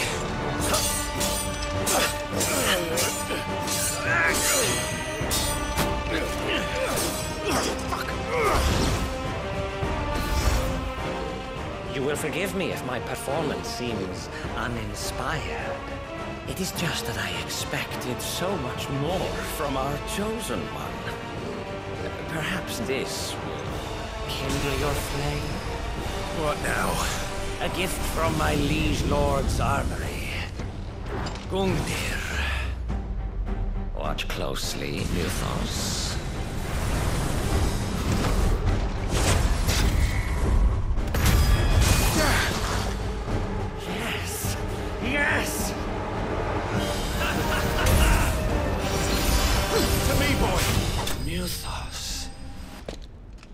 vessel is strong. My liege.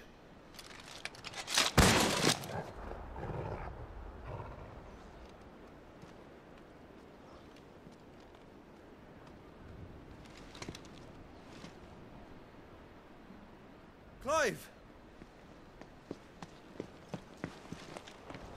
You're all right. As are you, I see. We are, yes. I'm sorry, but we couldn't save them. It was over before we arrived. Well, you did what you could. I fear we were all too late. What's wrong? Nothing. I hope.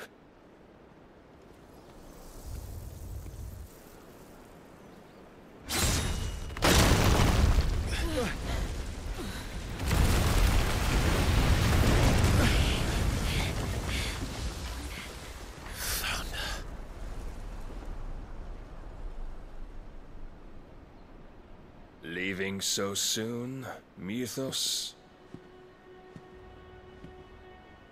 It's the king. Indeed. You may kneel before Barnabas Tharm, Warden of Ash and King of Waloed. Get back.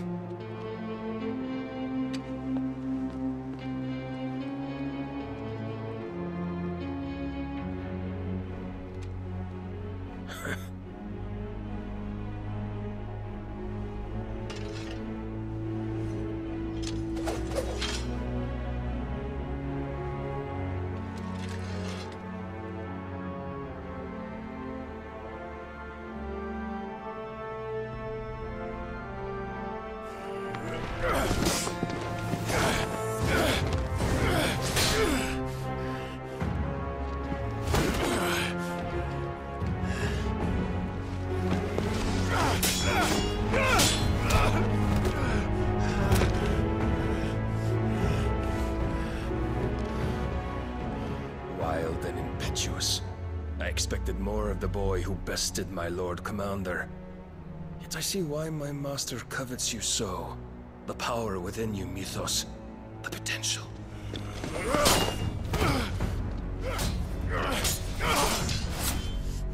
Stop calling me Mythos. But Mythos is everything. The cornerstone of all creation. The Lord's vessel. Your purpose.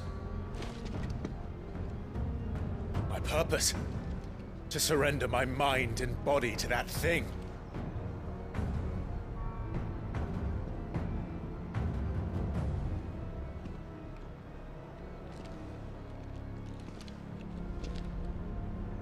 No, Your Majesty. My purpose is my own. I made a promise to my friends, to my people. And nothing is going to stand in my way. You would allow this delusion of free will to bar your path to greatness? Truly, your volition is a cancer. One that must be excised.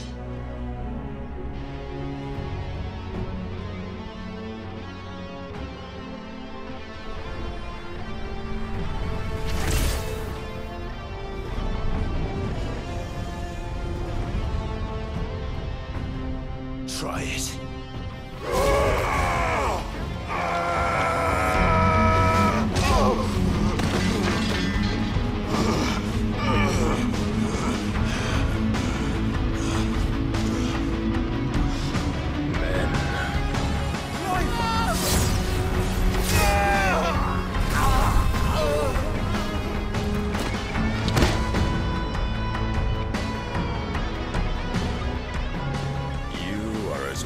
As all the rest.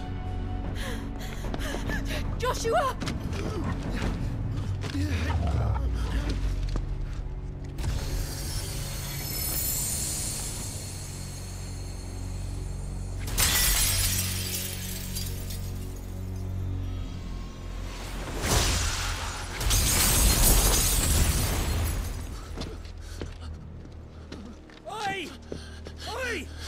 This way!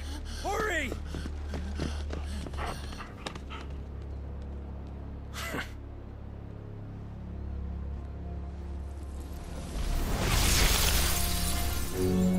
Power beyond reckoning, and they use it as a crutch. Such a waste.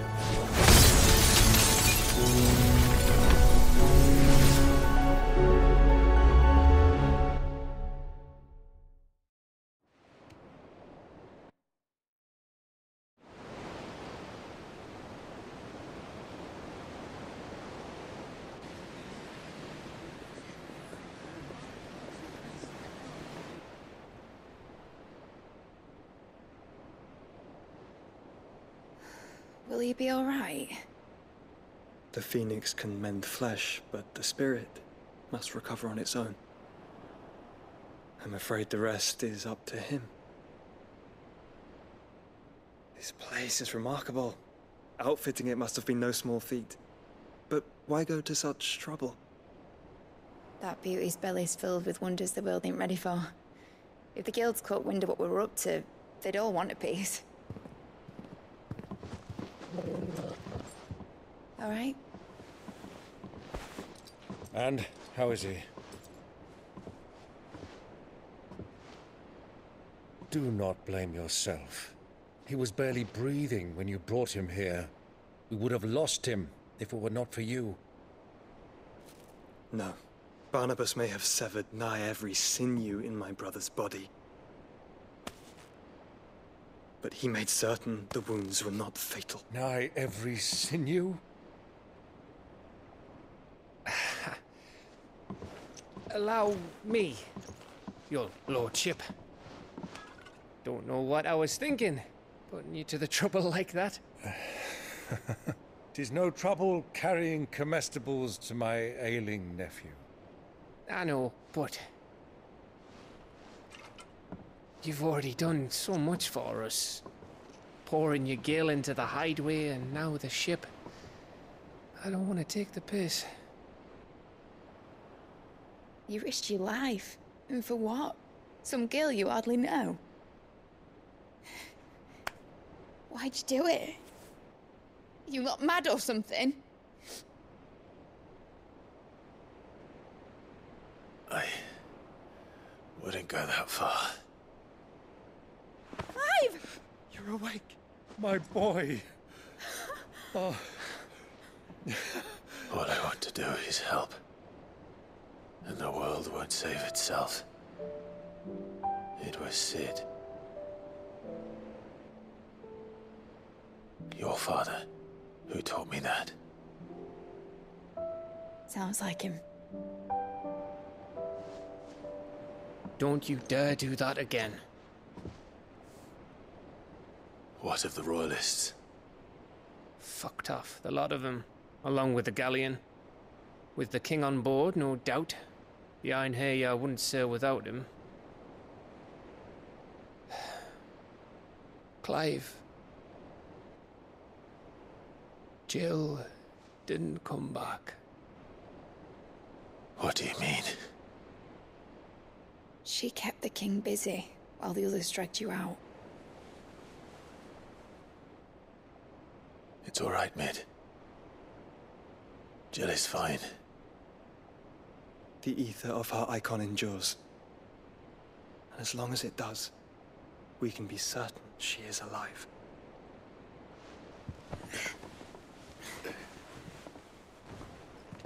We must pursue the Black Galleon. Jill will be with the king, I'm sure of it. Well, good luck catching him, because my ship's going nowhere. It's the Mithril engine. She's got a kick like a wild chocobo and a mind to tear the hull in half. But you have an idea. Well, of course I do. My dad'll have seen this coming a league off. If I had his old writings... If you had his old writings, you'd be sitting under a fuckload of rubble. The ones Otto didn't save anyway. I suppose he might still have a few pages in his stores. We'll have to hope it's enough. Do what you can to ready the ship. I'll speak with Otto. In your condition, you really are mad. Perhaps. But the world really won't save itself. What duty you in the hills? Clive? But if you're here, where the hell is everyone else? Don't tell me. They're all right. But it's a long story.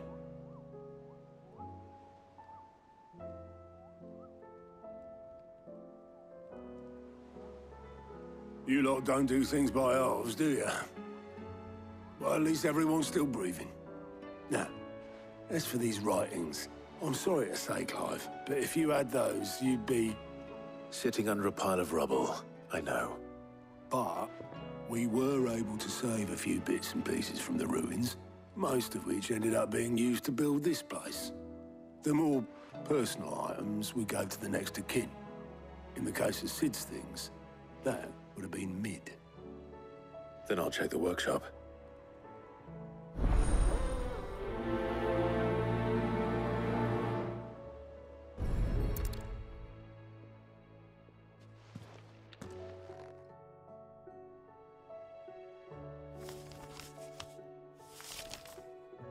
This looks like it's from Sid's old diary.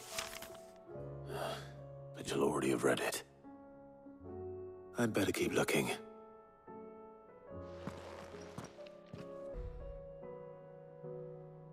What do we have here?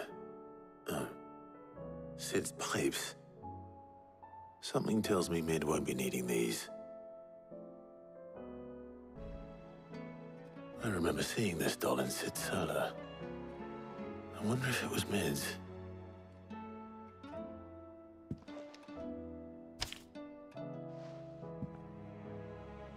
Huh. What's this tucked inside it?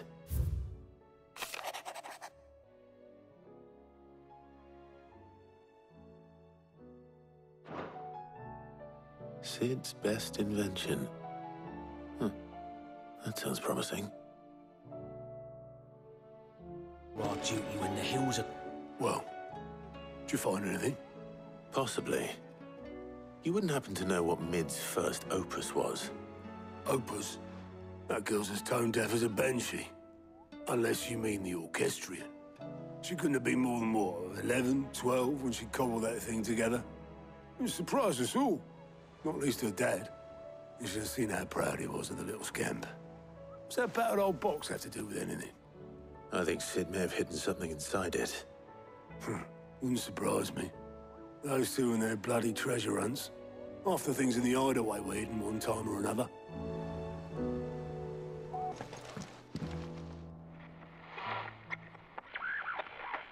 I didn't break it. Well, I didn't break it. What didn't you break? Nothing. We didn't break nothing. We definitely didn't break the orchestrion. What's wrong with it? It's broken. Except when it isn't.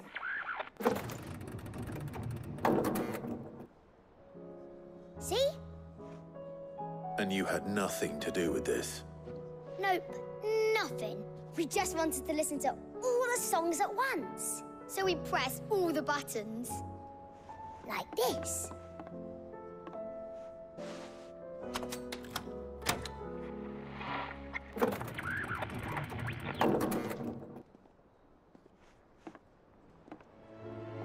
See? All too well. All right, out of the way.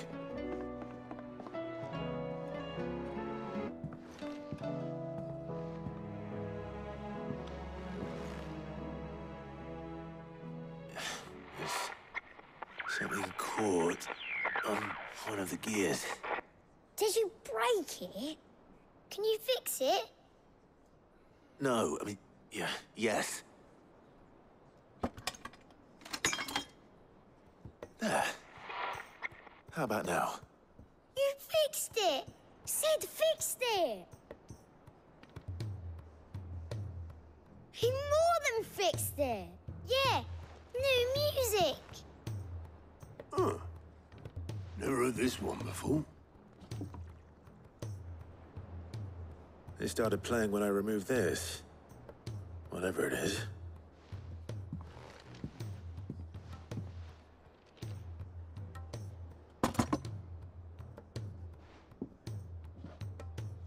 don't look at me.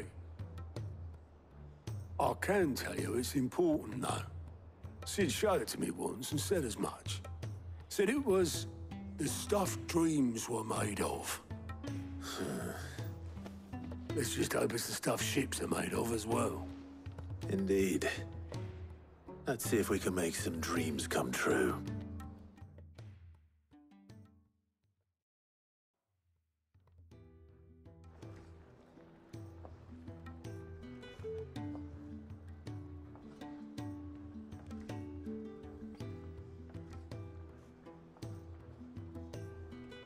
Just the two I was looking for.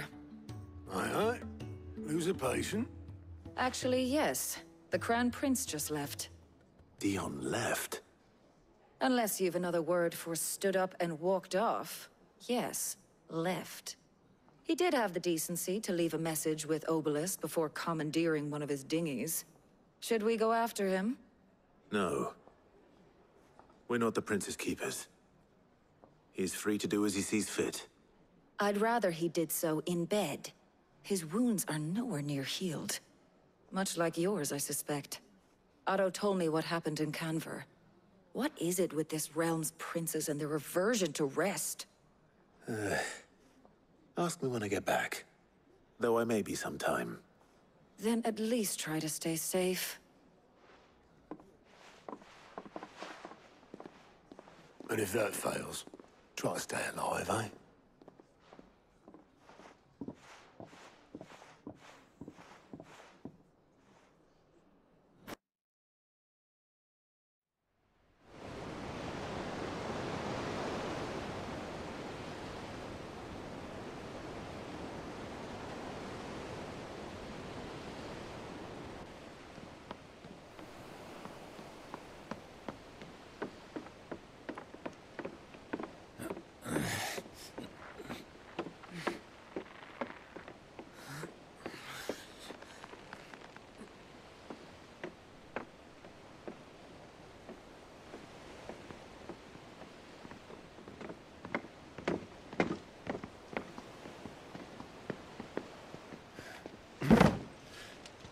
I were right, Clive. My dad had it all worked out. He'd be proud of you, Mid. His writings may have helped, but this achievement is all yours. Can we catch them? The Ainayar's one of the largest, fastest vessels ever built. And it won't help she has the wind at her back. Any other ship would be hard-pressed to keep pace with her, let alone reel her in. But this isn't any other ship. This is the Enterprise! And the world's never seen anything like my dad's engine. It certainly hasn't.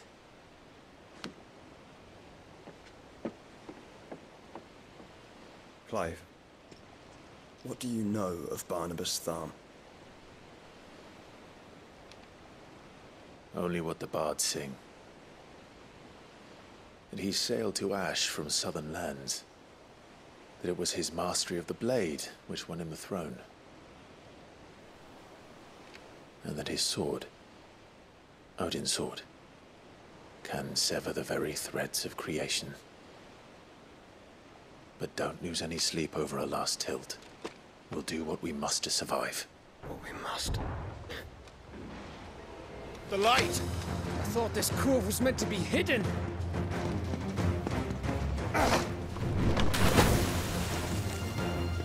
Mid! Company! Eh? We'll hold them off until the ship is ready. But hurry! Bollocks! All hands! Man your stations!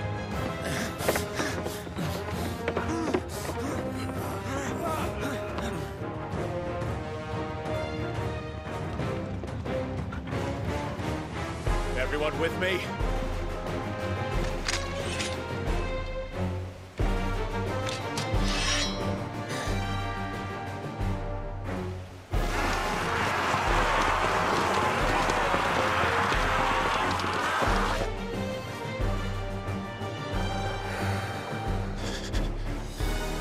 Here they come!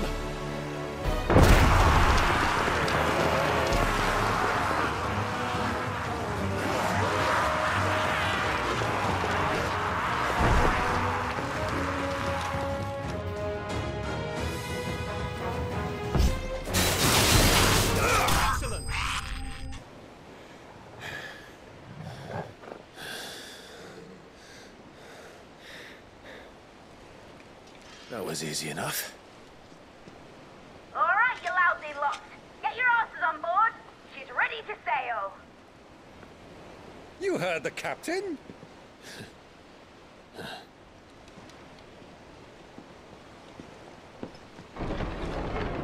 Clive?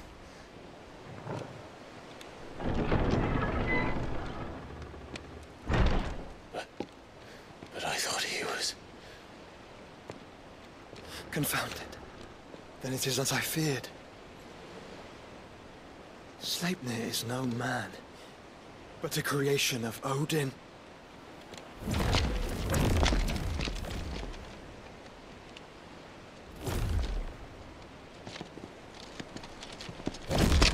Phoenix's fiery fundament. Have you no normal enemies?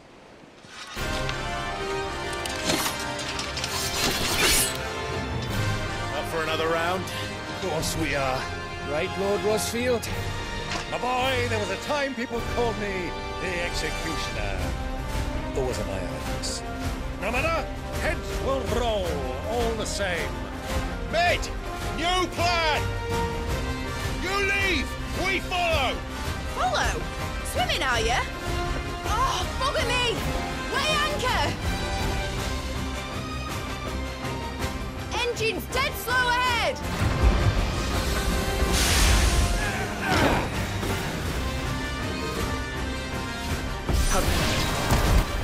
In your own time, Clive!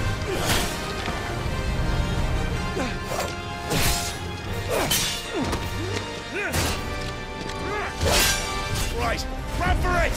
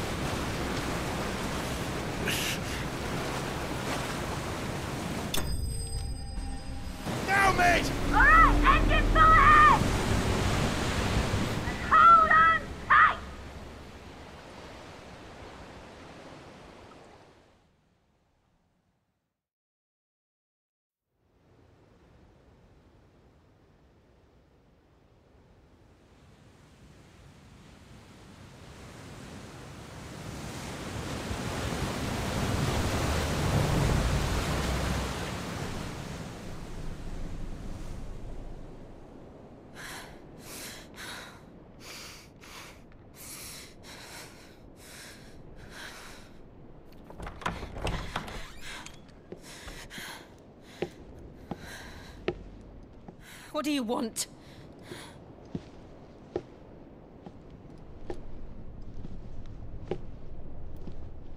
That's quite a mess you've made. And wholly unnecessary. You are my offering to Mythos. I would not see you damaged.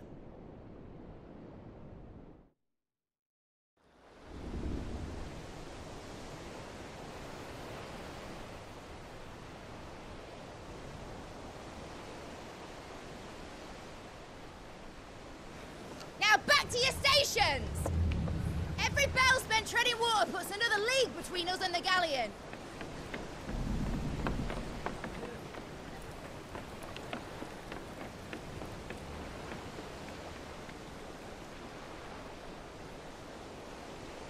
I don't suppose Mid has a spare engine?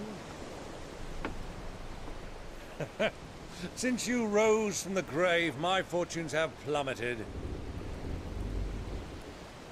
Are you absolutely certain of this quest of yours, Clive? The foes you face are as terrible as they are numerous. Aye, and they'd have us live and die on their terms, which should answer your question. Ah. You have that same stubborn look as your father did when he set his mind to something. On the battlefield, I am but a single axe. A deadly one, mind, but a single one nonetheless. Yet what you require is 1,000, and I believe my old friend in Brandalar can provide them.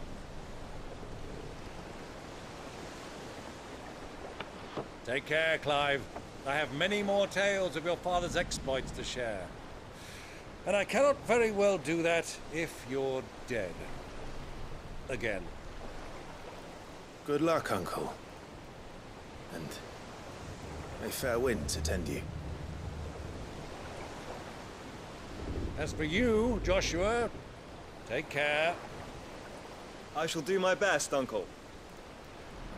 Farewell, my nephews. When next you see me, it shall be with an army at my back. Oh, ooh, there. Ooh, ooh, ooh.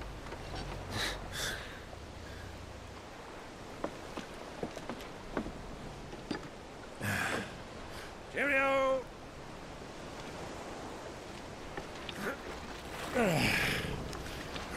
Oh, yeah.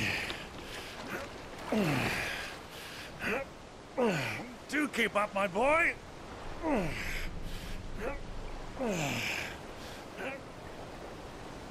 Well, you can't have him showing us up now, can we? We would never hear the end of it.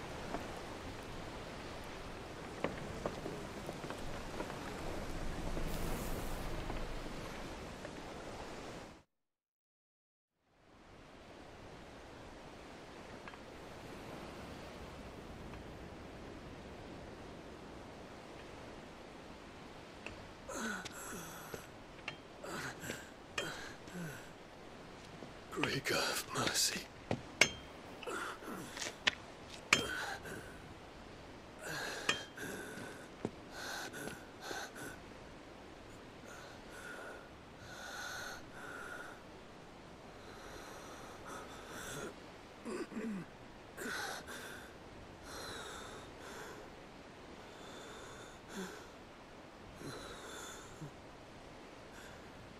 All this.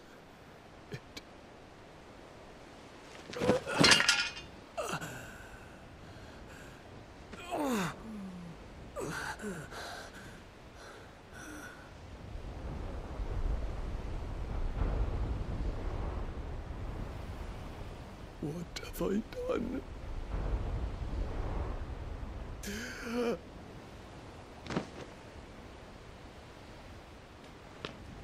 My lord.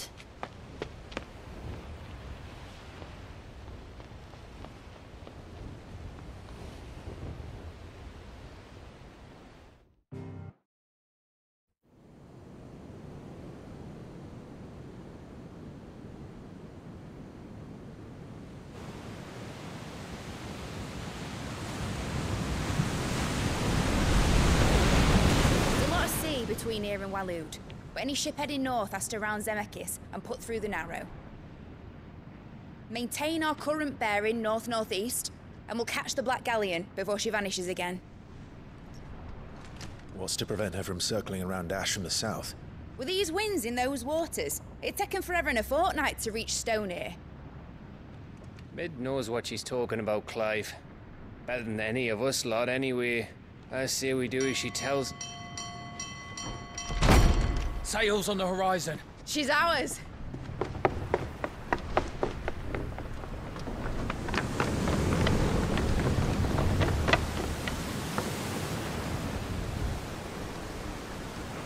Look alive, boys! Pull ahead! And keep those furnaces fed! Aye, aye! Do you feel that? Jill. All hands! Battle stations!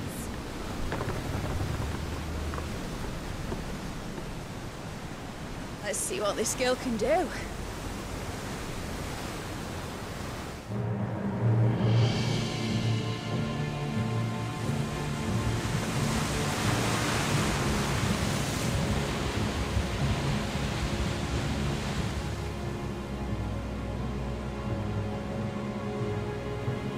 one leads, so does the other follow.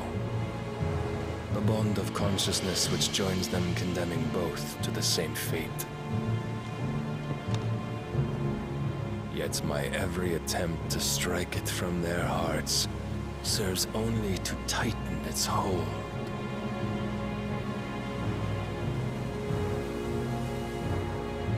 Fascinating.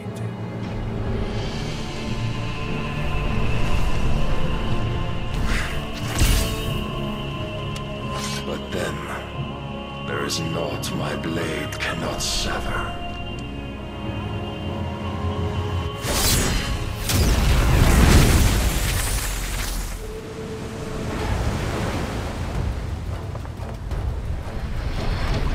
Great Grigo's gosh!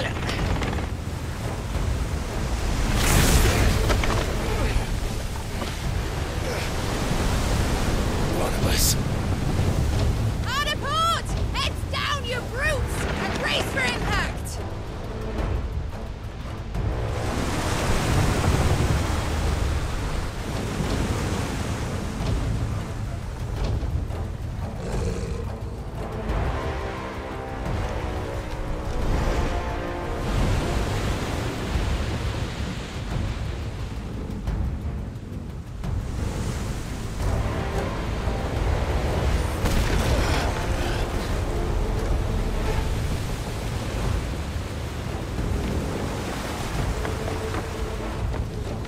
It's now or never. I'll find her.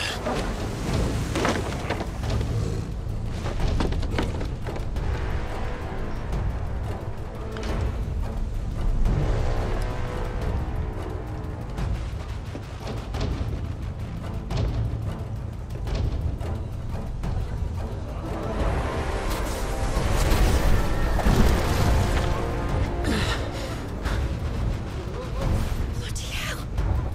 How to stop it!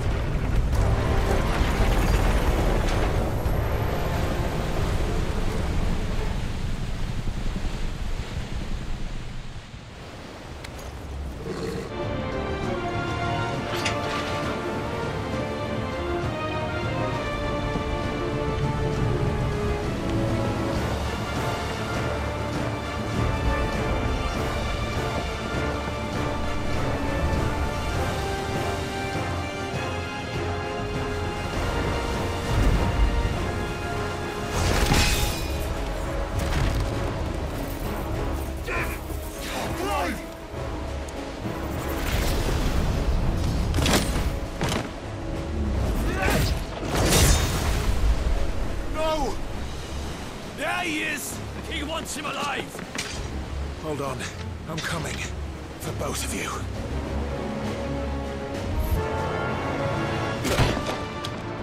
Jill! You came. Get back!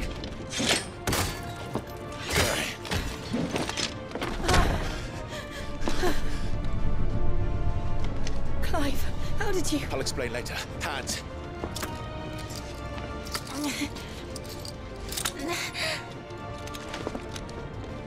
Can you walk? Out of here I can.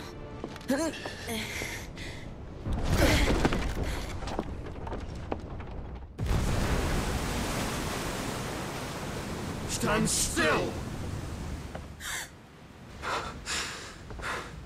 Phoenix. Are you not the dominant of fire? I see naught before me but a guttering flame.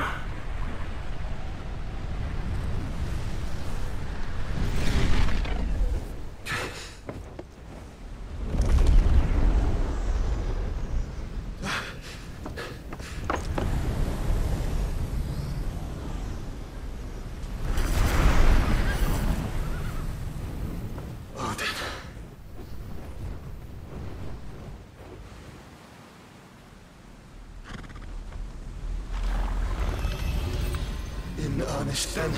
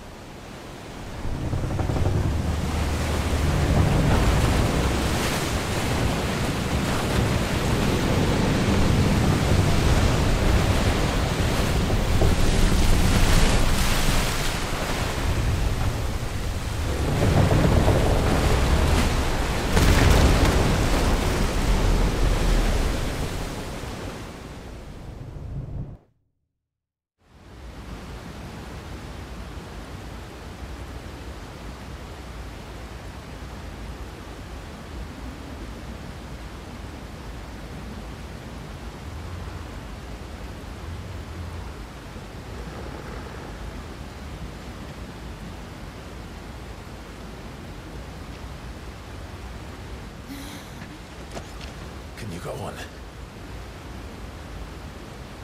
I think so.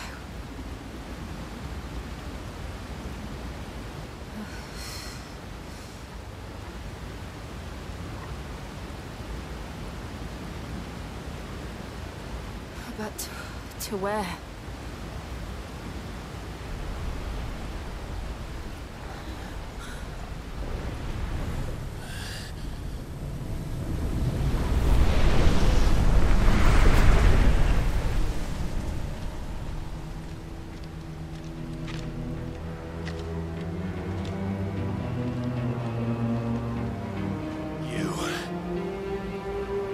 What did you do to Joshua?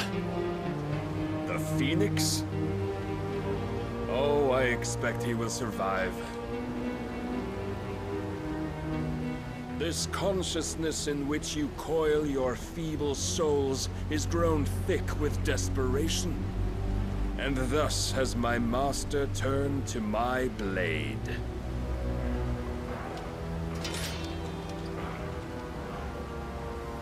The world will soon be painted in black. And all that live shall gather in death's autumn wake. Not if we remove the cause of this misery. Not if we destroy the last of the Mother Crystals and restore balance to the world. Come. Do you truly think it's so simple?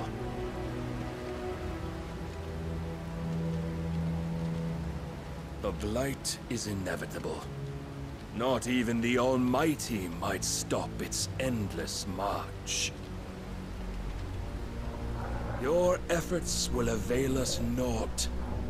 Naught, that is, but suffering. You must embrace the truth, Mythos. Accept your place with the Lord. Keep it. As long as there's a chance, there's a choice. Ever led astray by your blind resolve.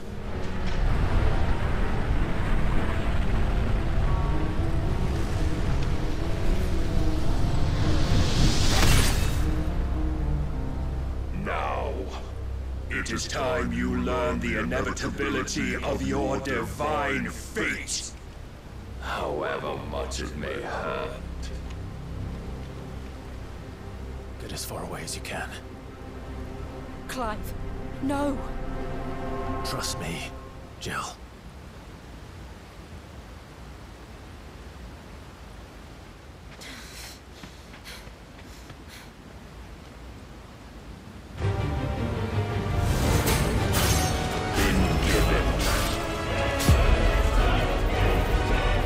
Thus is the light of hope severed.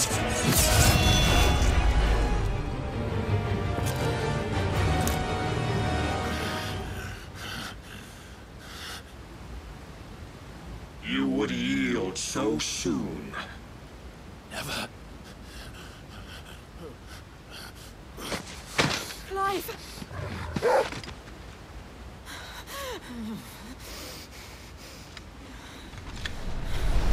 Do you not see? Your iron will weighs you down, dragging you ever further from your purpose. And what is my purpose? Mythos. Who are we? What are the dominants? The breath of the Creator still warm on our lips. We carry his light that we might guide the masses in his name. We are but mighty acts of God. We are more than that! You would be nothing without what he has granted you.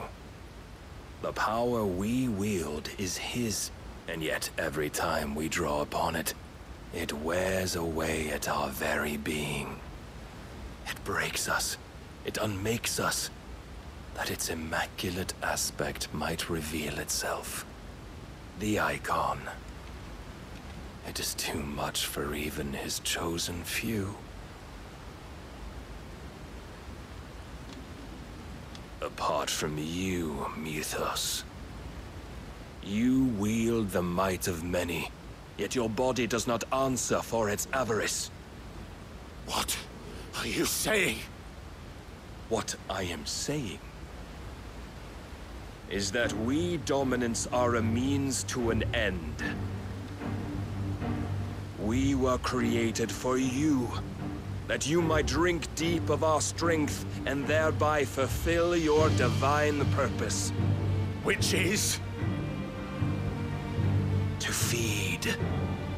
As you would know, could you only look beyond the walls of your prison of self-regard. As long as you choose to ignore this, you shall never penetrate my defenses. Still, you may take solace in the fact that you are not alone in your plight. The chains of volition shackle all of mankind, but there is yet cause to rejoice. For the Lord, in his mercy, has taken pity on his flawed creations, and shall see them restored to their proper forms.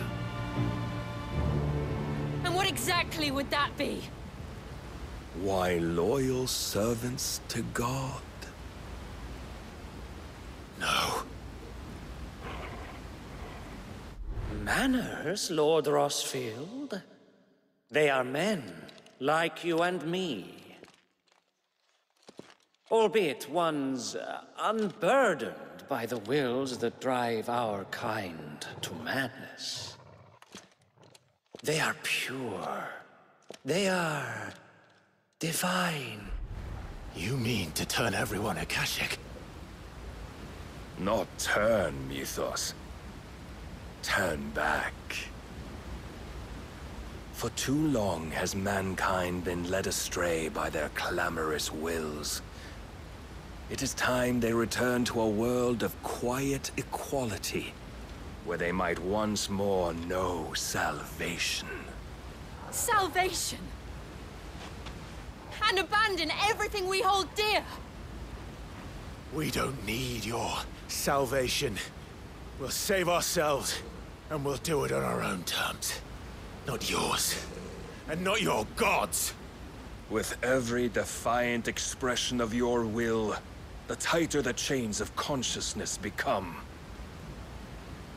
But perhaps that fact may be put to use.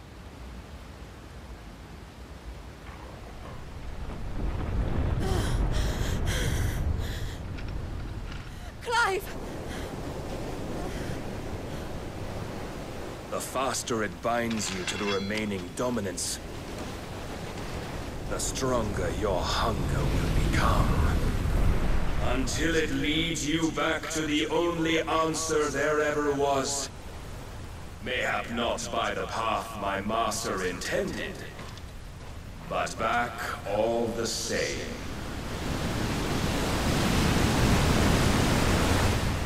Ash is not far. I could freeze a path. You're in no fit state. Probably not, but I can try.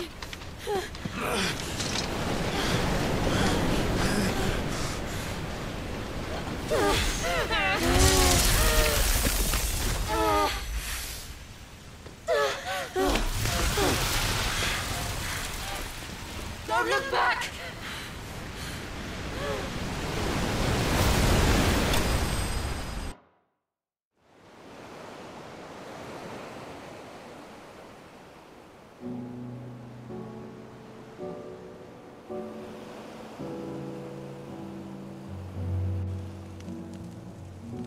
I hope the others are safe.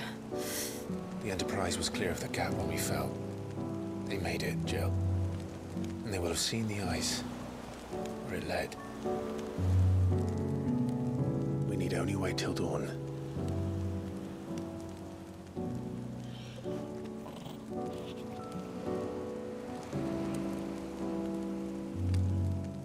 This is the second time Barnabas has bested me. I'm powerless against him. Then maybe there really is nothing else for it but to give yourself to his master.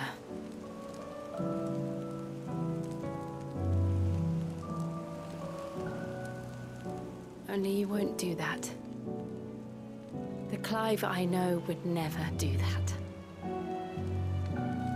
So you believe?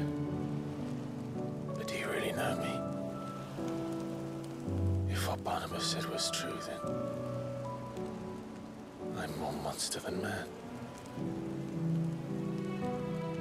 And each time I summon the flames from within, I burn away the things that make me who I am. Do you, though? Think of what you've used that power for, of all the people you've saved. It doesn't matter how or by whom it was granted, only how you choose to use it. And you've chosen to use it for good, haven't you? I've also used it to kill. What if that's my purpose? What if it's all I'm good for?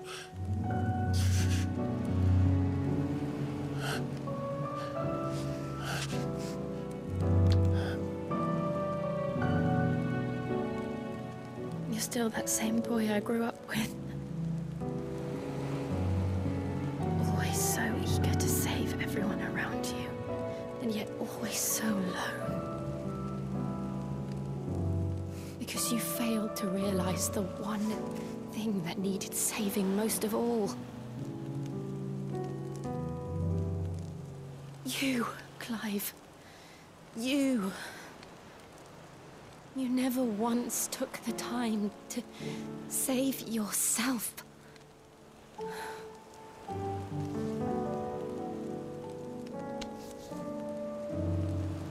Myself? I think I might be beyond saving. No one is beyond saving, provided they want to be saved. You fight to survive. And you survive so that you may protect those you love. It's what you do. What you've always done.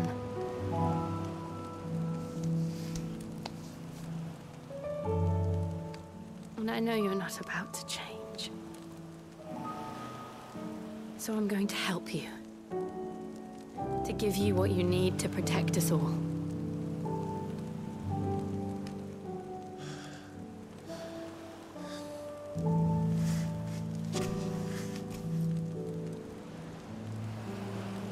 Jill. Are you sure?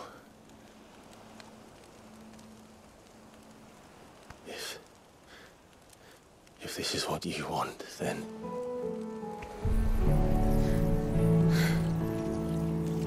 Don't worry, Clive.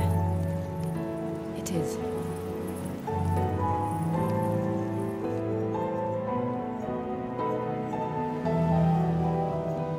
This burden, I'll give you the strength to bear it alone.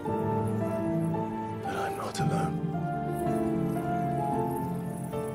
These burdens I carry, my sins, my pain, my sorrow, I see now that they are all a part of me.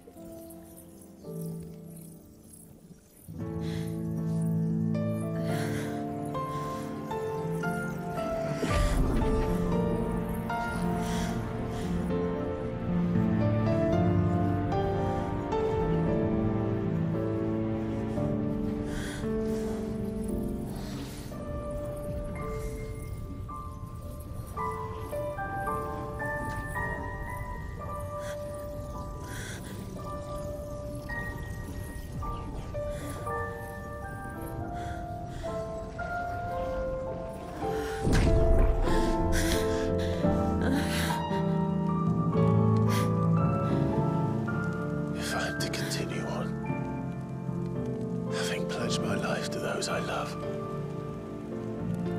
then I will gladly bear your burdens too, until my last breath. Clive.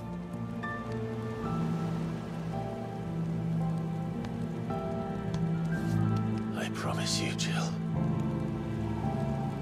we will find a way to escape this fate. Find find a way to save each other.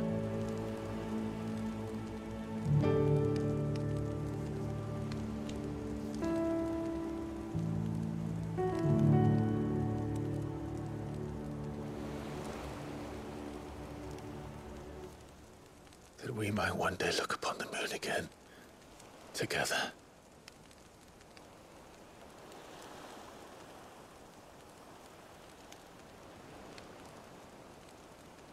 And I promise you, Clive, that I will be there, no matter what you must become. I know.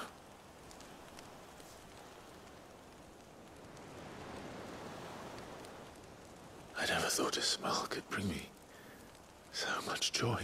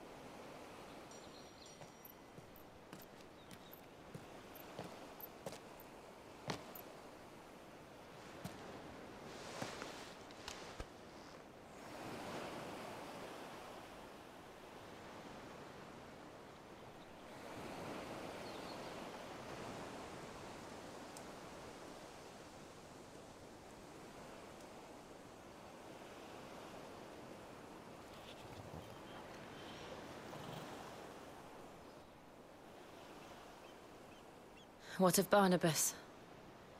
Do we pursue him? No. Our paths will cross again soon enough. Whether we like it or not. Besides, there is something we must do first.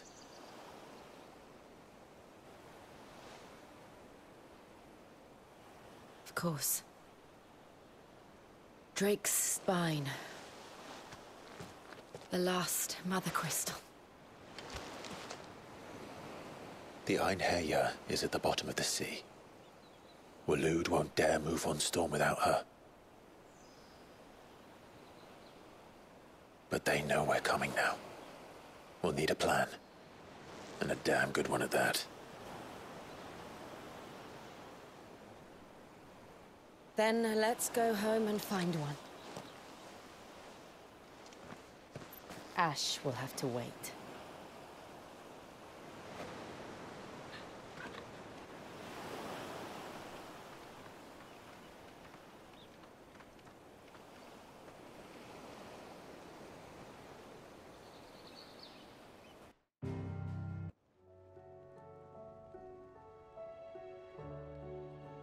Mid says Odin split the sea in two. She's always been partial to a tall tale. But there's tall, and then there's tall. I struggle to believe it myself. I see your uncle isn't with you. He stayed with the Enterprise. After our brush with the Einherjar, she was in urgent need of repair. And my uncle knows a shipwright in Randalar. We're to join him there when we're ready to sail for Ash. You sure that's wise? Last I heard, the place was still overrun with Akashic. Show me a city where that isn't true. Ultima's plague is spreading. We're running out of time, aren't we? We've done our best to shore up that hideaway. But I doubt a few planks will stop what's coming. Still, we'll keep at it. Every little helps, I suppose. Let's hope so.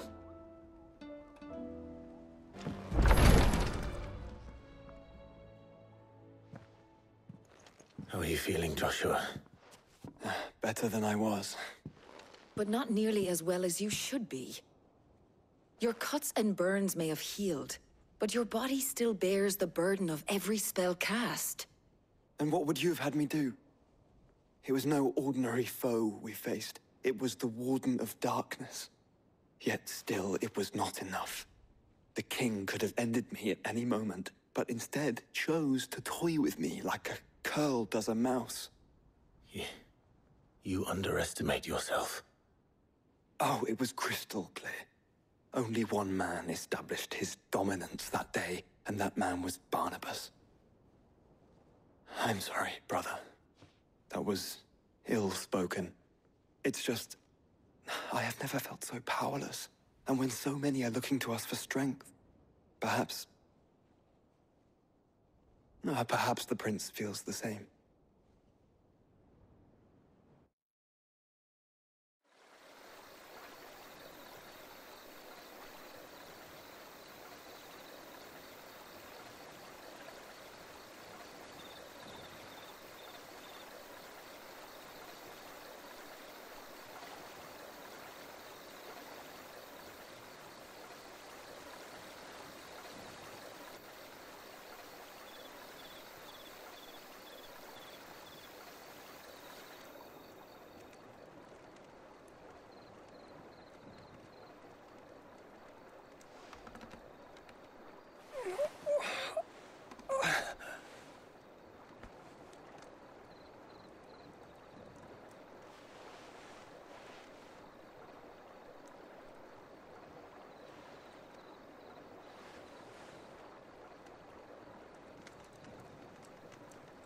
What is this place?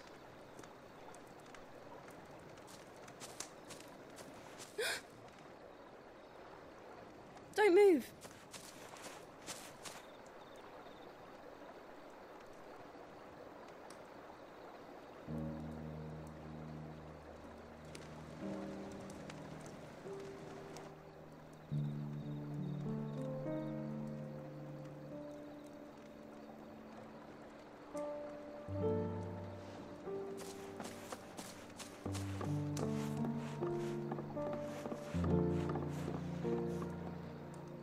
Here, it's fresh from the well.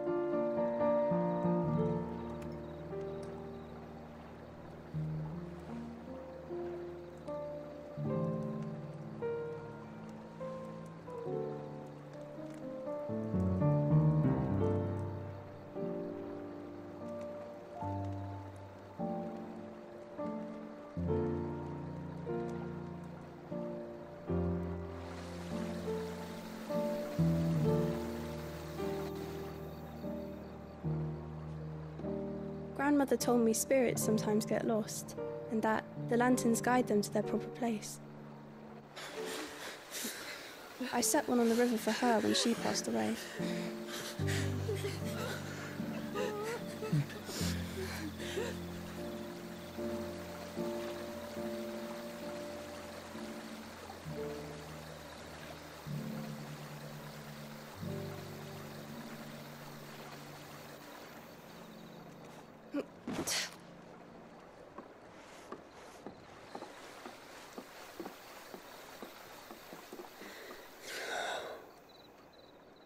The fiend works from the shadows.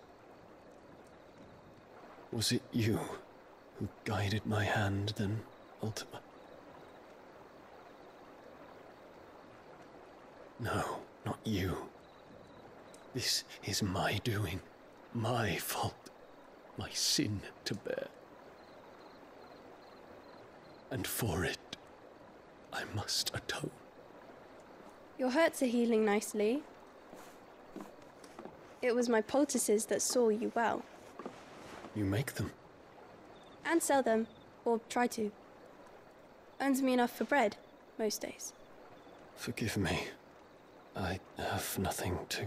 I know, but I couldn't just leave you lying there.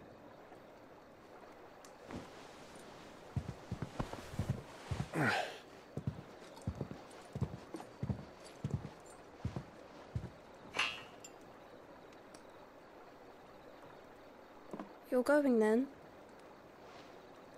Of course. I'm healed. Thanks to you and your poultices.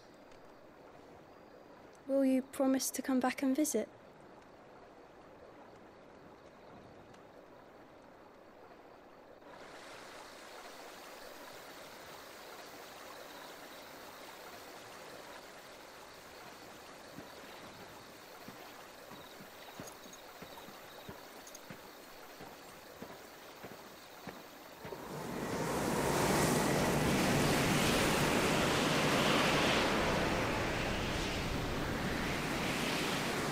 Oh, Phoenix, it would seem that I owe you my wings.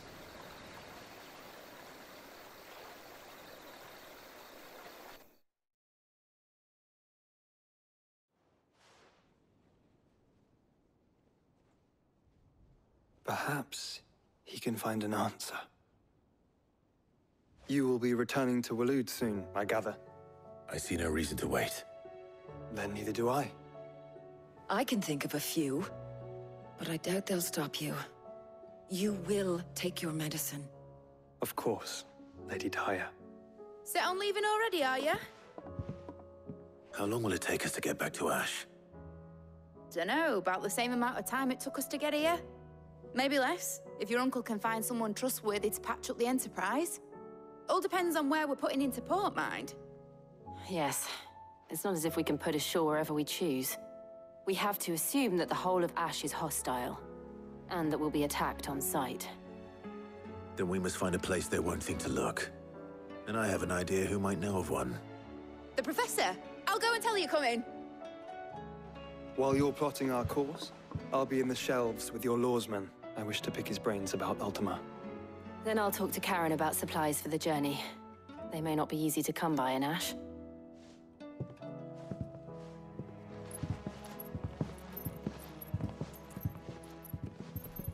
Your brother's body won't take much more of this recklessness. You know that, don't you? I do. Say it were a compliment.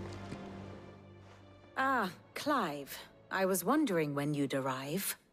Please tell me you've come to take our young prodigy here off my hands. I'm not here for Mid. I need information on Ash. Then why not ask Molly if you can look in one of her ovens? Go on. As soon as the Enterprise is ready, we'll be setting out for Drake's Spine. And we're going to need a safe place to land. Preferably one that won't see my ship blown to shit and splinters. If it were that easy, do you think Waloed would have resisted invasion for so long? Very little is known of Ash, and the information we do have is spotty and outdated. We have the good King Barnabas to thank for that. Waloed's borders have been closed to outsiders since the day he seized the throne. If there is anywhere safe to land, you won't find it on my map. And tell us what we will find. I'm sure you know better than we do. But no splinters! All right, if it will get you out of my hair. But interrupt me, and it's over. Understood?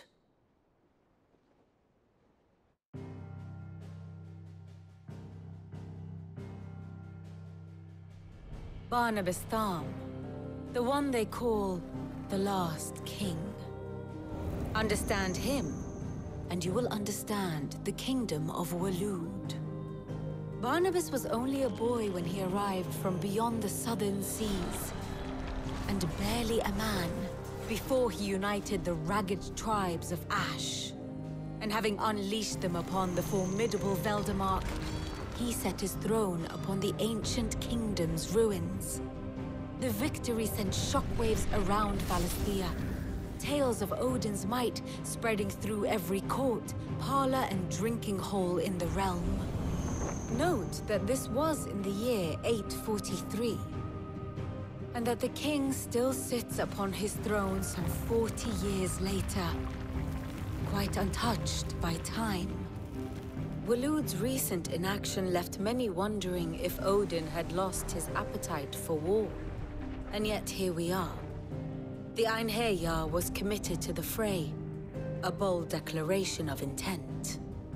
Orcs swarm around Drake's Fang, and throngs of Akashic haunt Canvas streets. Though how precisely the havoc they wreak serves Waloed remains unclear. Regardless, if the order to attack truly came from King Barnabas, then one thing is certain. Waloed has achieved the impossible and made bedfellows of beastmen and the ether-addled alike. All of which is a roundabout way of saying that you will be in unknown territory when you set foot on Ash. Much of the continent has already been lost to the Blight, and what few ports remain will be fiercely guarded. And that is to say naught of its natural defenses. Offshore currents will cast an ill-equipped ship out to sea one moment, and dash it against the rocks the next. But then the Enterprise is anything but ill-equipped, and Mid has made land there before. Now, if only there were someone with an intimate knowledge of the Shadow Coast, and where a daring gentleman might put ashore.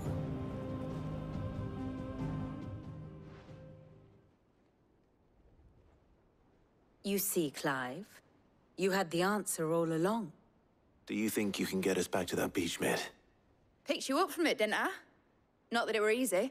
The currents were a right bastard. But then, if it wasn't hard, it wouldn't be worth doing, would it? Well said. Thank you, Lady Vivian.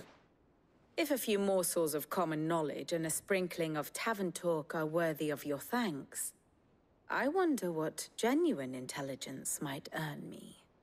Probably more visits. Mid, I need everyone in the ale hall now. I'll fetch Joshua from the shelves. Aye, aye, Captain.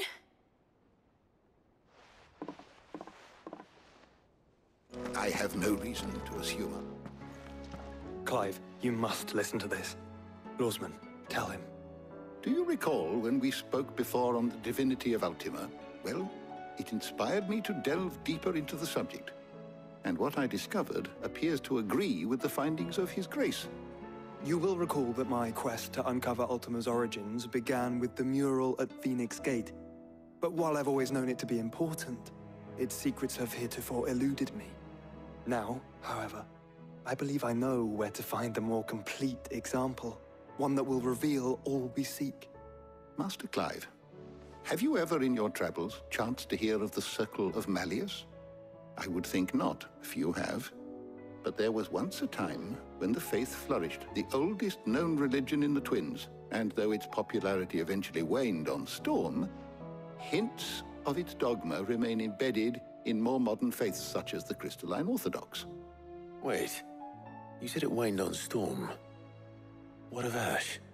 Religious monuments are often torn down or repurposed when new faiths rise to prominence. But if no new faith arose, then perhaps the ancient temples might still stand. And so, you see now why I must accompany you to Waloed. It would appear the past still has much to teach us, though in this case, it would not have been possible without the musings of Moss. To think that you carried a copy of my old mentor's chronicles all along. I am relieved to discover it in good hands. I shall guard it with my life. Joshua, if you're finished here, join me in the ale hall. I need to speak to everyone before we leave. Right away.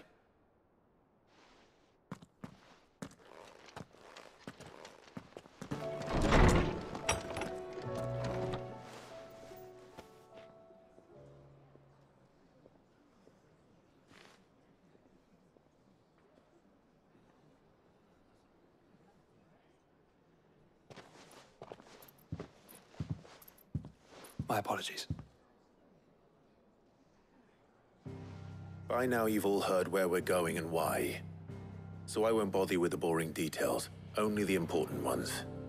If we attempt to approach Stone here by sea, there's a good chance we'll be sighted and fall prey to the capital's artillery.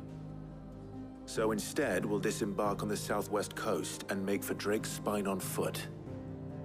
I say we, but it's highly likely the entirety of Ash is under the rule of Ultima. A large party would only attract unwanted attention, as well as slow our march and require supplies which may be difficult to obtain. Only Joshua and I will be going. And a scout. Preferably a good one. Gav, do you know of any? You bet your ass I do. Might still borrow some of Lady Vivian's maps, though. Just in case, like. Once you've dropped us off at the Shadow Coast, you need to retreat into neutral waters, fly merchant colors, and stay inconspicuous. If you sense any danger at all, you leave us behind and return to Storm. Inconspicuous is my middle name. But like hell am I leaving anyone behind. The ship ain't going nowhere till your scurvy mugs are smiling on deck. Jill, the Enterprise will appear a tempting target for Royalists and pirates alike. You're to stop anyone boarding. Don't worry. I'll keep the ship and her crew safe. You'll be needing passage home, after all. But... very well. If there are no questions, I'll see you all at the docks.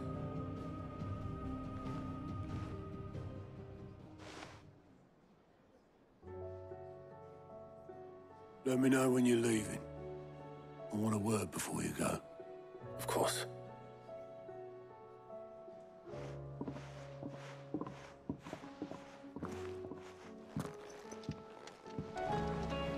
Is something wrong? Not at all. Honestly. Can't a man wish his friend farewell? Just wanted to let you know that I'll keep things in order while you're off saving the world. I'll hold you to that.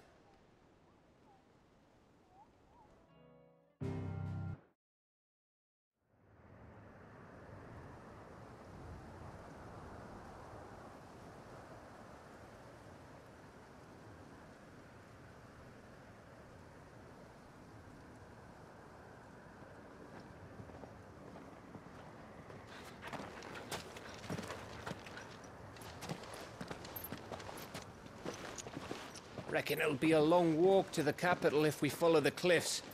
I'll scout ahead, see if I can't find us an inland route.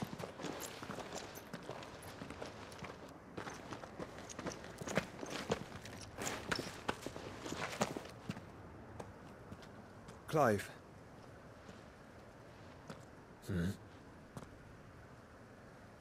There's something I've been meaning to ask. You took her icon, didn't you? Yes, I did. She understood.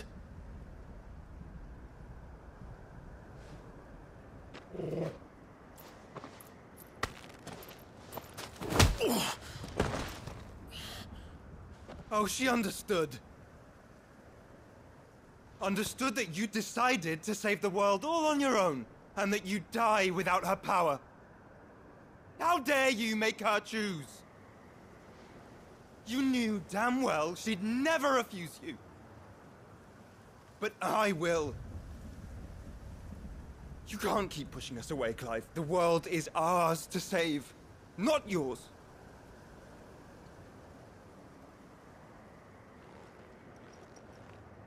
I used my gift because I thought it was the right thing to do.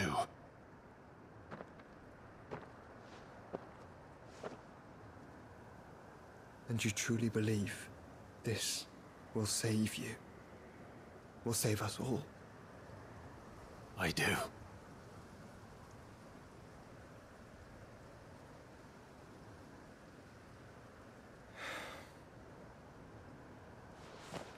Then so be it.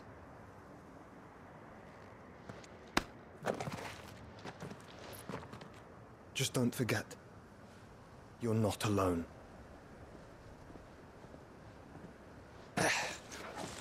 Think I found us a trail.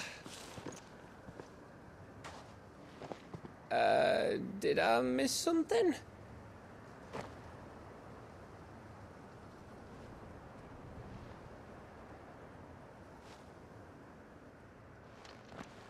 Only that Joshua didn't. I don't get it.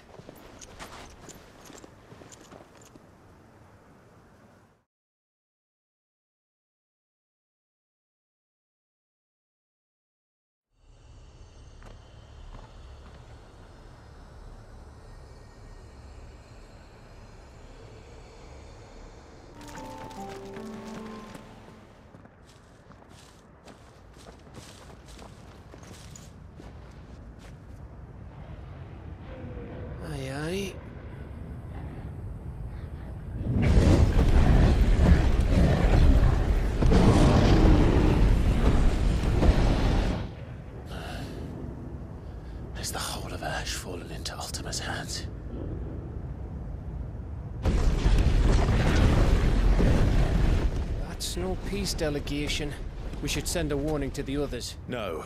My uncle will have an eye on the coast. I trust he'll find a way to entertain any uninvited guests. Our mark is Drake's Spine, and there's a lot of road between us and it. We press on to Stone here. Aye, you never know. It might not be a nest of slavering monsters.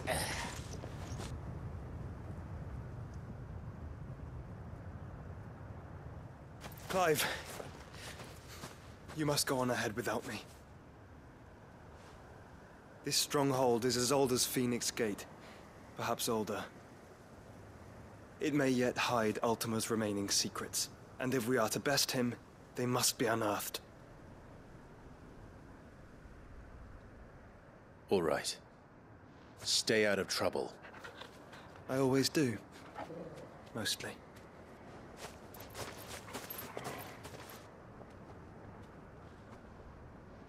You sure about this? About leaving my brother on his own. Of course. Mostly.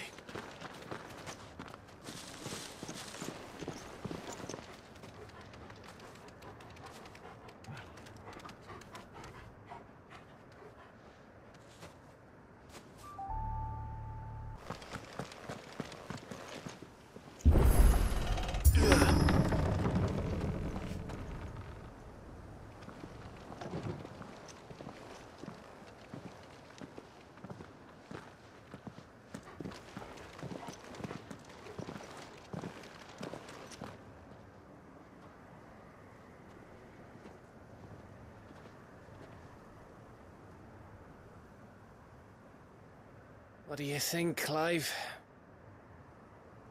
Then we're too late.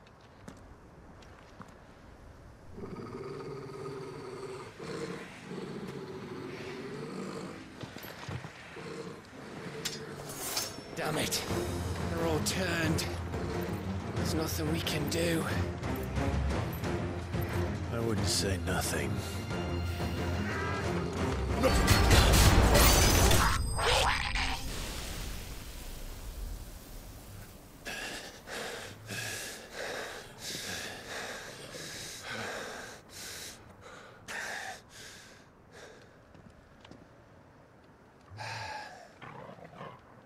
Gav? Gav! Don't tell me there's more of the bastards. Oh, fuck.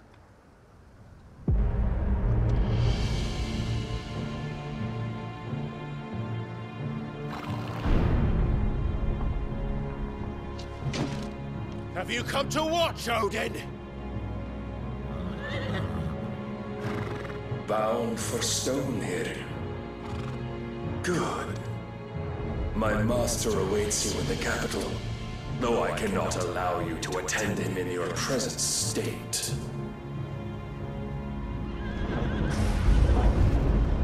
And how are you going to stop us? Why, with this!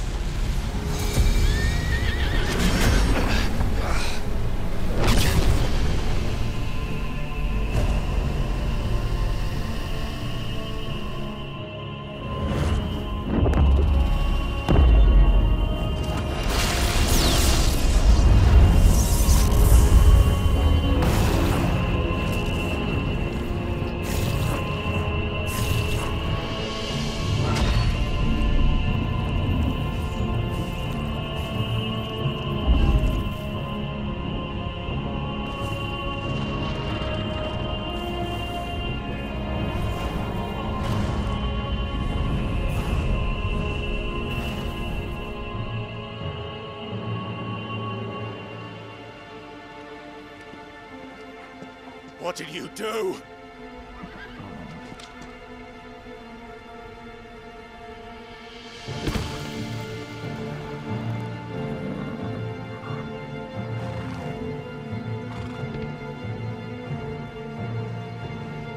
If the vessel would see the path opened, it has but to ask.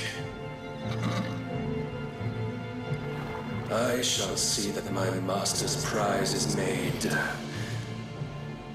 presentable.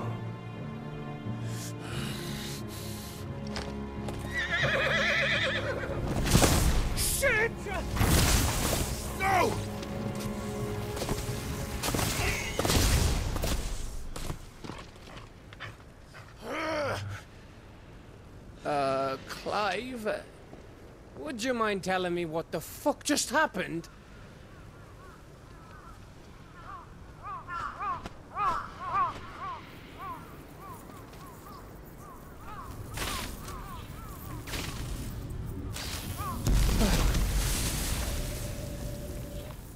Oh, you've got to be. How are we supposed to get through that?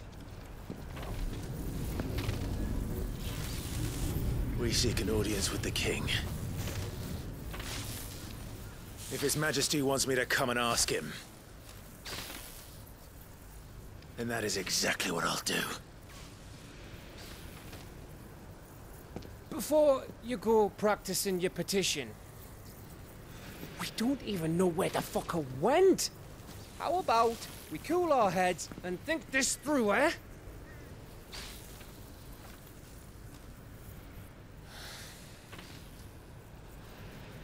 All right.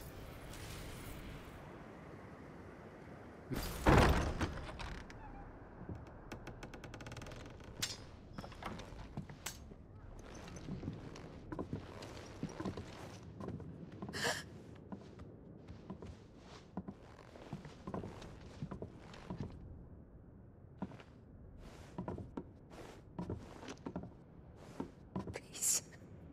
Please. Please, no. Miss. Whoa. Easy. Easy. We're not turned, all right?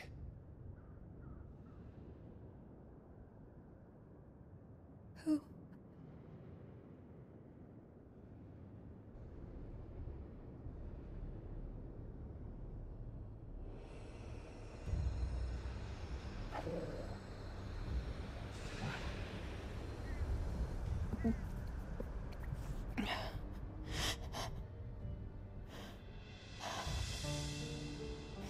My thanks, kind travelers.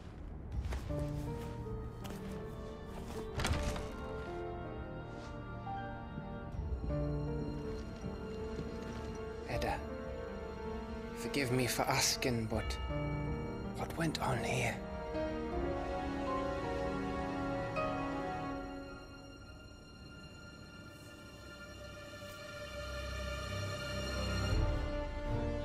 It all started when the skies changed.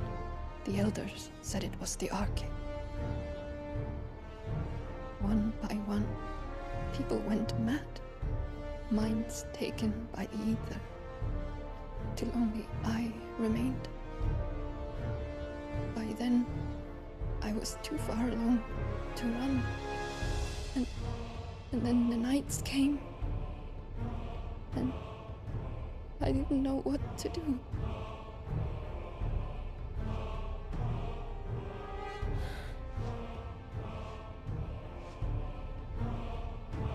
And this, Arche is... Just a story. Something our grandparents told us when we misbehaved. About how the heavens would grow dark before the land took her last breath. The end of the world. You said the others went mad. But where did they go?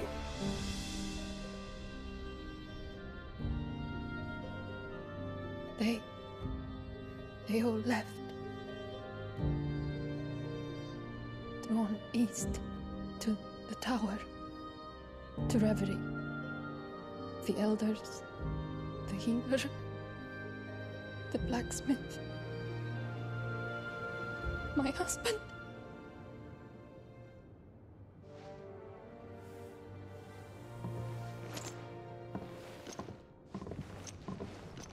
You thinking he did this? Of course. Who else could it be?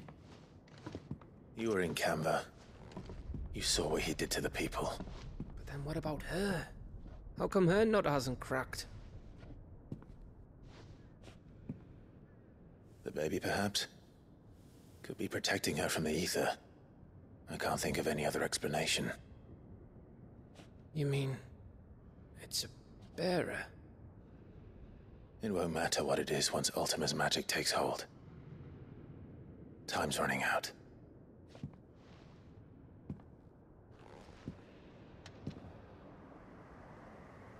This tower. That's where we'll find the king.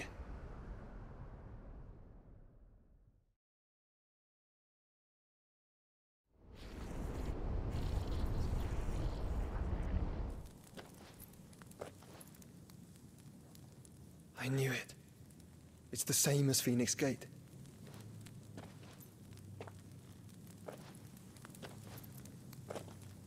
Which means at the end of these stairs should be...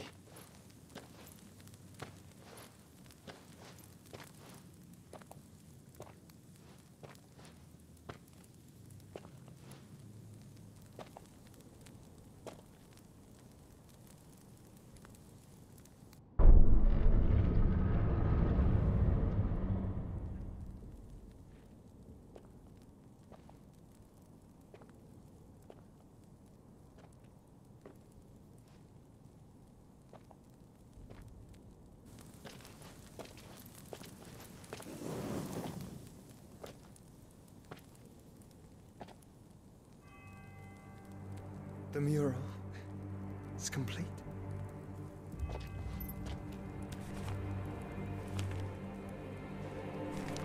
Ultima and this vessel, Ifrit. Garuda, Ramu, Shiva, Titan, Bahamut, Odin. Even Leviathan the Lost is here. But where is the Phoenix?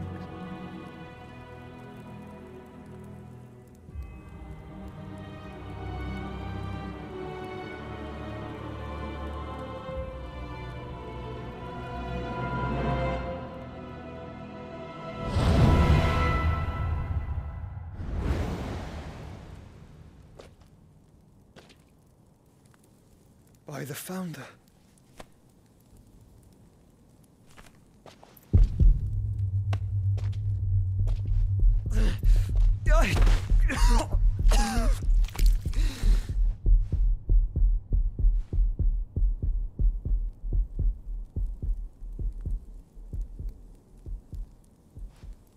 So that's what you want, isn't it, Ultima?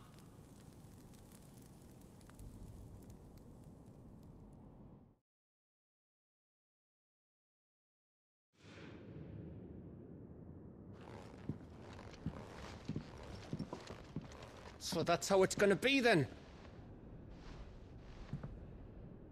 I'm not asking, Gav. I need you to stay with Edda. What? I must do this alone. If I don't return, you're to find Joshua and make for the Enterprise. Understood? Aye.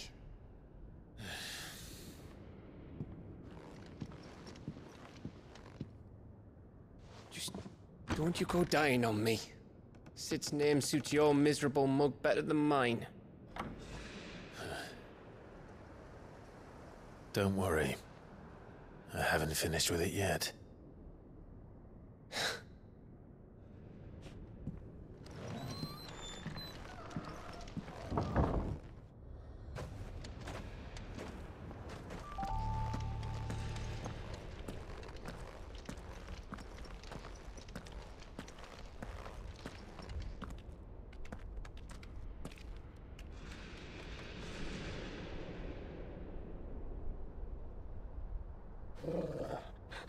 This is it, boy.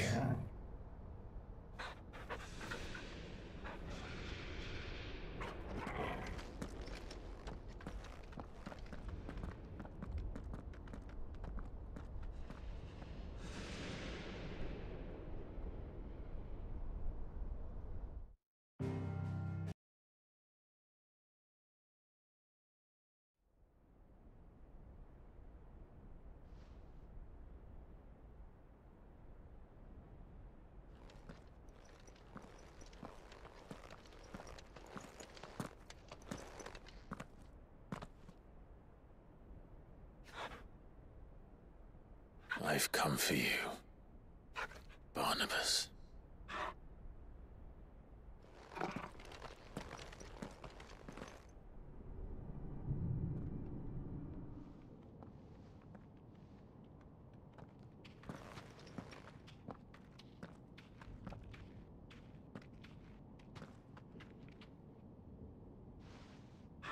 Stay close, Torgal.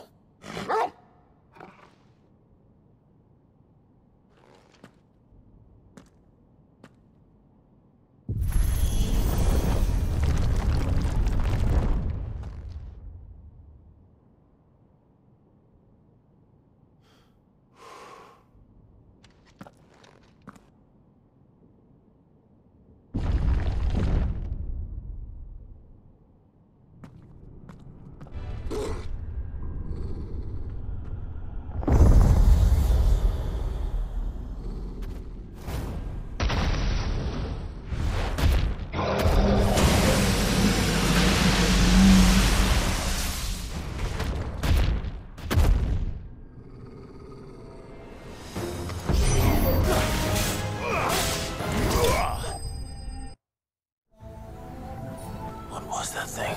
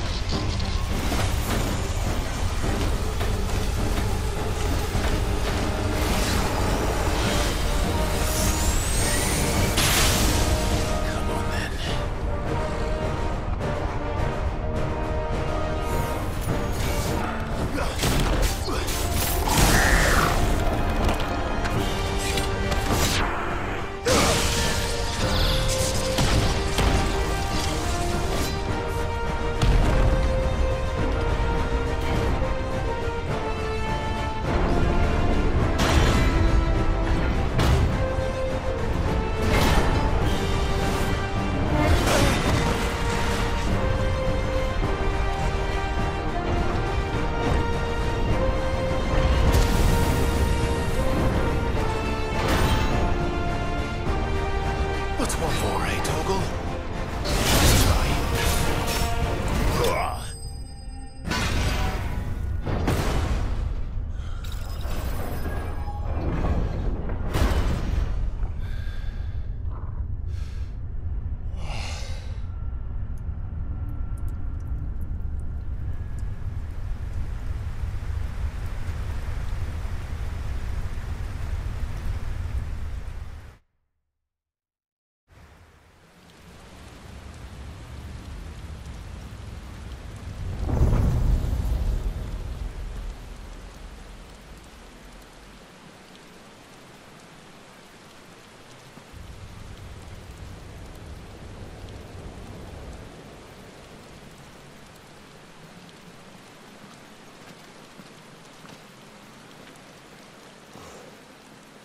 Almost there.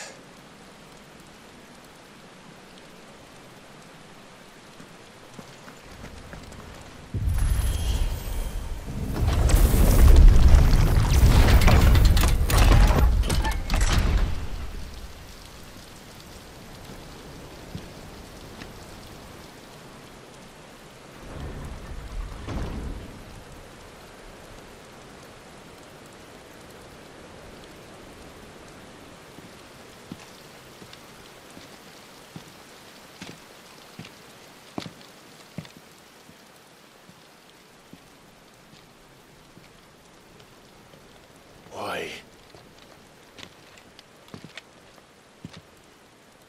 The blade must ever feed if her edge is to remain keen. Butcher. What care you for these worthless creatures? They are nothing. Weak from the moment of their conception, ever longing for power not theirs to command, they turn unfailingly upon themselves. Like sheep, they roam in filthy flocks, eager to trample those few gifted a fleece of gold. Or that they might feel contentment with their pitiful existence. Prejudice and persecution, severance and strife, every earthly wrong springs from the malice in men's hearts. Malice born of the pain and suffering that is free will. Its corruption is gnawed at your being from the very moment of your birth. You're wrong. It is no corruption. It is who I am. Every choice I make, right or wrong, gives me reason to carry on. And carry on I shall. Not as a puppet, but as a man. Which are you? There was a time I too thought those the only choices. What? Long ago, God granted man the gift of magic. And with that gift did he build great civilizations. Yet over time, man lost sight of the gift's true meaning, stepping from the path of shared prosperity to one of avarice. He abandoned his creator for sword and flame, and through his folly, beckoned the blight. Yet, there were those few who refused to turn their eyes from the heavens, and they prayed to God that he might lead them back to righteousness. And the Lord, he did answer. Before the worthy shall the gates of paradise open.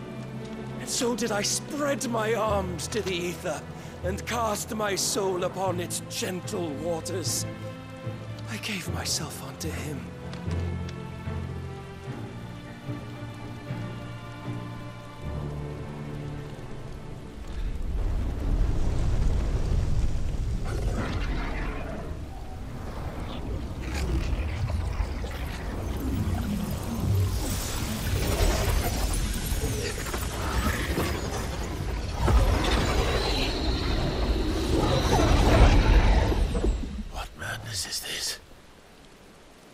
My worth proven, the Lord charged me thus. If your kind are to find salvation, they must be made to serve. You see, paradise lies but a single step away. Could we only take it? Could we only leave our transgressions behind? For none save the pure of heart and mind may set foot in the new world. I will save us. But it all begins and ends with you. You are the key, Mythos. And with this humble offering, shall I prove my faith once more. So you forsook your kingdom. You forsook yourself to serve. Tell me, how is that living?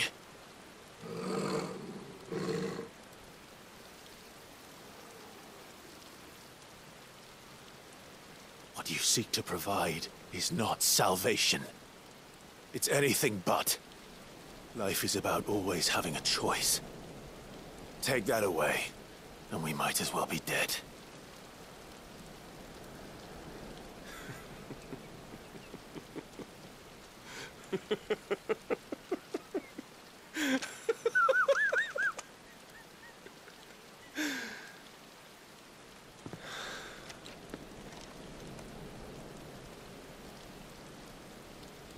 Very well. Come then. Show us the strength of your will. It's not the strength of my will that should worry you, but the weakness of yours.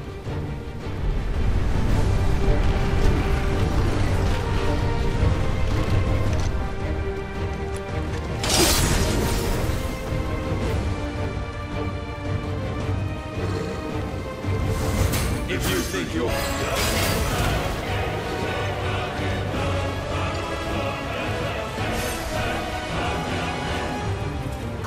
chose you to serve as his vessel, and you cling to this foolish notion of hope when there is none.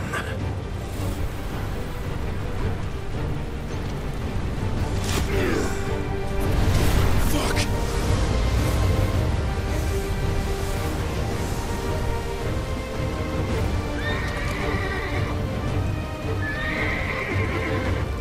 Desperate, are we?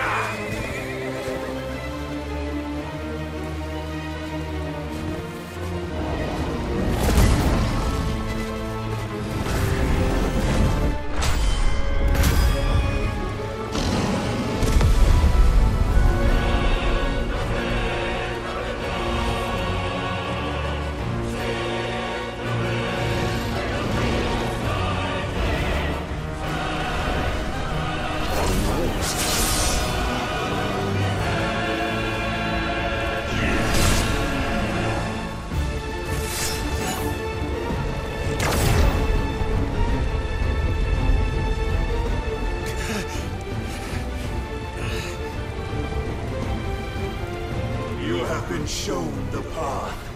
Now you must follow it. Free yourself, Mythos. You will not defeat me otherwise. We'll see. Perhaps you shine.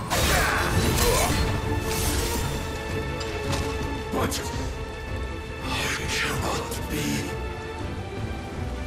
Defeated? You admitted defeat the moment you turned your back on us. When you turned your back on the truth, Barnabas. We are not as weak as your God believes.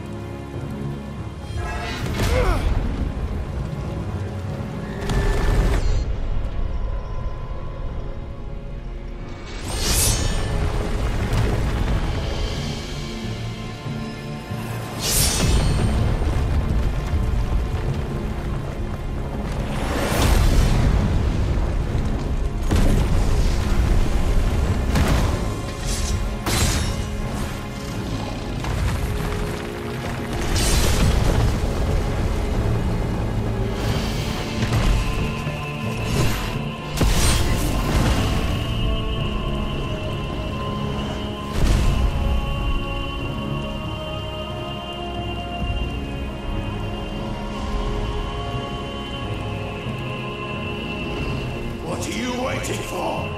Men know nothing of strength.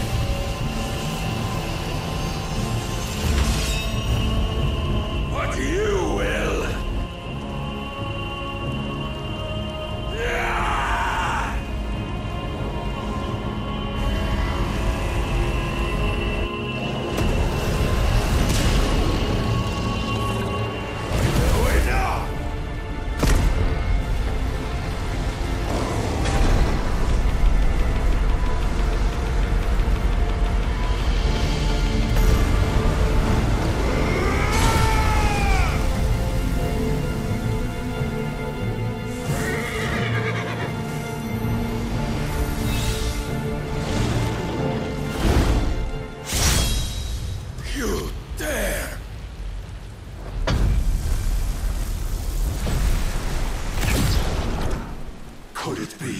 a weapon of your weakness?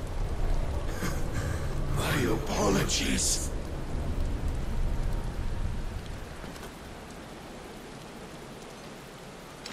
You are not the fool I took you for. And so it ends. No!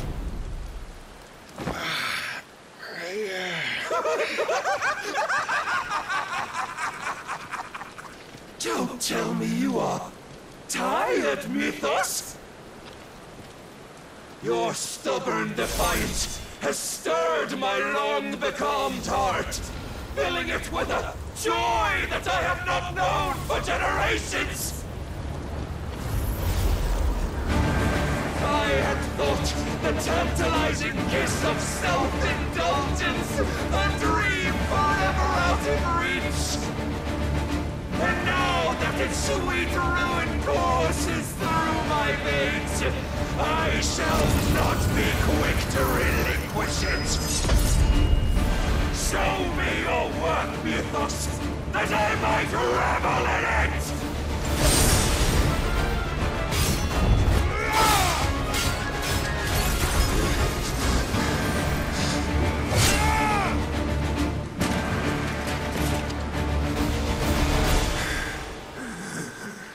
Well,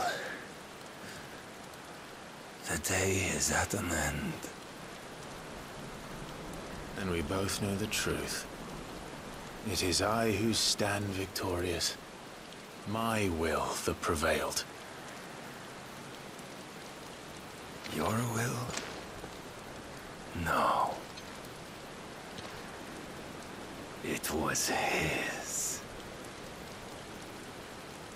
Clive Rossfield.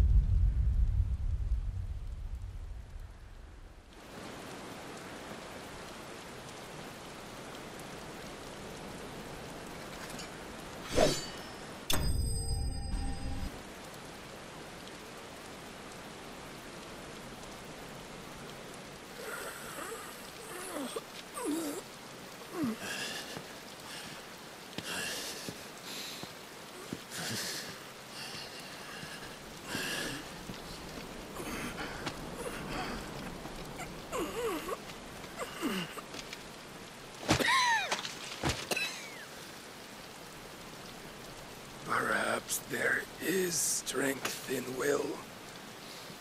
Would that I had not relinquished my own.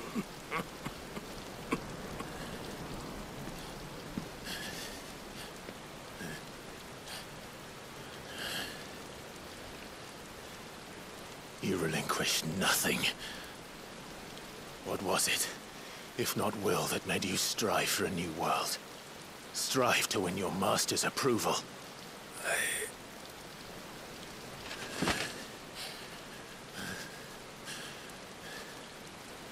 You were shown a fantasy, and you chose to believe it.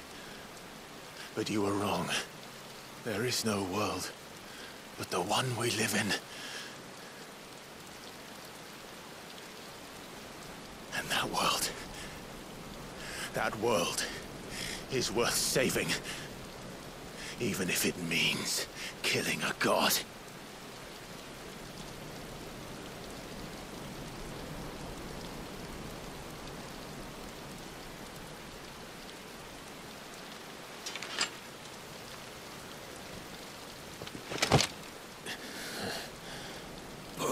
Words from one who has served the Lord so well. This is pointless.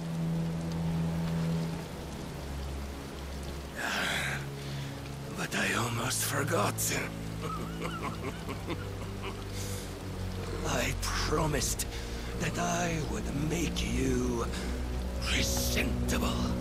Did I not?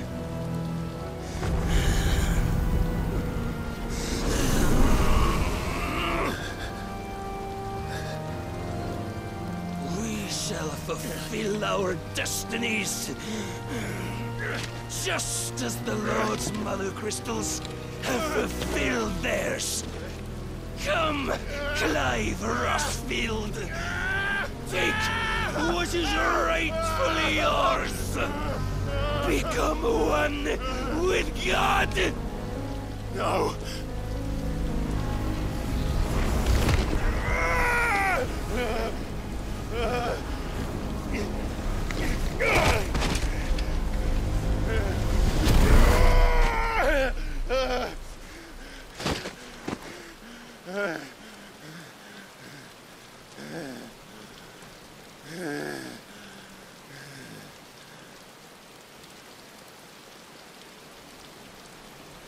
At long last, salvation.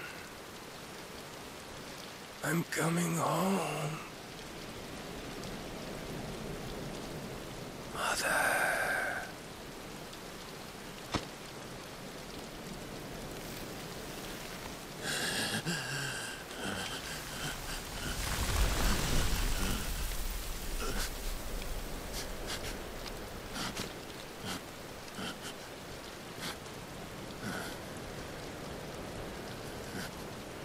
Tell me, how does it feel?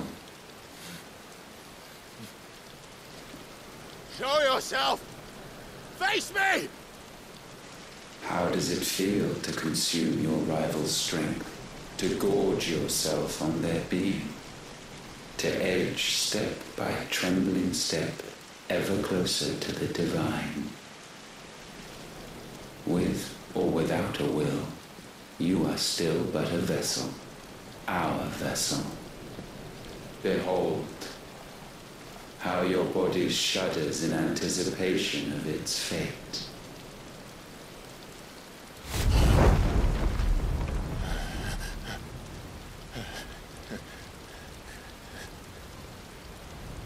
Oh, it's not yours yet. No. Come then, O wayward child. We shall await you upon the back of the first worm. There, all shall end and begin again.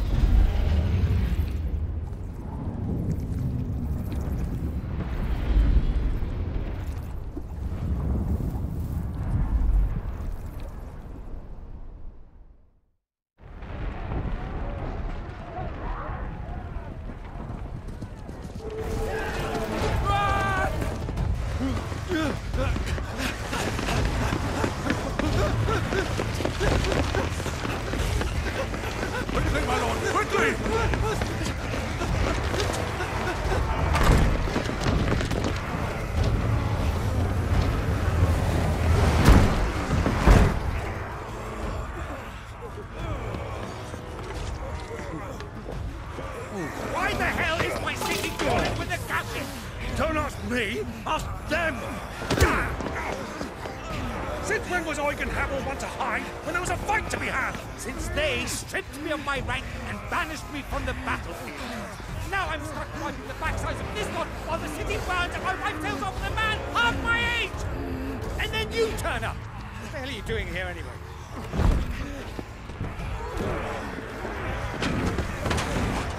What indeed? The enemy numbers 200,000 or more, counting yours. There are simply not enough soldiers garrisoning the capital capital to repel an army of that size. Then one of the central keep, held by a contingent of soldiers and bearers from the surrounding boroughs. They are the sole reason it still stands. And all it took was an army on their doorstep to bring them together. The prospect of death does put things into perspective. Perspective. Perhaps it's what we've lacked all along.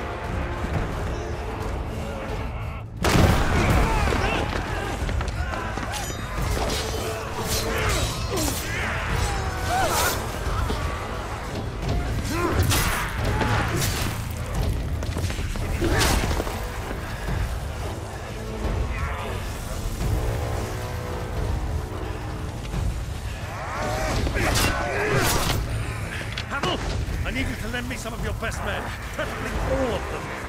My best men! Does it look like I need more?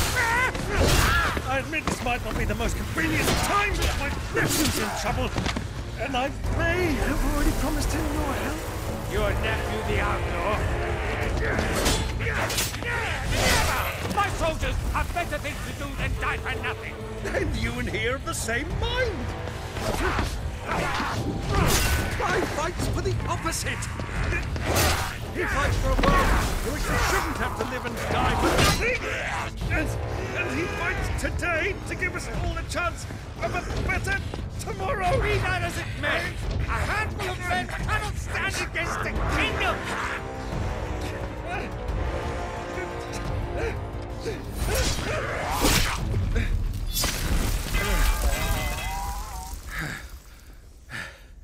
Then mayhap they are the wrong men. Well, I'll be damned. Our numbers are few, but I shall rally as many of my dragoons as I'm able. You, apprise the Lord Strategist of the state of the city's defenses. Yes, Your Radiance. And you would fight alongside us? I owe the Phoenix a debt.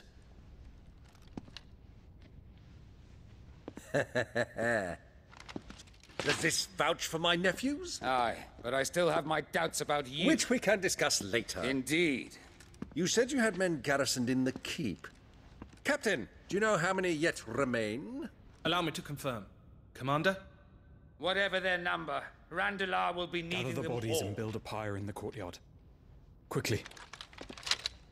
Terence. My lord.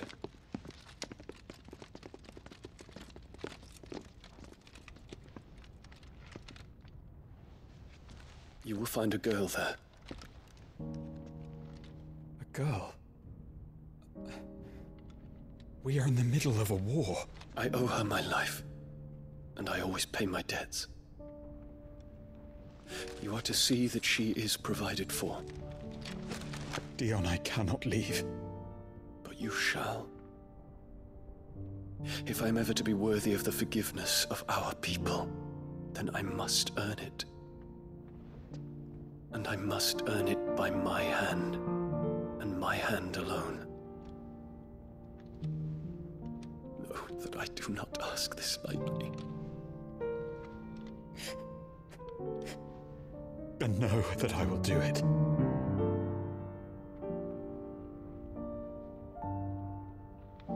Farewell, Terence.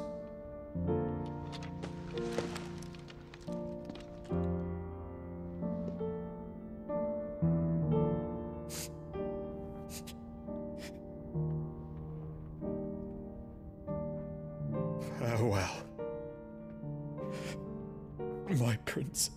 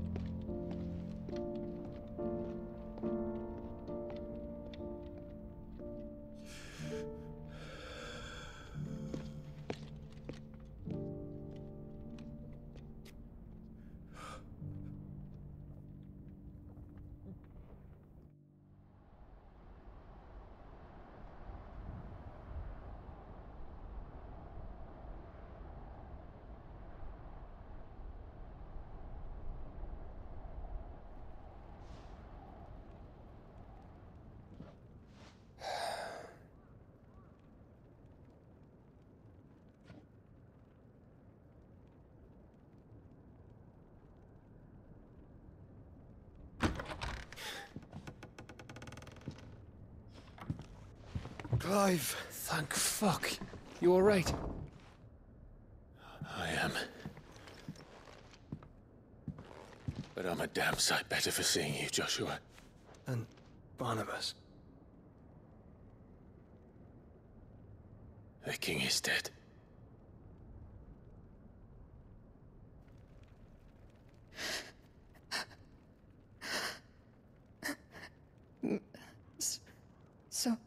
So they're all...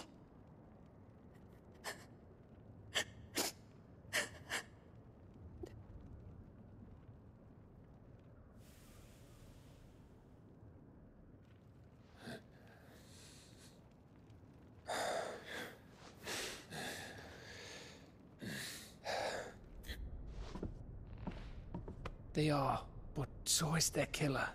He can't hurt anyone anymore. You're safe.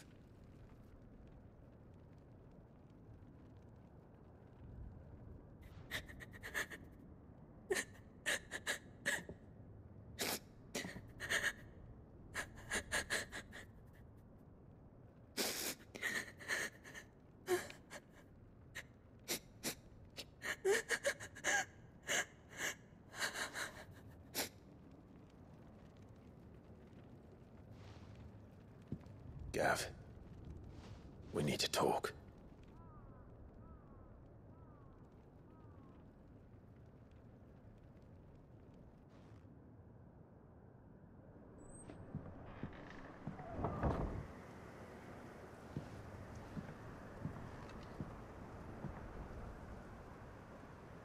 I'm sorry, Clive.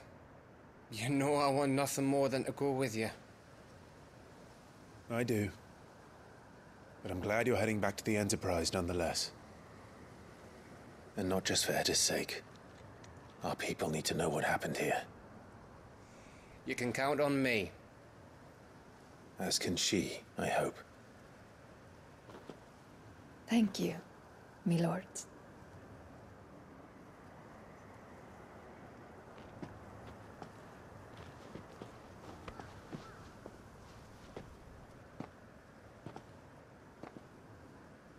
Do you think that was wise? Wiser than leaving a woman with child alone in the Deadlands. They'll be safer at the hideaway. For now, at least.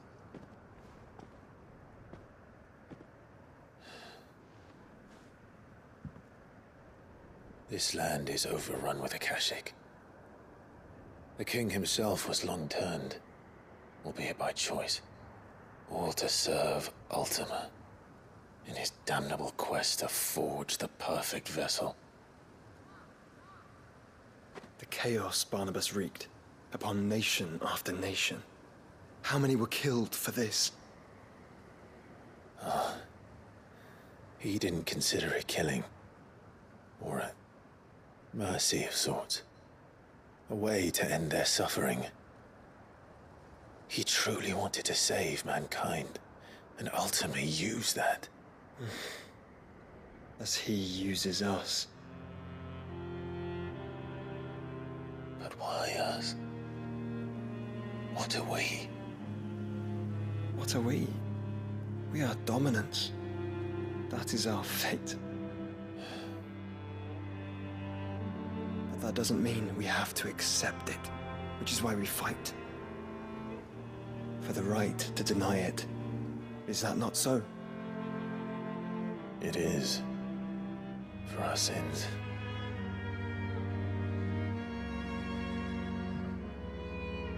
Barnabas said something else. That the Mother Crystals were Ultimas. Ultimas? Are you certain? We know that the Mother Crystals have been leading the land of Ether. And we also know that it's this which hastens the spread of the Blight. But what I cannot fathom is what Ultima stands to gain from that. What did you find at the Stronghold? The truth about Ultima's prize. For so long, I believed it to be you, and you alone. Yet, it is not merely a fruit that he desires, but a fruit and phoenix both, that which we became in the skies over Twinside. Only when the twin flames are joined shall his vessel be complete. Quite why he needs a vessel is another question. Unless there is something he cannot achieve without one. Something his immaterial form precludes. Something requiring an unthinkable amount of ether and a body resilient enough to channel it. If I did not know better, brother, I would think that he meant to cast a spell. A spell 1,000 years in the making. A spell to end all spells. And he cannot do it without us. Nor without the Mother Crystals. But if we destroy them all, we will stop not only the Blight, but Ultima as well.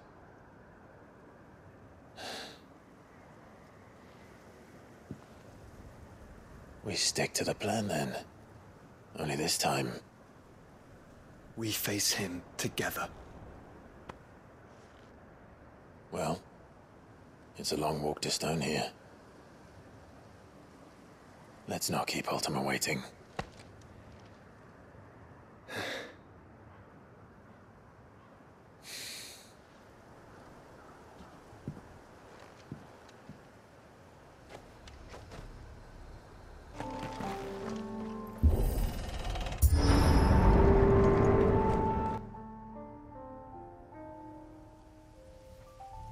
Don't tell me. The only way to the capital is through that gate, just as you surmise. There's an army down there, Joshua. Yes, but I don't see any dominance.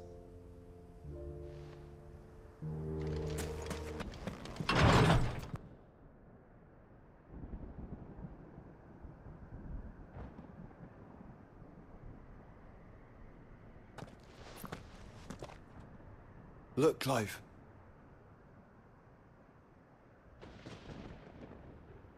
By the Founder, the place is a fortress.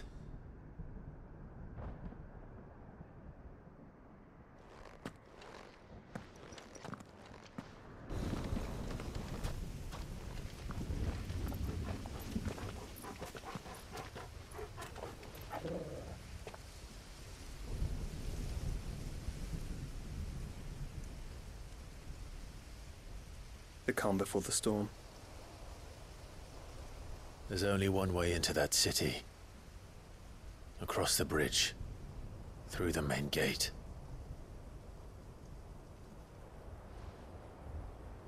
Right into the midst of whatever is left of the late King's army. Are you ready for this?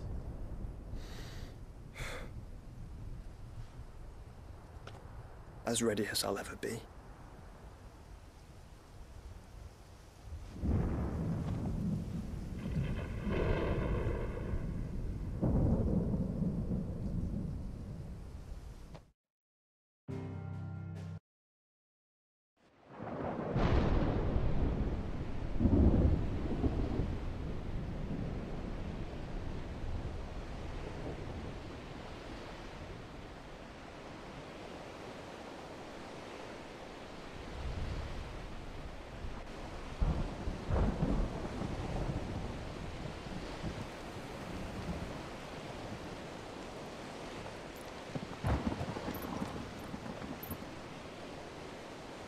What the hell happened here?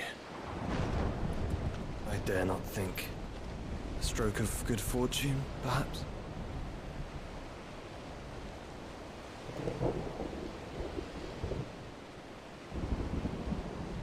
I hope you're right. So do I.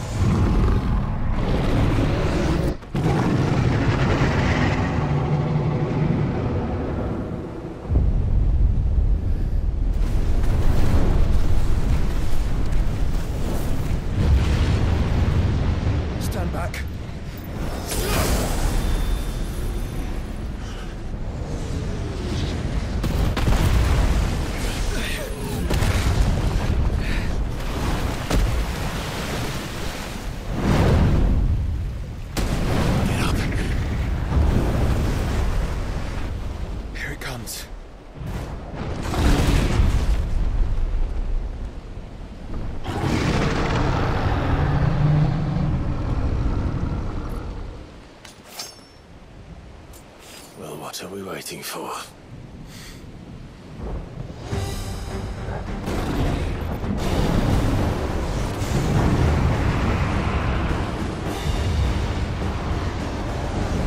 No! Stand back! I'll conjure a ward!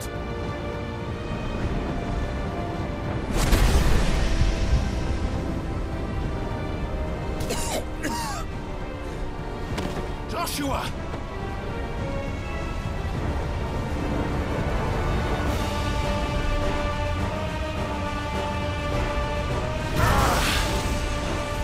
Desperate times. Clive, no! Trust me. Earn your shield, remember?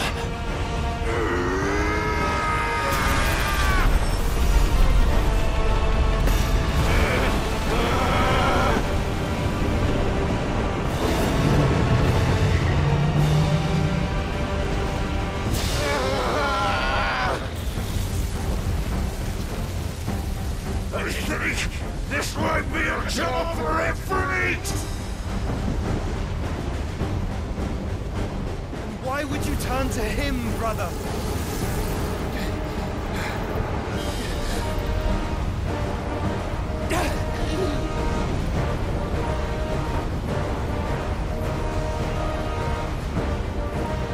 When we fight together.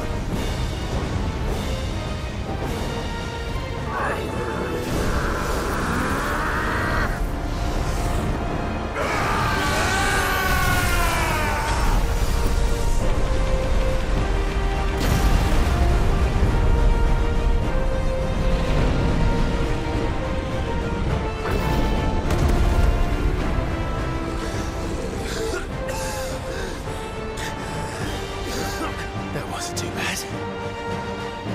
That was just the beginning.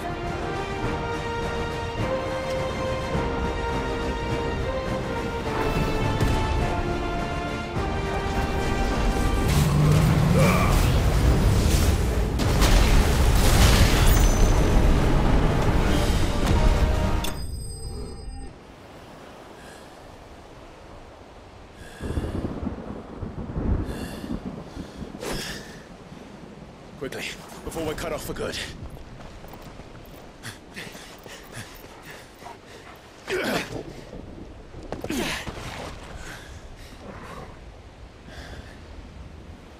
If it is like the others, the entrance to the inner sanctum will be at the foot of the crystal. We're almost there.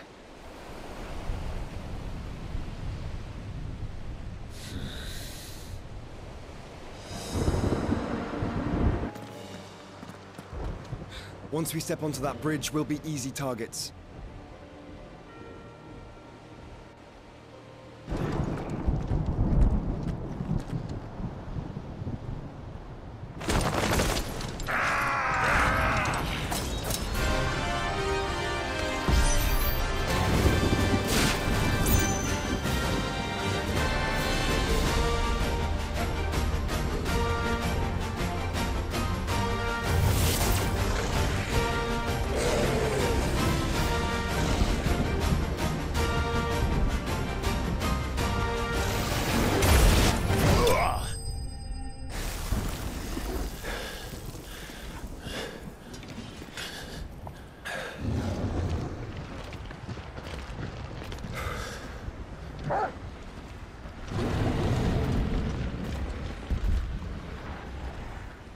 There's no end to them. The whole bloody army's here. Stand back, Joshua.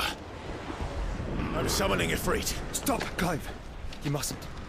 We still have a long way to go. If you tap your strength here, you'll have none left to destroy the heart. Then you'd rather die?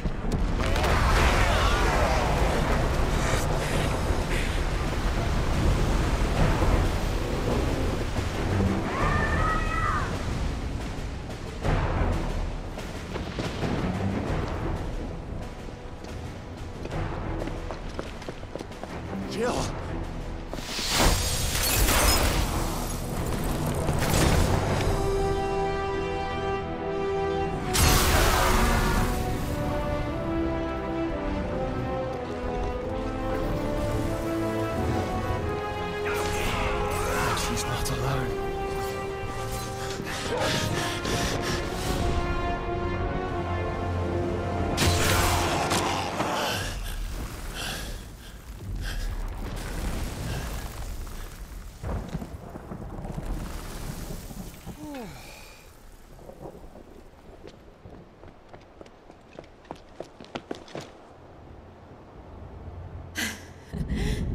surprised to see us. How did you? Gav. He told us exactly where you'd be.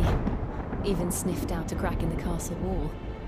And when we saw the heavens come crashing down, we had no choice but to believe him. It's been quite a day. To what do we owe this honor? A debt I would see repaid. Prince Dion. It's good to see you well. So, this must be Ifrit. Your uncle bade me give you a message. Listen to your heart, and guide your steel true. Your father would expect no less. That is all. Thank you. For everything, Your Highness. Dion, please. You do realize the only thing we've freed so far is this wall from its foundations, right? Now, if your lord and ladyship's quite finished... Well said, Gav. We have work to do.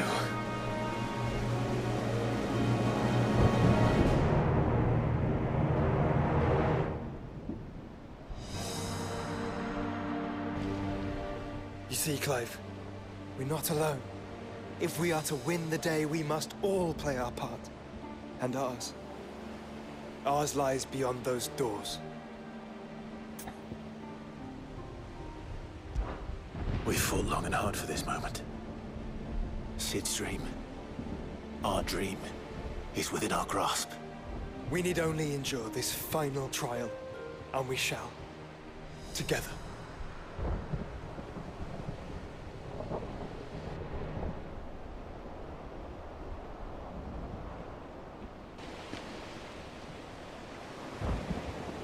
You all know what it is that awaits us beyond this gate. And we shall face it together. Aye. Aye.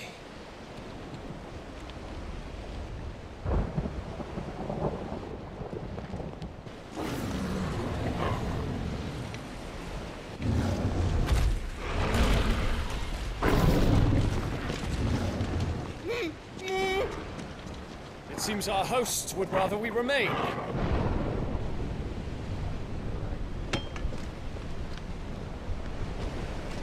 I will stay them. We will stay them. Go! Just don't keep us waiting. Thank you.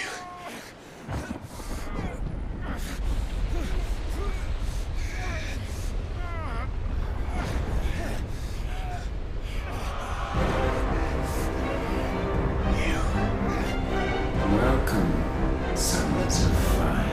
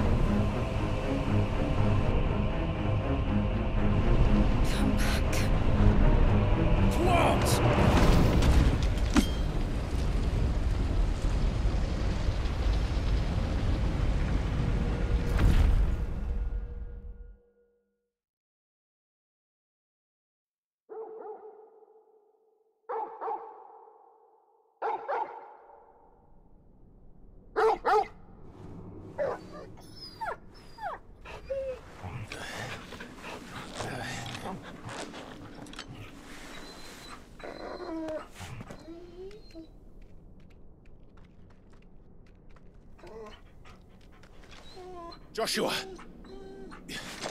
Joshua! Wake up!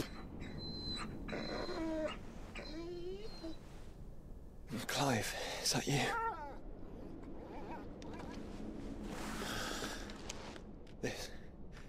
This isn't stone here.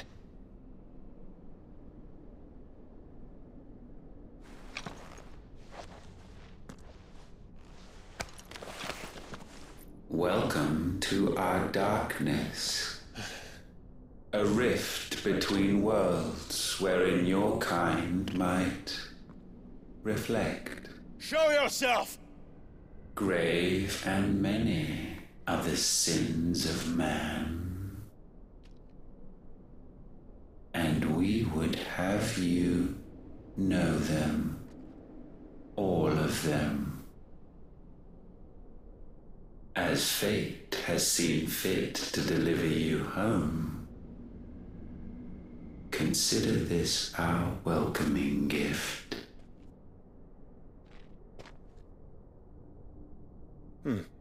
It would seem we are trapped.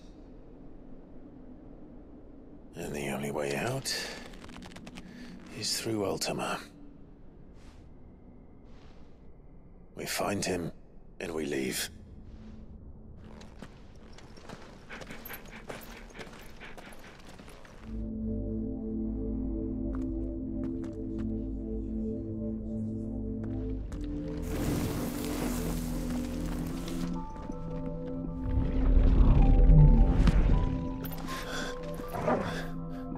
If you are to comprehend the full extent of your transgressions, we must go back to the beginning.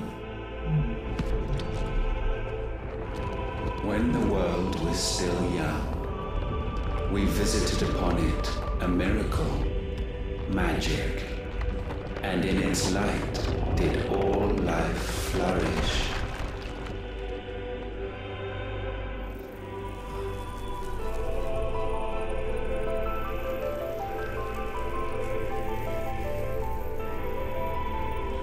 Yet the price for this boon would prove heavy. A pall descended upon the land, painting the horizon black as night. Though we labored to forestall its spread, in this one endeavor we stood powerless. And so we fled, that we might endure, that we might discover a means of salvation.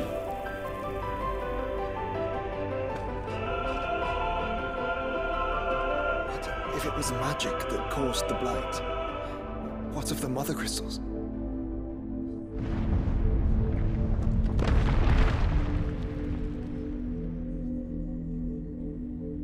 I expect he'll tell us soon enough.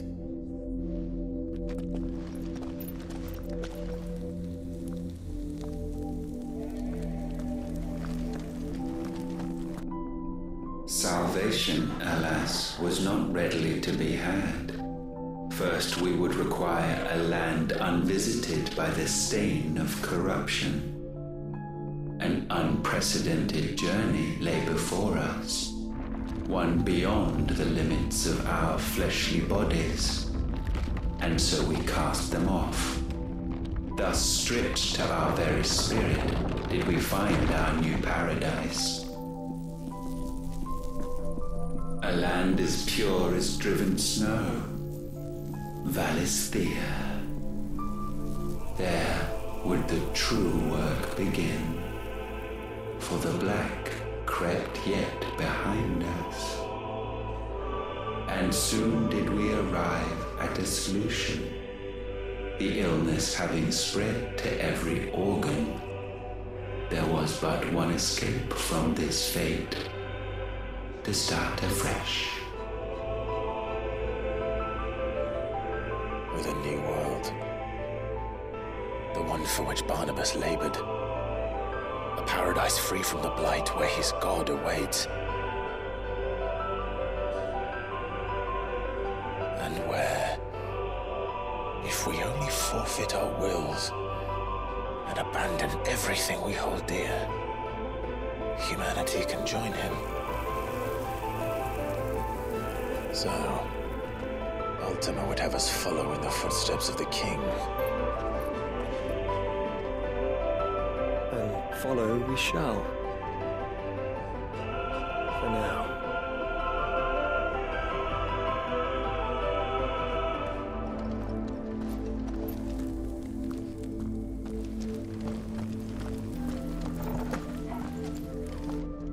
To forge a new world would require not only power, but a constitution strong enough to wield it. Acquiring the first would be simple. Untouched by the blight, Valisthea was replete with ether, and we had only to place jewels in her crown to claim it. Acquiring the second, however, demanded creativity. And so I cast forth the seeds of humanity. You created us. Is that not what gods do? We sowed the seeds for you, Mythos, all that you might one day blossom. And our future thus secured, we thought to slumber, though that would prove a grave mistake. For it was as we slept that man committed his greatest sin. He awoke. Alone in a world bereft of his god's radiance, he stumbled blindly, desperate for guidance. Finding no light, he sought to kindle his own. And from that single errant impulse was his will born.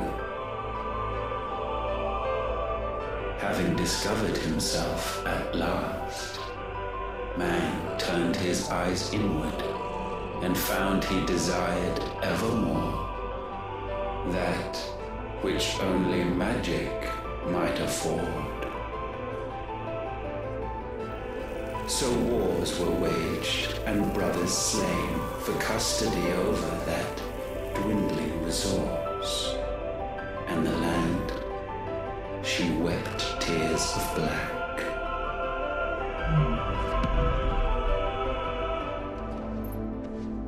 He would condemn us for this. Surely he cannot be so blind to his own hypocrisy. Not blind, just unwilling to admit the truth. Though we're one and the same.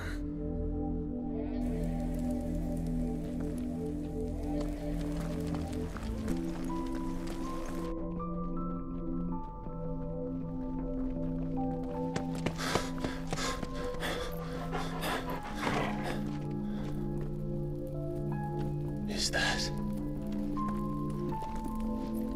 Ifrit, or what's left of him? Long have our ashes lain cold for want of a spark. Cast your eyes upon them and see what you must become.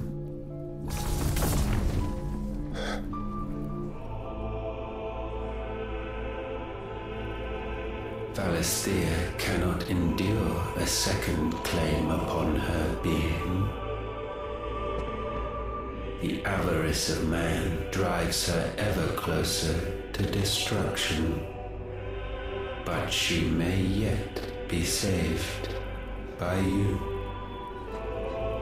It is what you were born to do, why we nursed you and fed you as your own mother should have.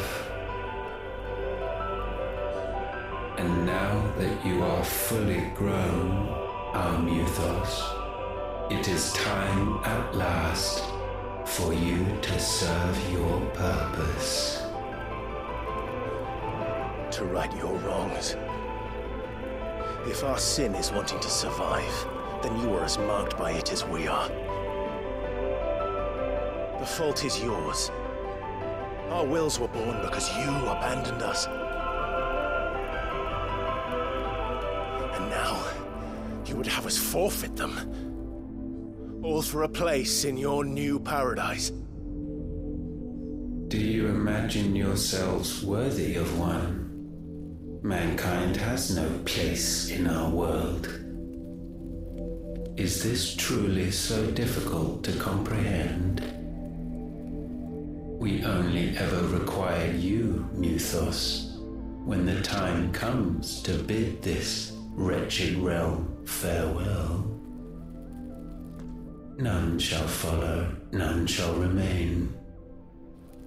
What do you mean, none? This is our world. Once the land's rebirth is complete, humanity will have served its purpose. Why would we continue to suffer that which has caused us so much vexation? Because the land doesn't belong to you. It belongs to us all!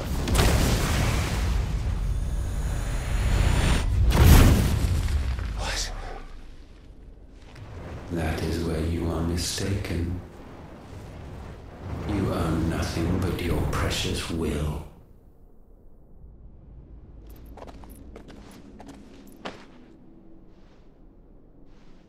Brother.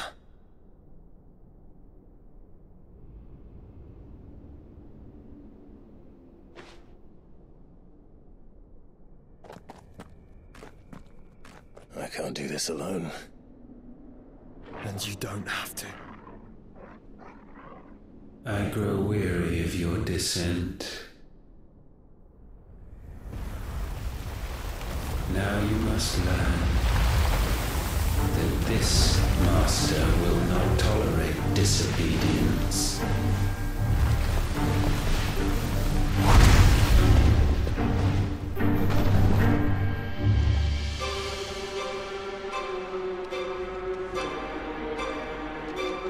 My friends, my family.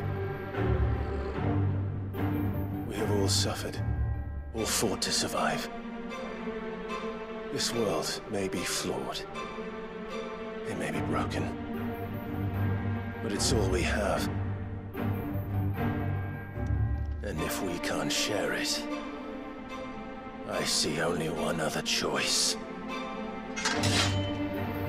You have to go. You may have created us, Ultima. But it's time we lived on our own terms. This isn't your world anymore.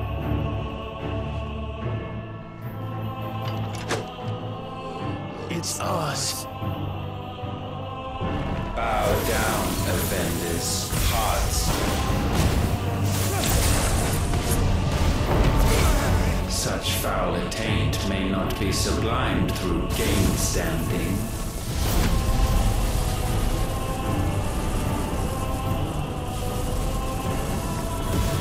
Only with heads hung low is penance paid. Oh, wretched mortals incapable.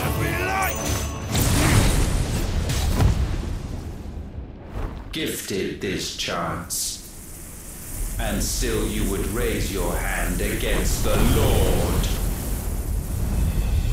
What now? The darkness bends.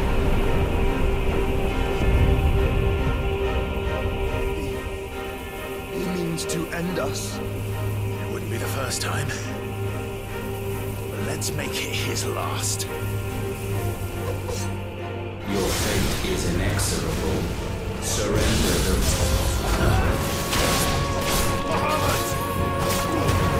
At last.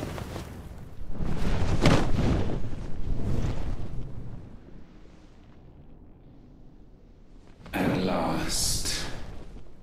For countless generations have we awaited this moment.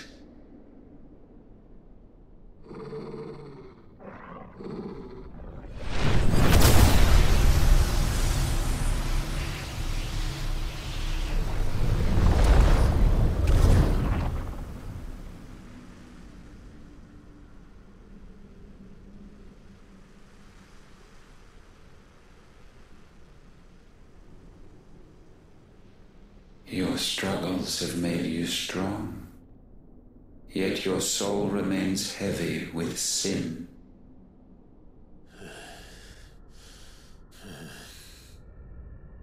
Absolution is nigh.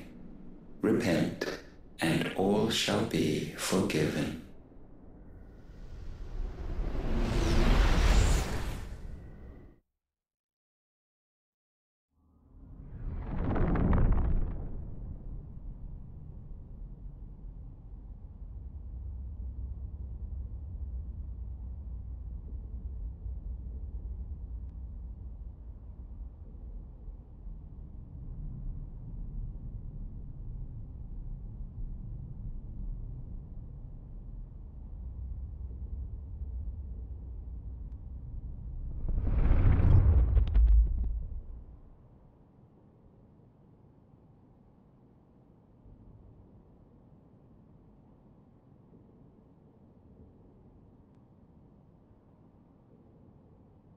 Tell me, Clive, how many lives have you saved since taking my name?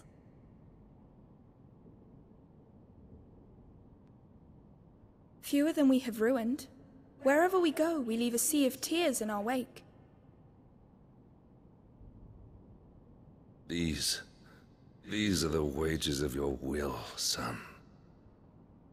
What good are our choices when all they ever bring, all they will ever bring, is death? There's no atoning, Clive. No matter how hard you try. So why not leave it all behind?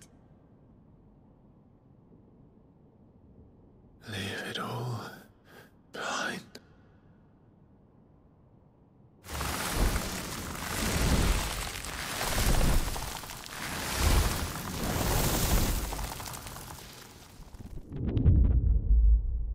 Clive!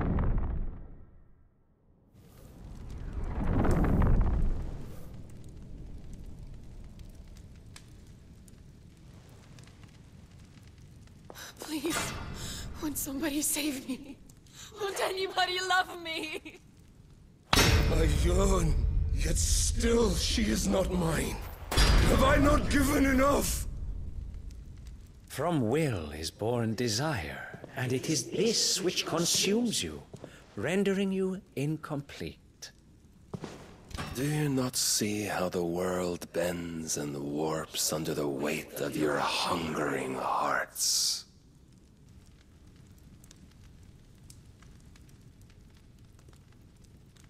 What if it could all just go away?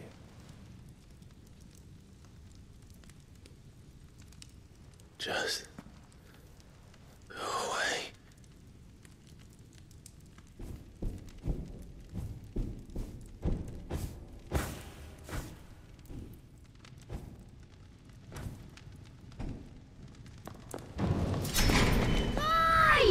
Clive!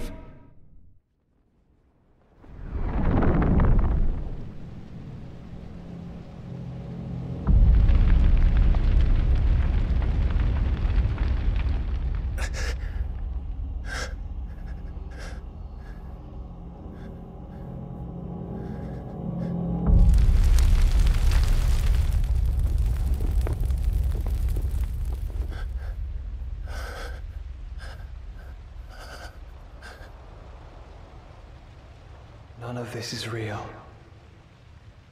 Wake up.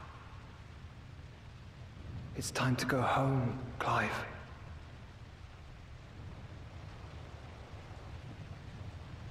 Clive. That's right. You're my brother. Brother.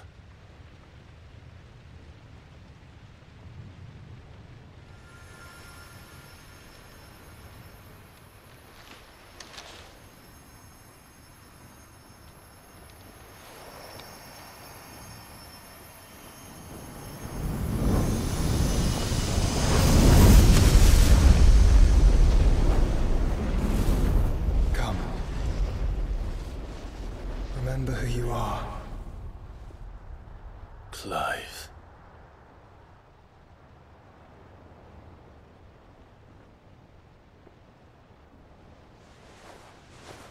Once more, lest you forget.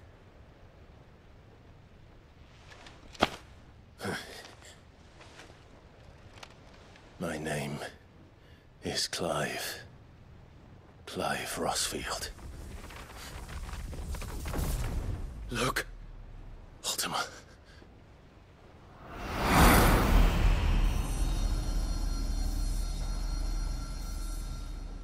Even here, the light of the vessel's will cannot be quenched. And the Phoenix, his trespass should not have been possible. Not possible unless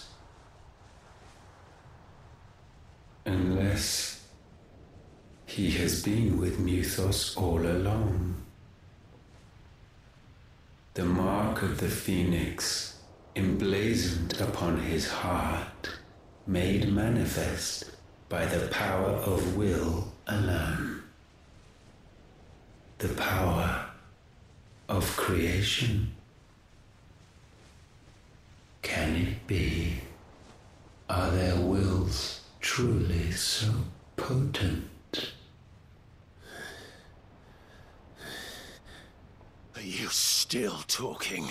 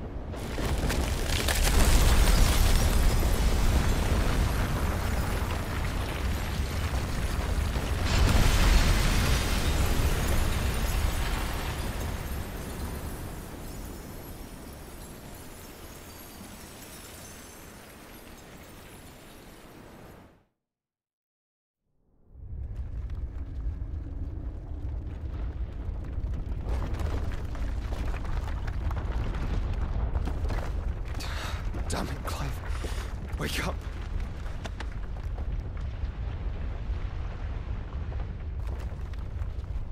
That. Sorry to wake you, but I think it may be time to leave. This place.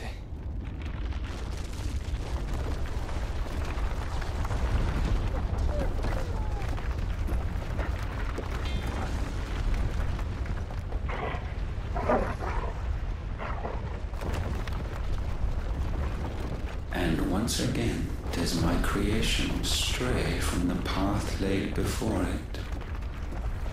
Steeped in conceit, you fancy yourself a god. You embrace Logos. But we will put an end to this hubris. What are you talking about? In the halls of origin does our true power quicken. And there shall you be made complete. Soon, Mythos, soon you will discover how little you know of suffering.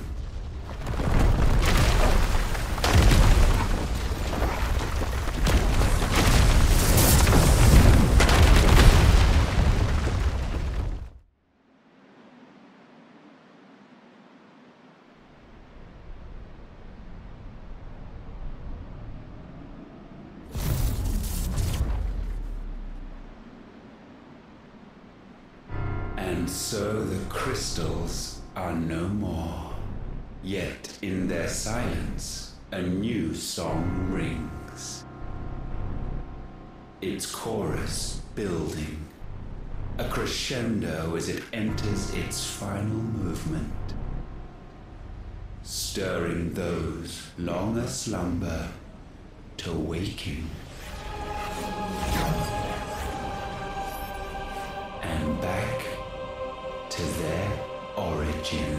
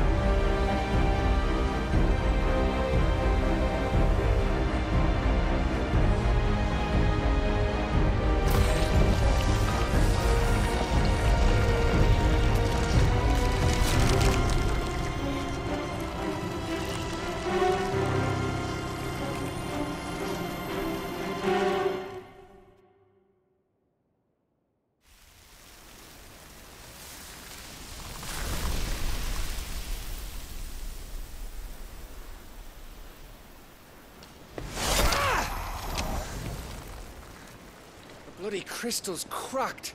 So where the hell are they?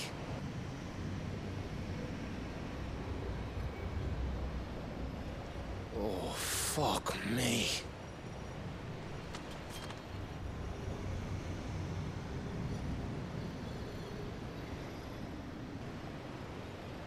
Is that ether?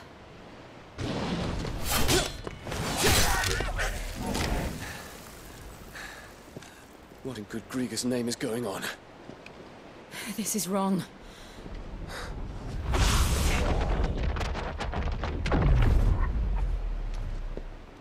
Are we back? Clive! Joshua! Jill!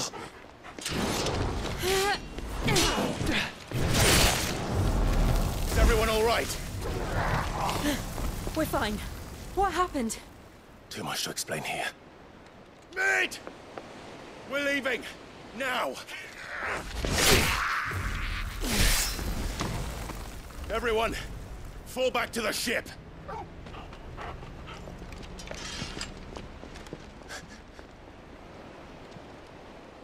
I will be with you anon. Thank you.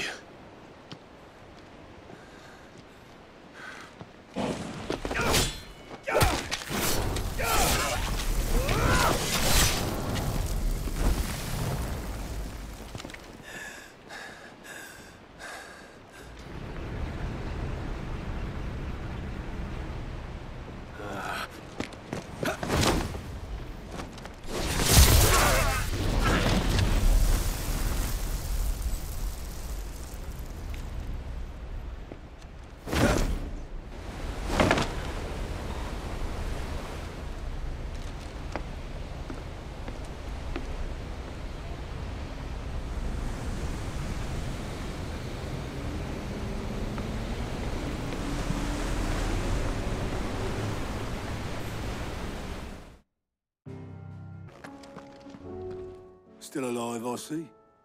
Something tells me that eyesore on the horizon is your doing. How'd you manage that? It's a long story.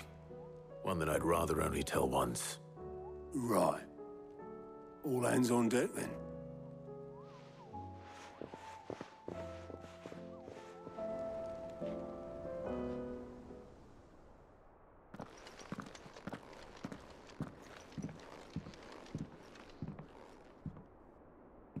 Is this everyone?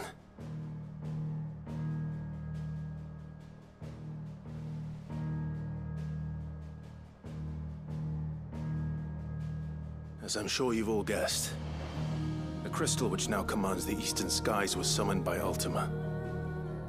He called it Origin. Though the significance of that name is as yet unclear. What does it matter what it's called? Its emergence tore Twinside asunder and wiped my homeland from the map.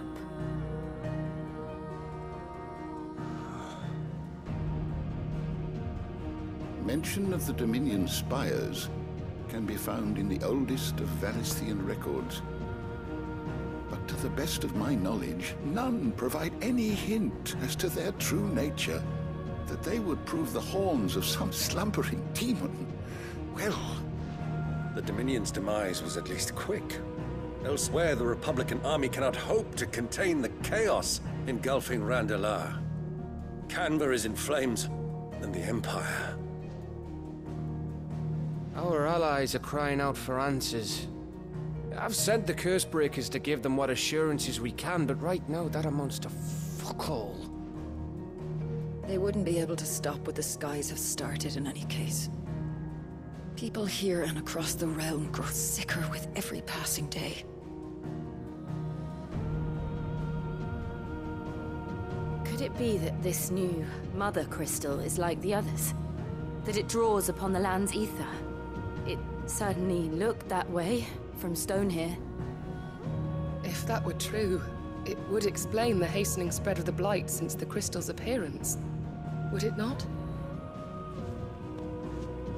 And as the land's ether slowly rises to the surface, it pools, corrupting all who cannot channel its energies. Archaea above, ether floods below, and in the middle, here we languish, hopelessly entrapped.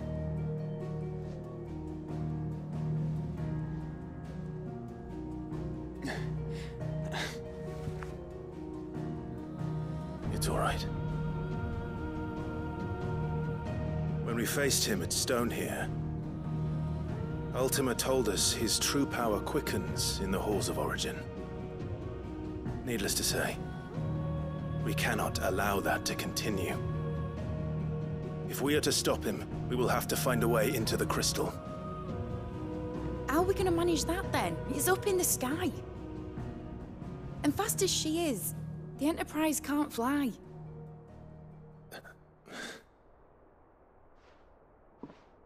It's a lot to take in, and I reckon we'd all benefit from some time to clear our heads. The answer will come to us. Don't you worry. Ain't that right, Clive? Right. That's right. Well, go on then. Bugger off.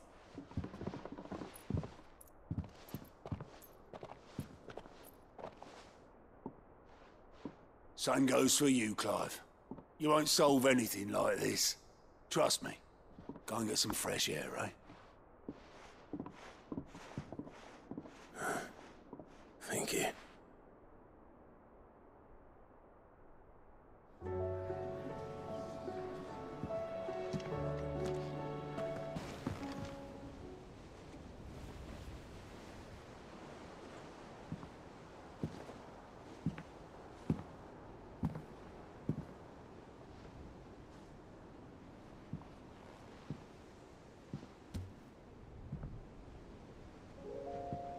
Ultima may have created us, but he doesn't make us who we are. Only we can do that. And if he would have us fight for our survival, so be it. It's what we've been doing all along. Much like Ultima himself, it would seem. His new world being naught but a means to survive. And so, we must contend to decide which of us shall inherit the land. Should Ultima prevail, it will mean death for us all. Of that, we can be certain. But even should he fail, what world awaits us? A withered, godless place, where our newfound freedom will most like prove a chain in itself.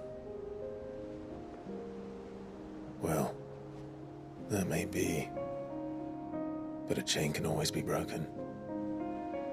As long as one has the will to break it. It won't be easy. It may take generations. Centuries of suffering. And that is, if everyone plays their part. But it will happen. And when it does, it will be on our terms. That is the world that awaits us. Indeed. And what better world could one wish for?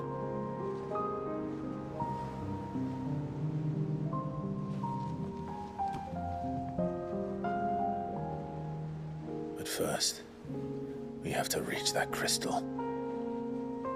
Then it's a good thing I have wings. You can barely stand, let alone fly. And only the Founder knows what horrors await in those skies. You certain about this? Am I certain? I am the Phoenix. I will do what I must. This is our fight. Remember?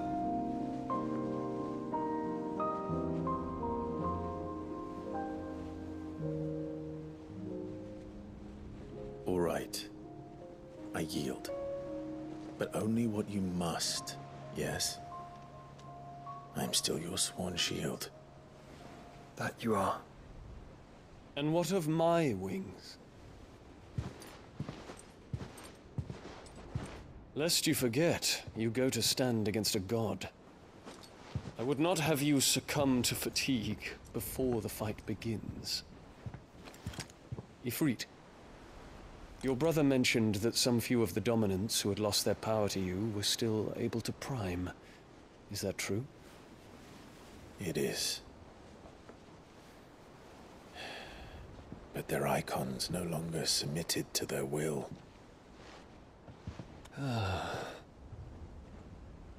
Then mine will have to be stronger. That you both might save your strength for the battle to come. You don't have to do this. If you do, there's a chance you might lose all you have left. And what have I but regret? My life ended in the Dominion. I fear death no more. Besides, I would have words with Ultima. He has much to answer for.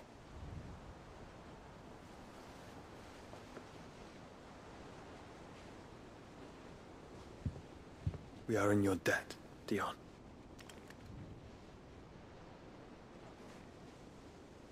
We can speak of debts when this is over.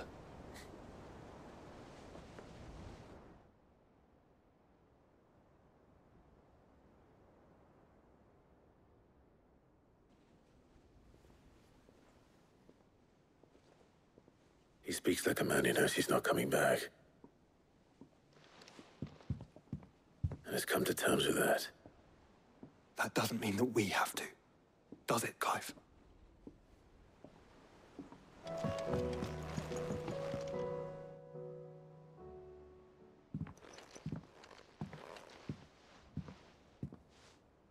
Come to wish on a star. That might not be such a bad idea.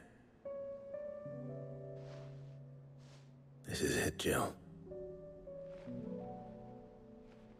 You know what I have to do. Why I have to do it. There's no turning back now. This is where our journey was leading us. Where it will end, for better or worse.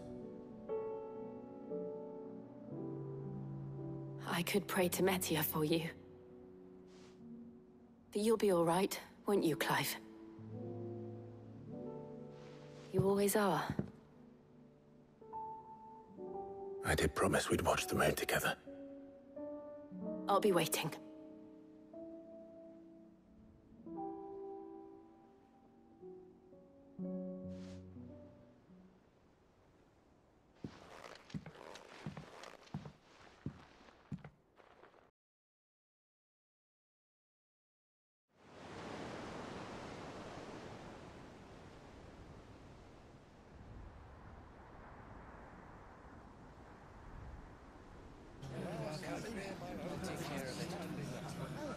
Make sure you do this time.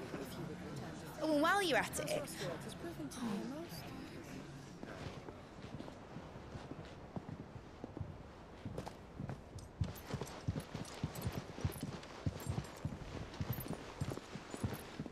Clive, if you see me dad up there, tell him we were right to leave his legacy with you. Tell him he'll be in the front row. There's no way he'd miss this. Well, behave yourself, Mitt. We'll see.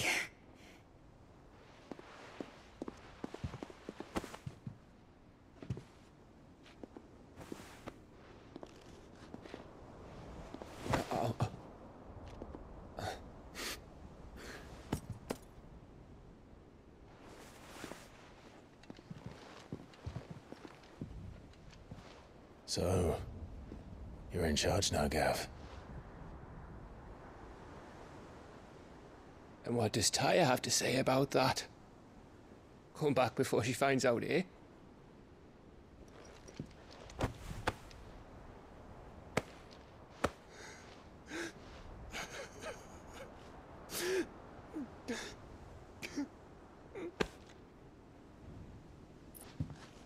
Thank you, Yote. I'm sorry. Your Grace, I shall pray for your safe return. That's kind of you. But you should pray he took his medicine. I didn't spend all night grinding herbs for his lordship to leave them on his nightstand. Again. You needn't fear, Lady Daya. And thank you. See that your brother comes back in one piece. Or, at most, two. Any more and you can heal him yourself. I'll keep that in mind.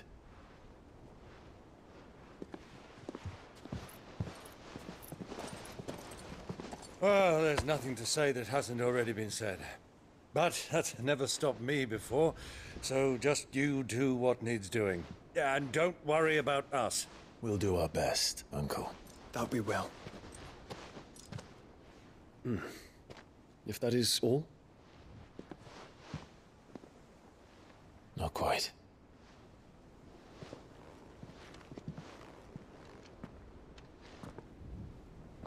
Jill. It's time, isn't it? It is.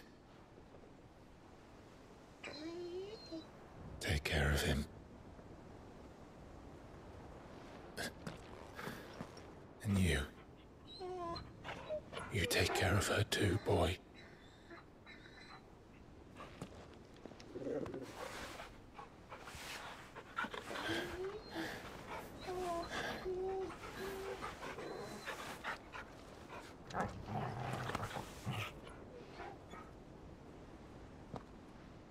Don't forget, Clive.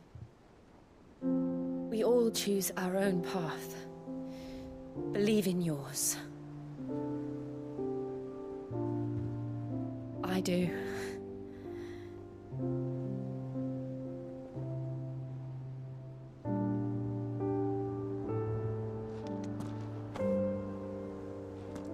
I'll be back. I promise. I love you, Jill.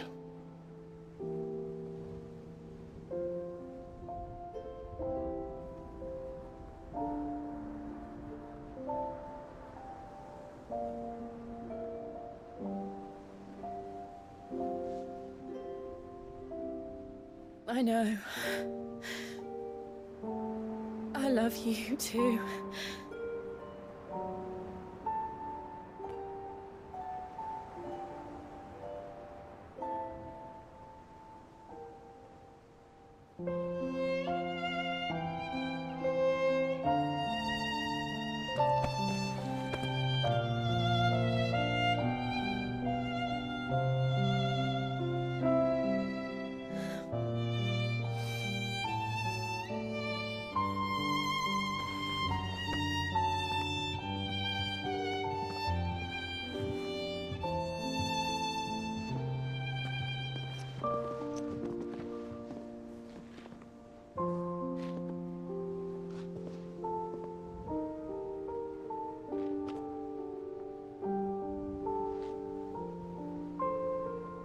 Now, we have a god to kill.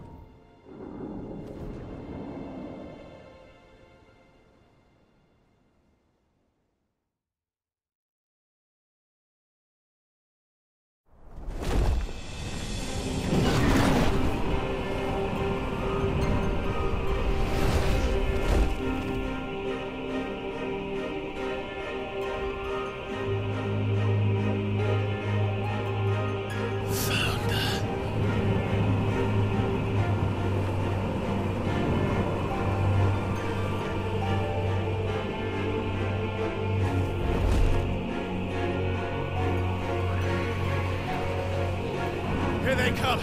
Hold on to Joshua! Already am!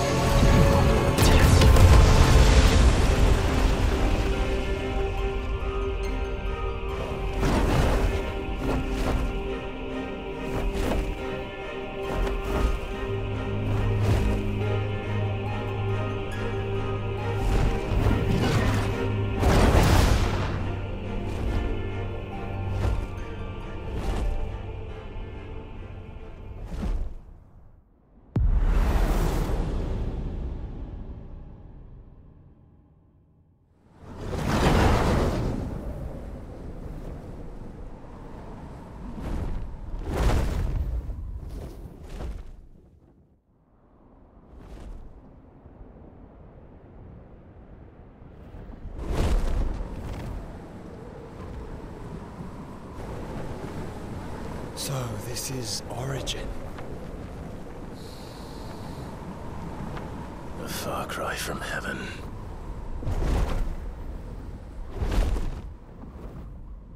Where it all began, where it all begins, our ark, your architect. There you are. It was here that we slumbered, here that we waited for centuries, clinging to our decrepit shell, for fear that we might have need of it once again. But you have come at last. And now we shall be truly complete.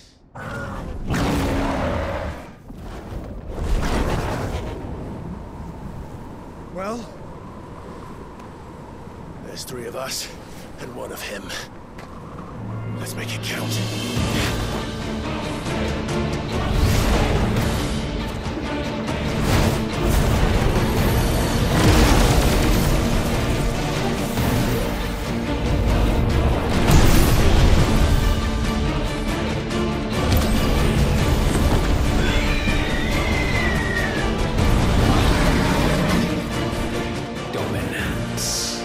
We will show you what it means to suffer.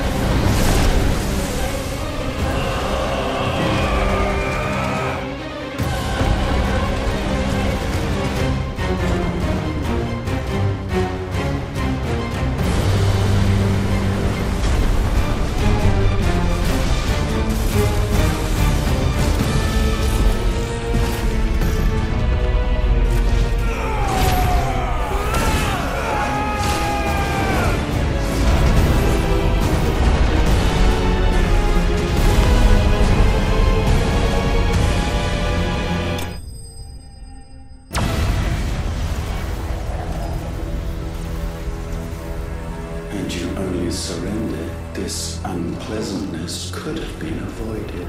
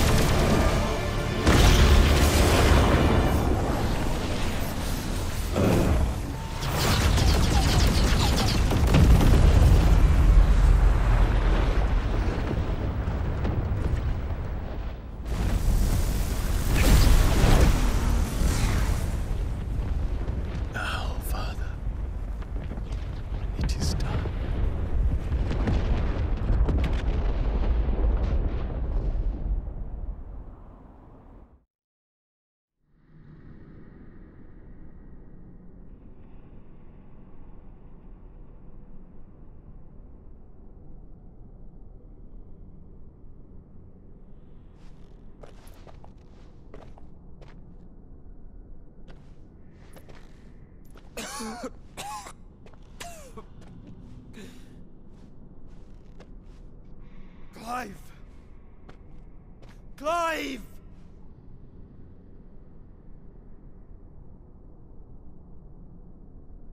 No.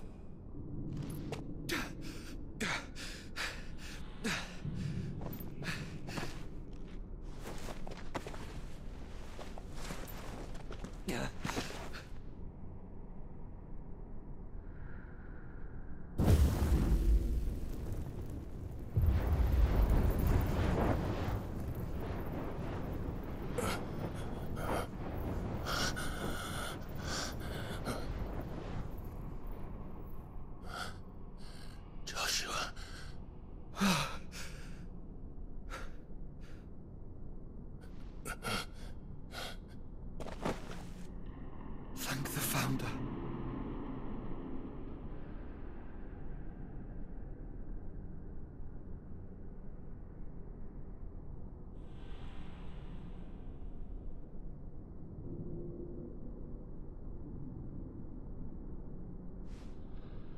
Did I mention you look terrible? That makes two of us. Oh, I'll be alright. And Dion?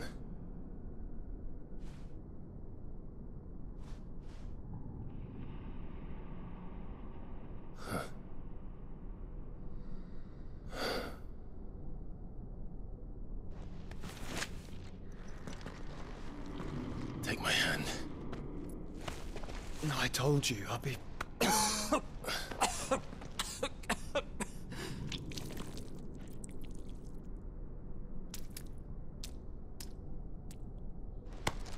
Come on. Thank you.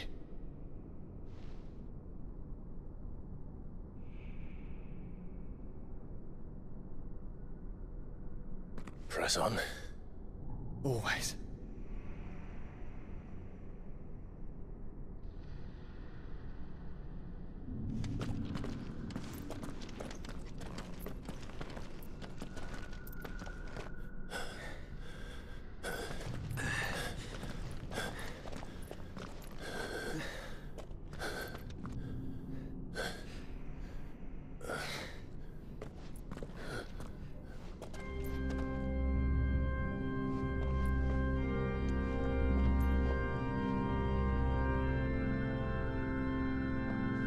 Clive.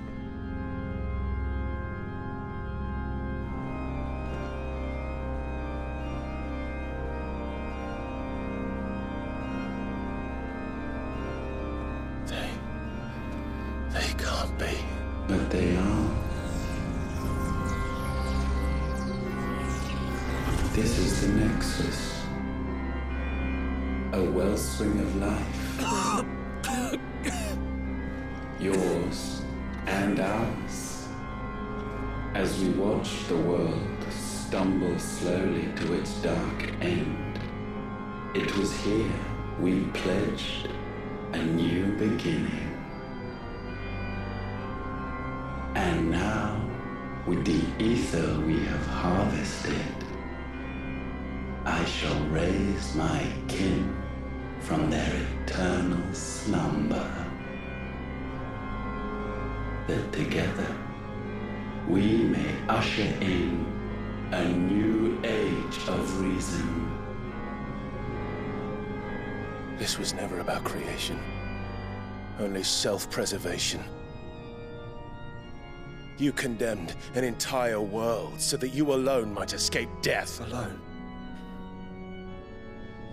Him. Alone. Clive. I think I understand. He...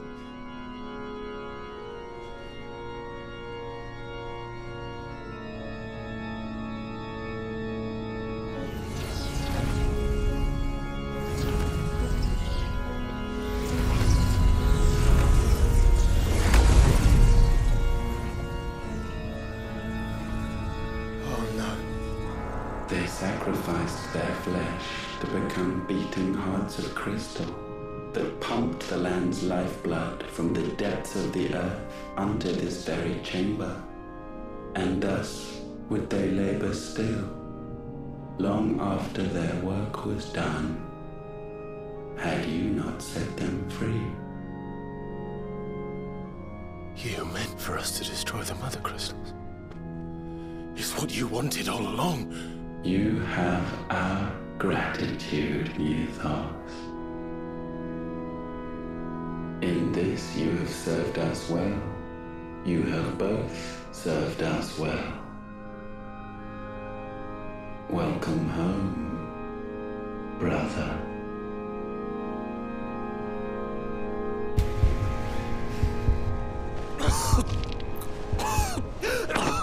Joshua.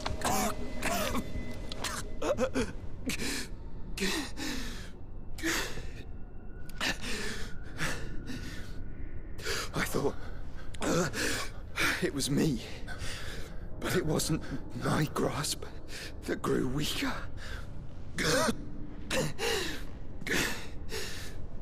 It was theirs that grew stronger.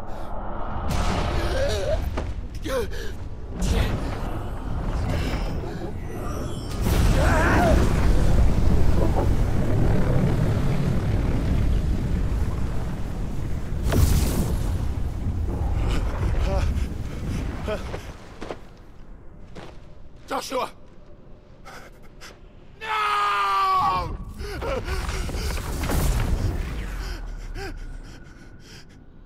And now we can become one.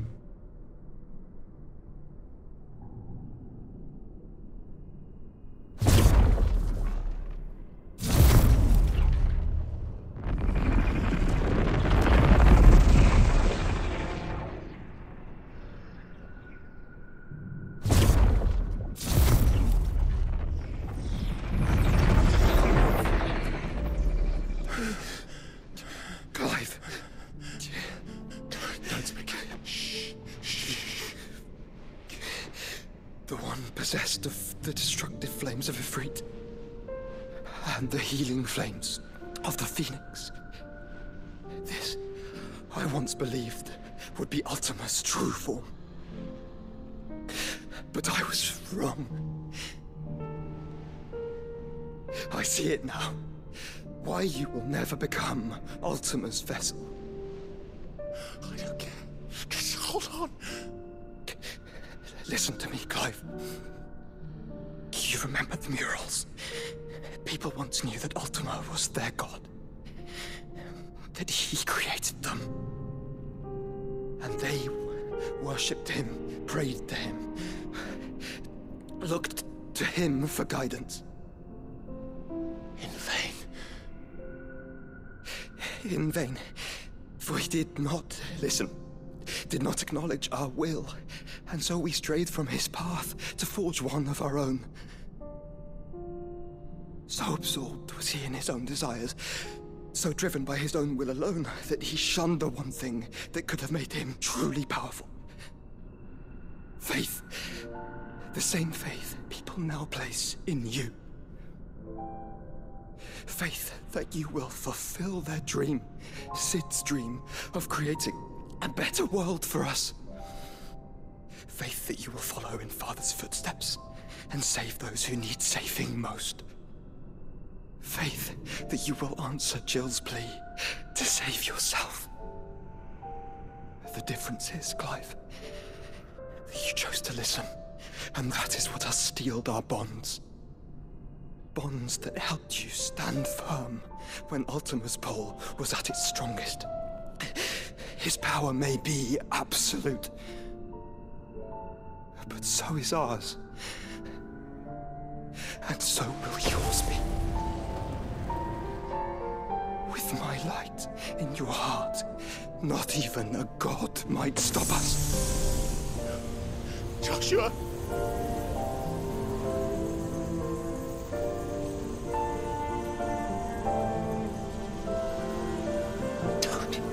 Don't do it, you'll... Enough, Clive. My body is too far gone. If the wound does not take me, the curse will.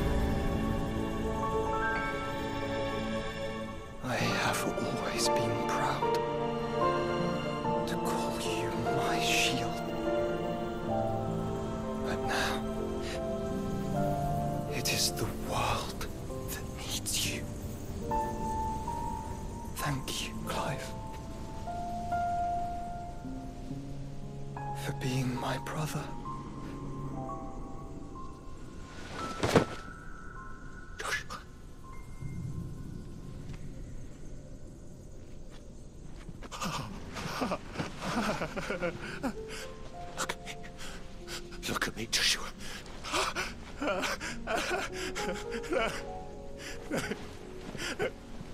Open your eyes!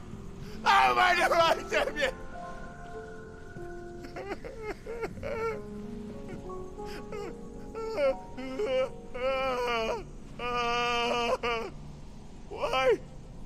Why did you do this? Joshua!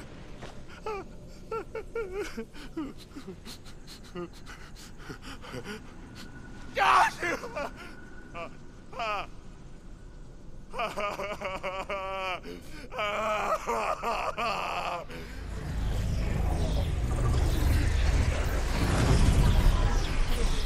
And thus does the final piece fall into place. The incantation primed, but one task remains. To empty the vessel.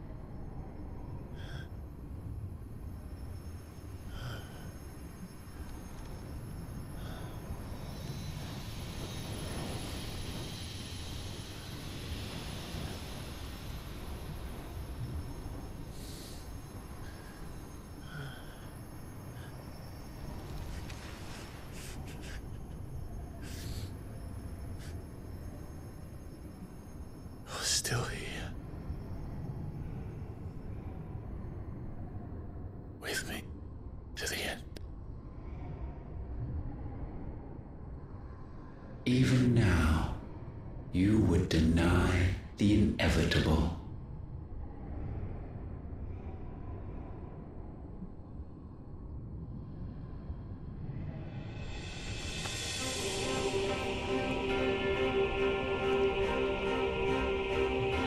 As we always have, and always will.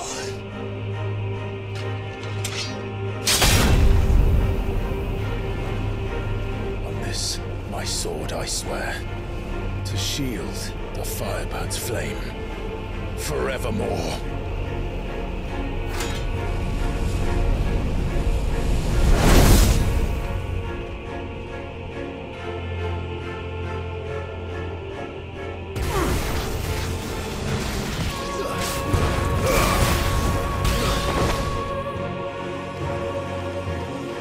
Centuries have I waited for this moment in which I might revel in my creation, only to find it profaned and slain. It must be cleansed.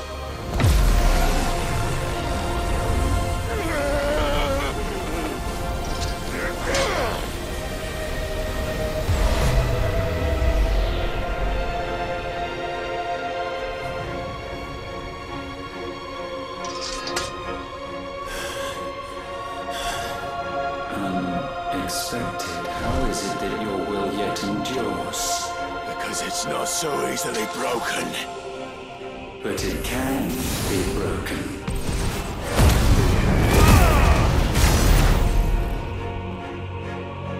Why? What latent force feeds these flames? I sense more here than mere will. Is this Logos? Have you truly become free? No, I forbid it. You are not a god. You are but flesh and bone. You are not one of us.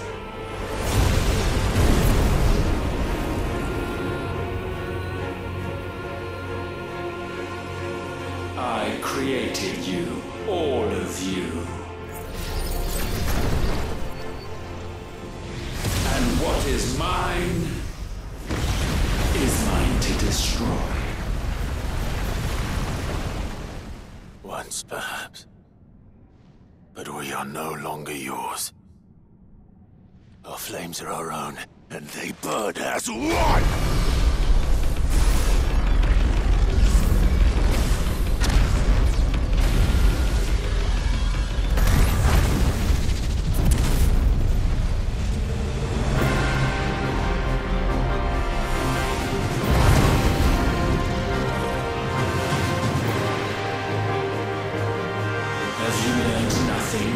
Damned is the slave who will turn the scourge upon his master.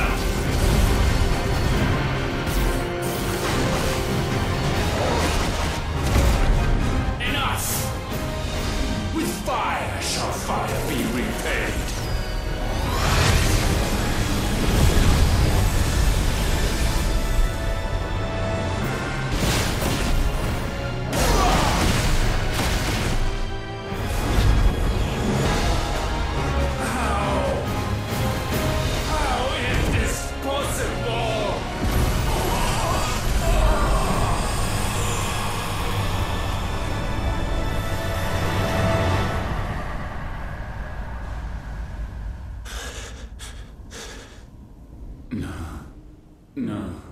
No.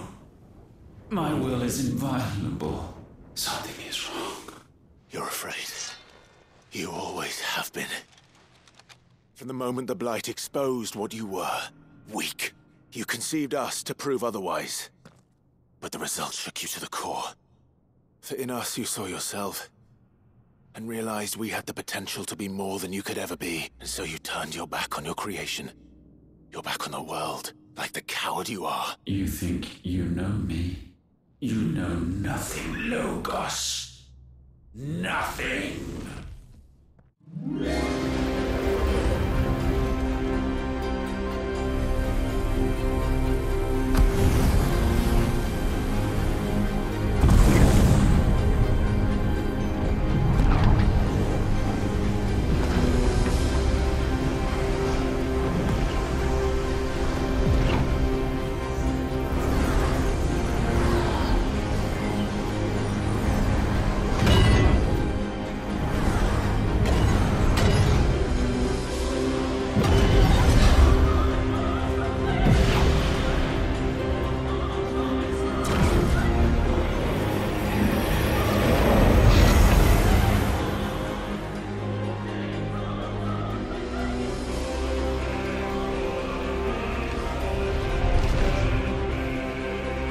Bathed in light, I stand above you, my rebirth complete.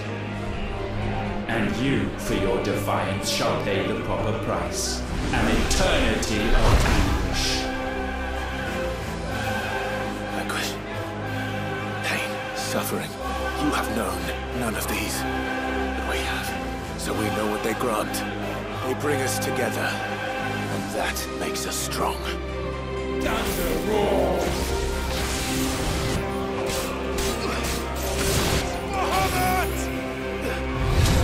Gale unrelenting! Garuda! How weird, Clive!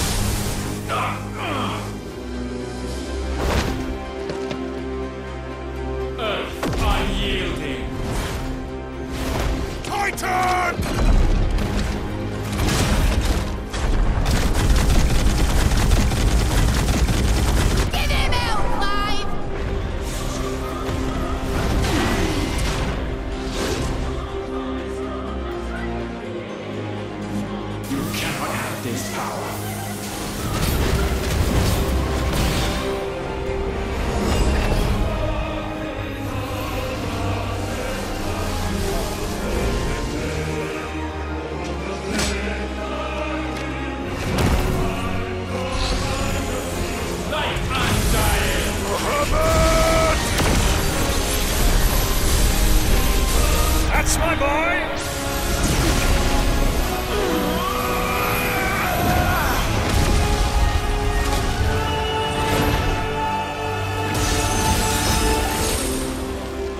Ice I'm feeling! Fever! Together!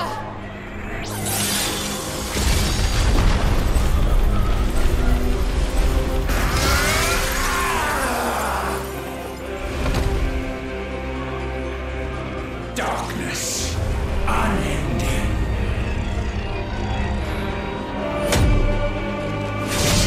Odin.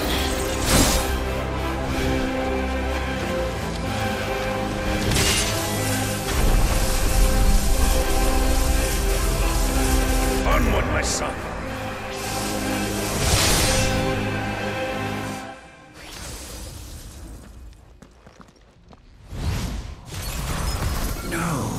Mine is the altar at which you pray.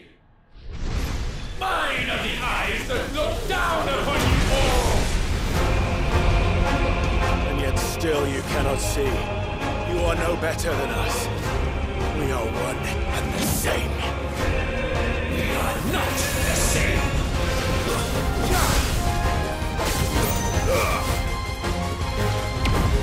Flames are forgiving!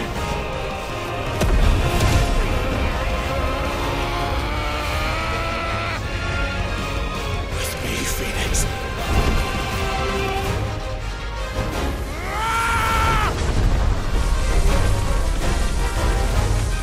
Forevermore.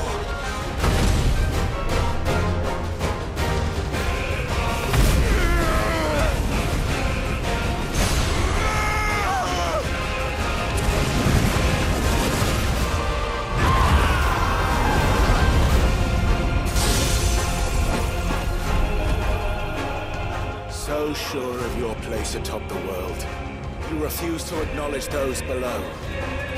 You chose to remain alone. And so you shunned the one thing that could have made you stronger. Pushed away the hands that could have raised you higher. I do not need you or anyone. And that is where we are different. I could not have made it here on my own. I carry with me the hopes and dreams of my brothers, my sisters. And it is they who will give me the strength to end your reign. I cannot end.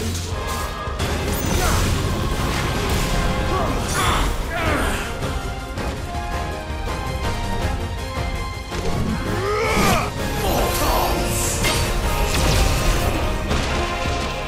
The world you seek is but a fantasy! The only fantasy here is yours. And we shall be its final witness.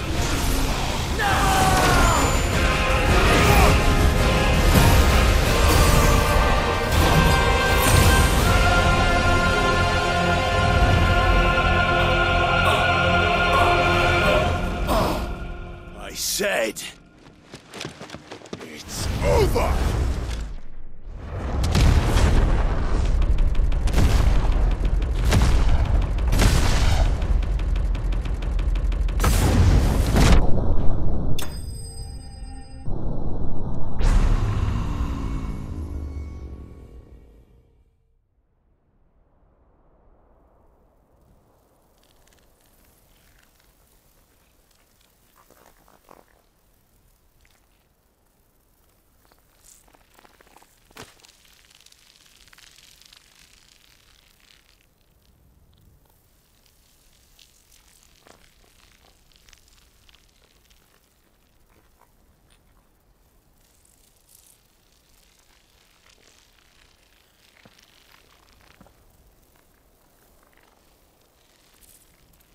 Tell me, what do you imagine will befall this world now that you have gained your precious freedom?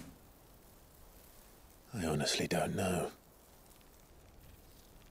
But I doubt it will be pretty. A sorry tale of sin and suffering, hardship and pain. And it was for this that you fought so fiercely? Why? It's who we are. We fight. We survive. We endure. We don't need a reason. We are imperfect creatures. When we stumble, we reach for a shoulder to lean on. When we fall, we stand back up.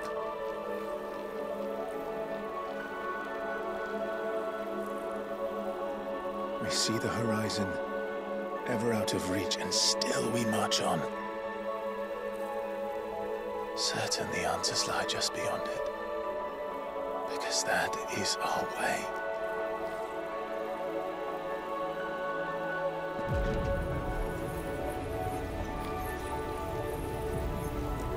My congratulations. Relish this victory, knowing that you have but delayed the inevitable. Your world is already dead. May you enjoy an eternity on its blackened husk.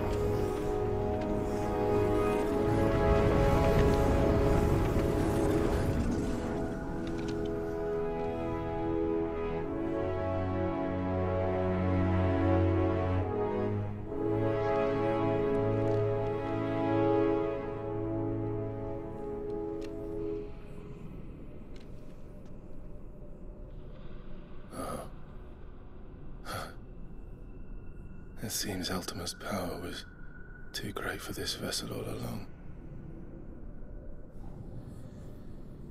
But while I have it, perhaps I can use it to set things right. And see Ultima's legacy. Bearers, dominance, crystals, magic, consigned to the flames.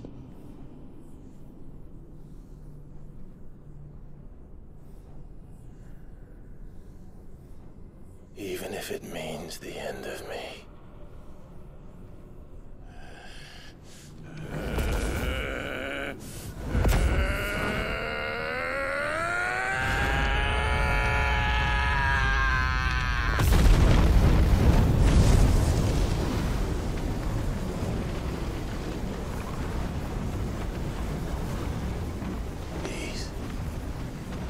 These are our terms.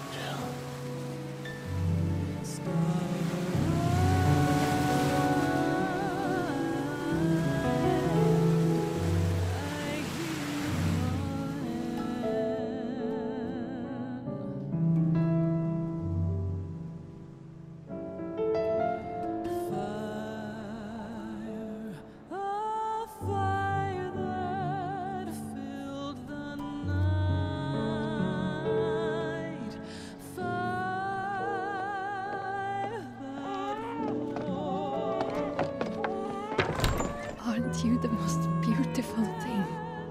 He is, isn't he? What are you gonna call him? Let me see, let me see. Oh, read little one. Got a smile for your Uncle Gav. Not so loud, you burp. What? I was only... Shh, you're scaring him. It's all right. Oh.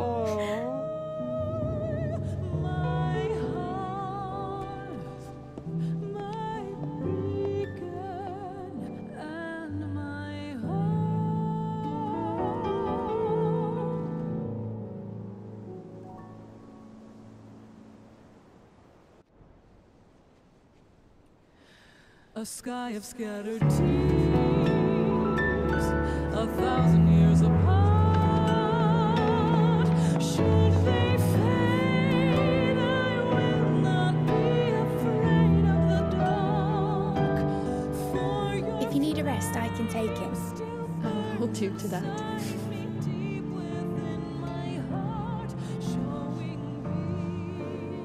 The world's yours now.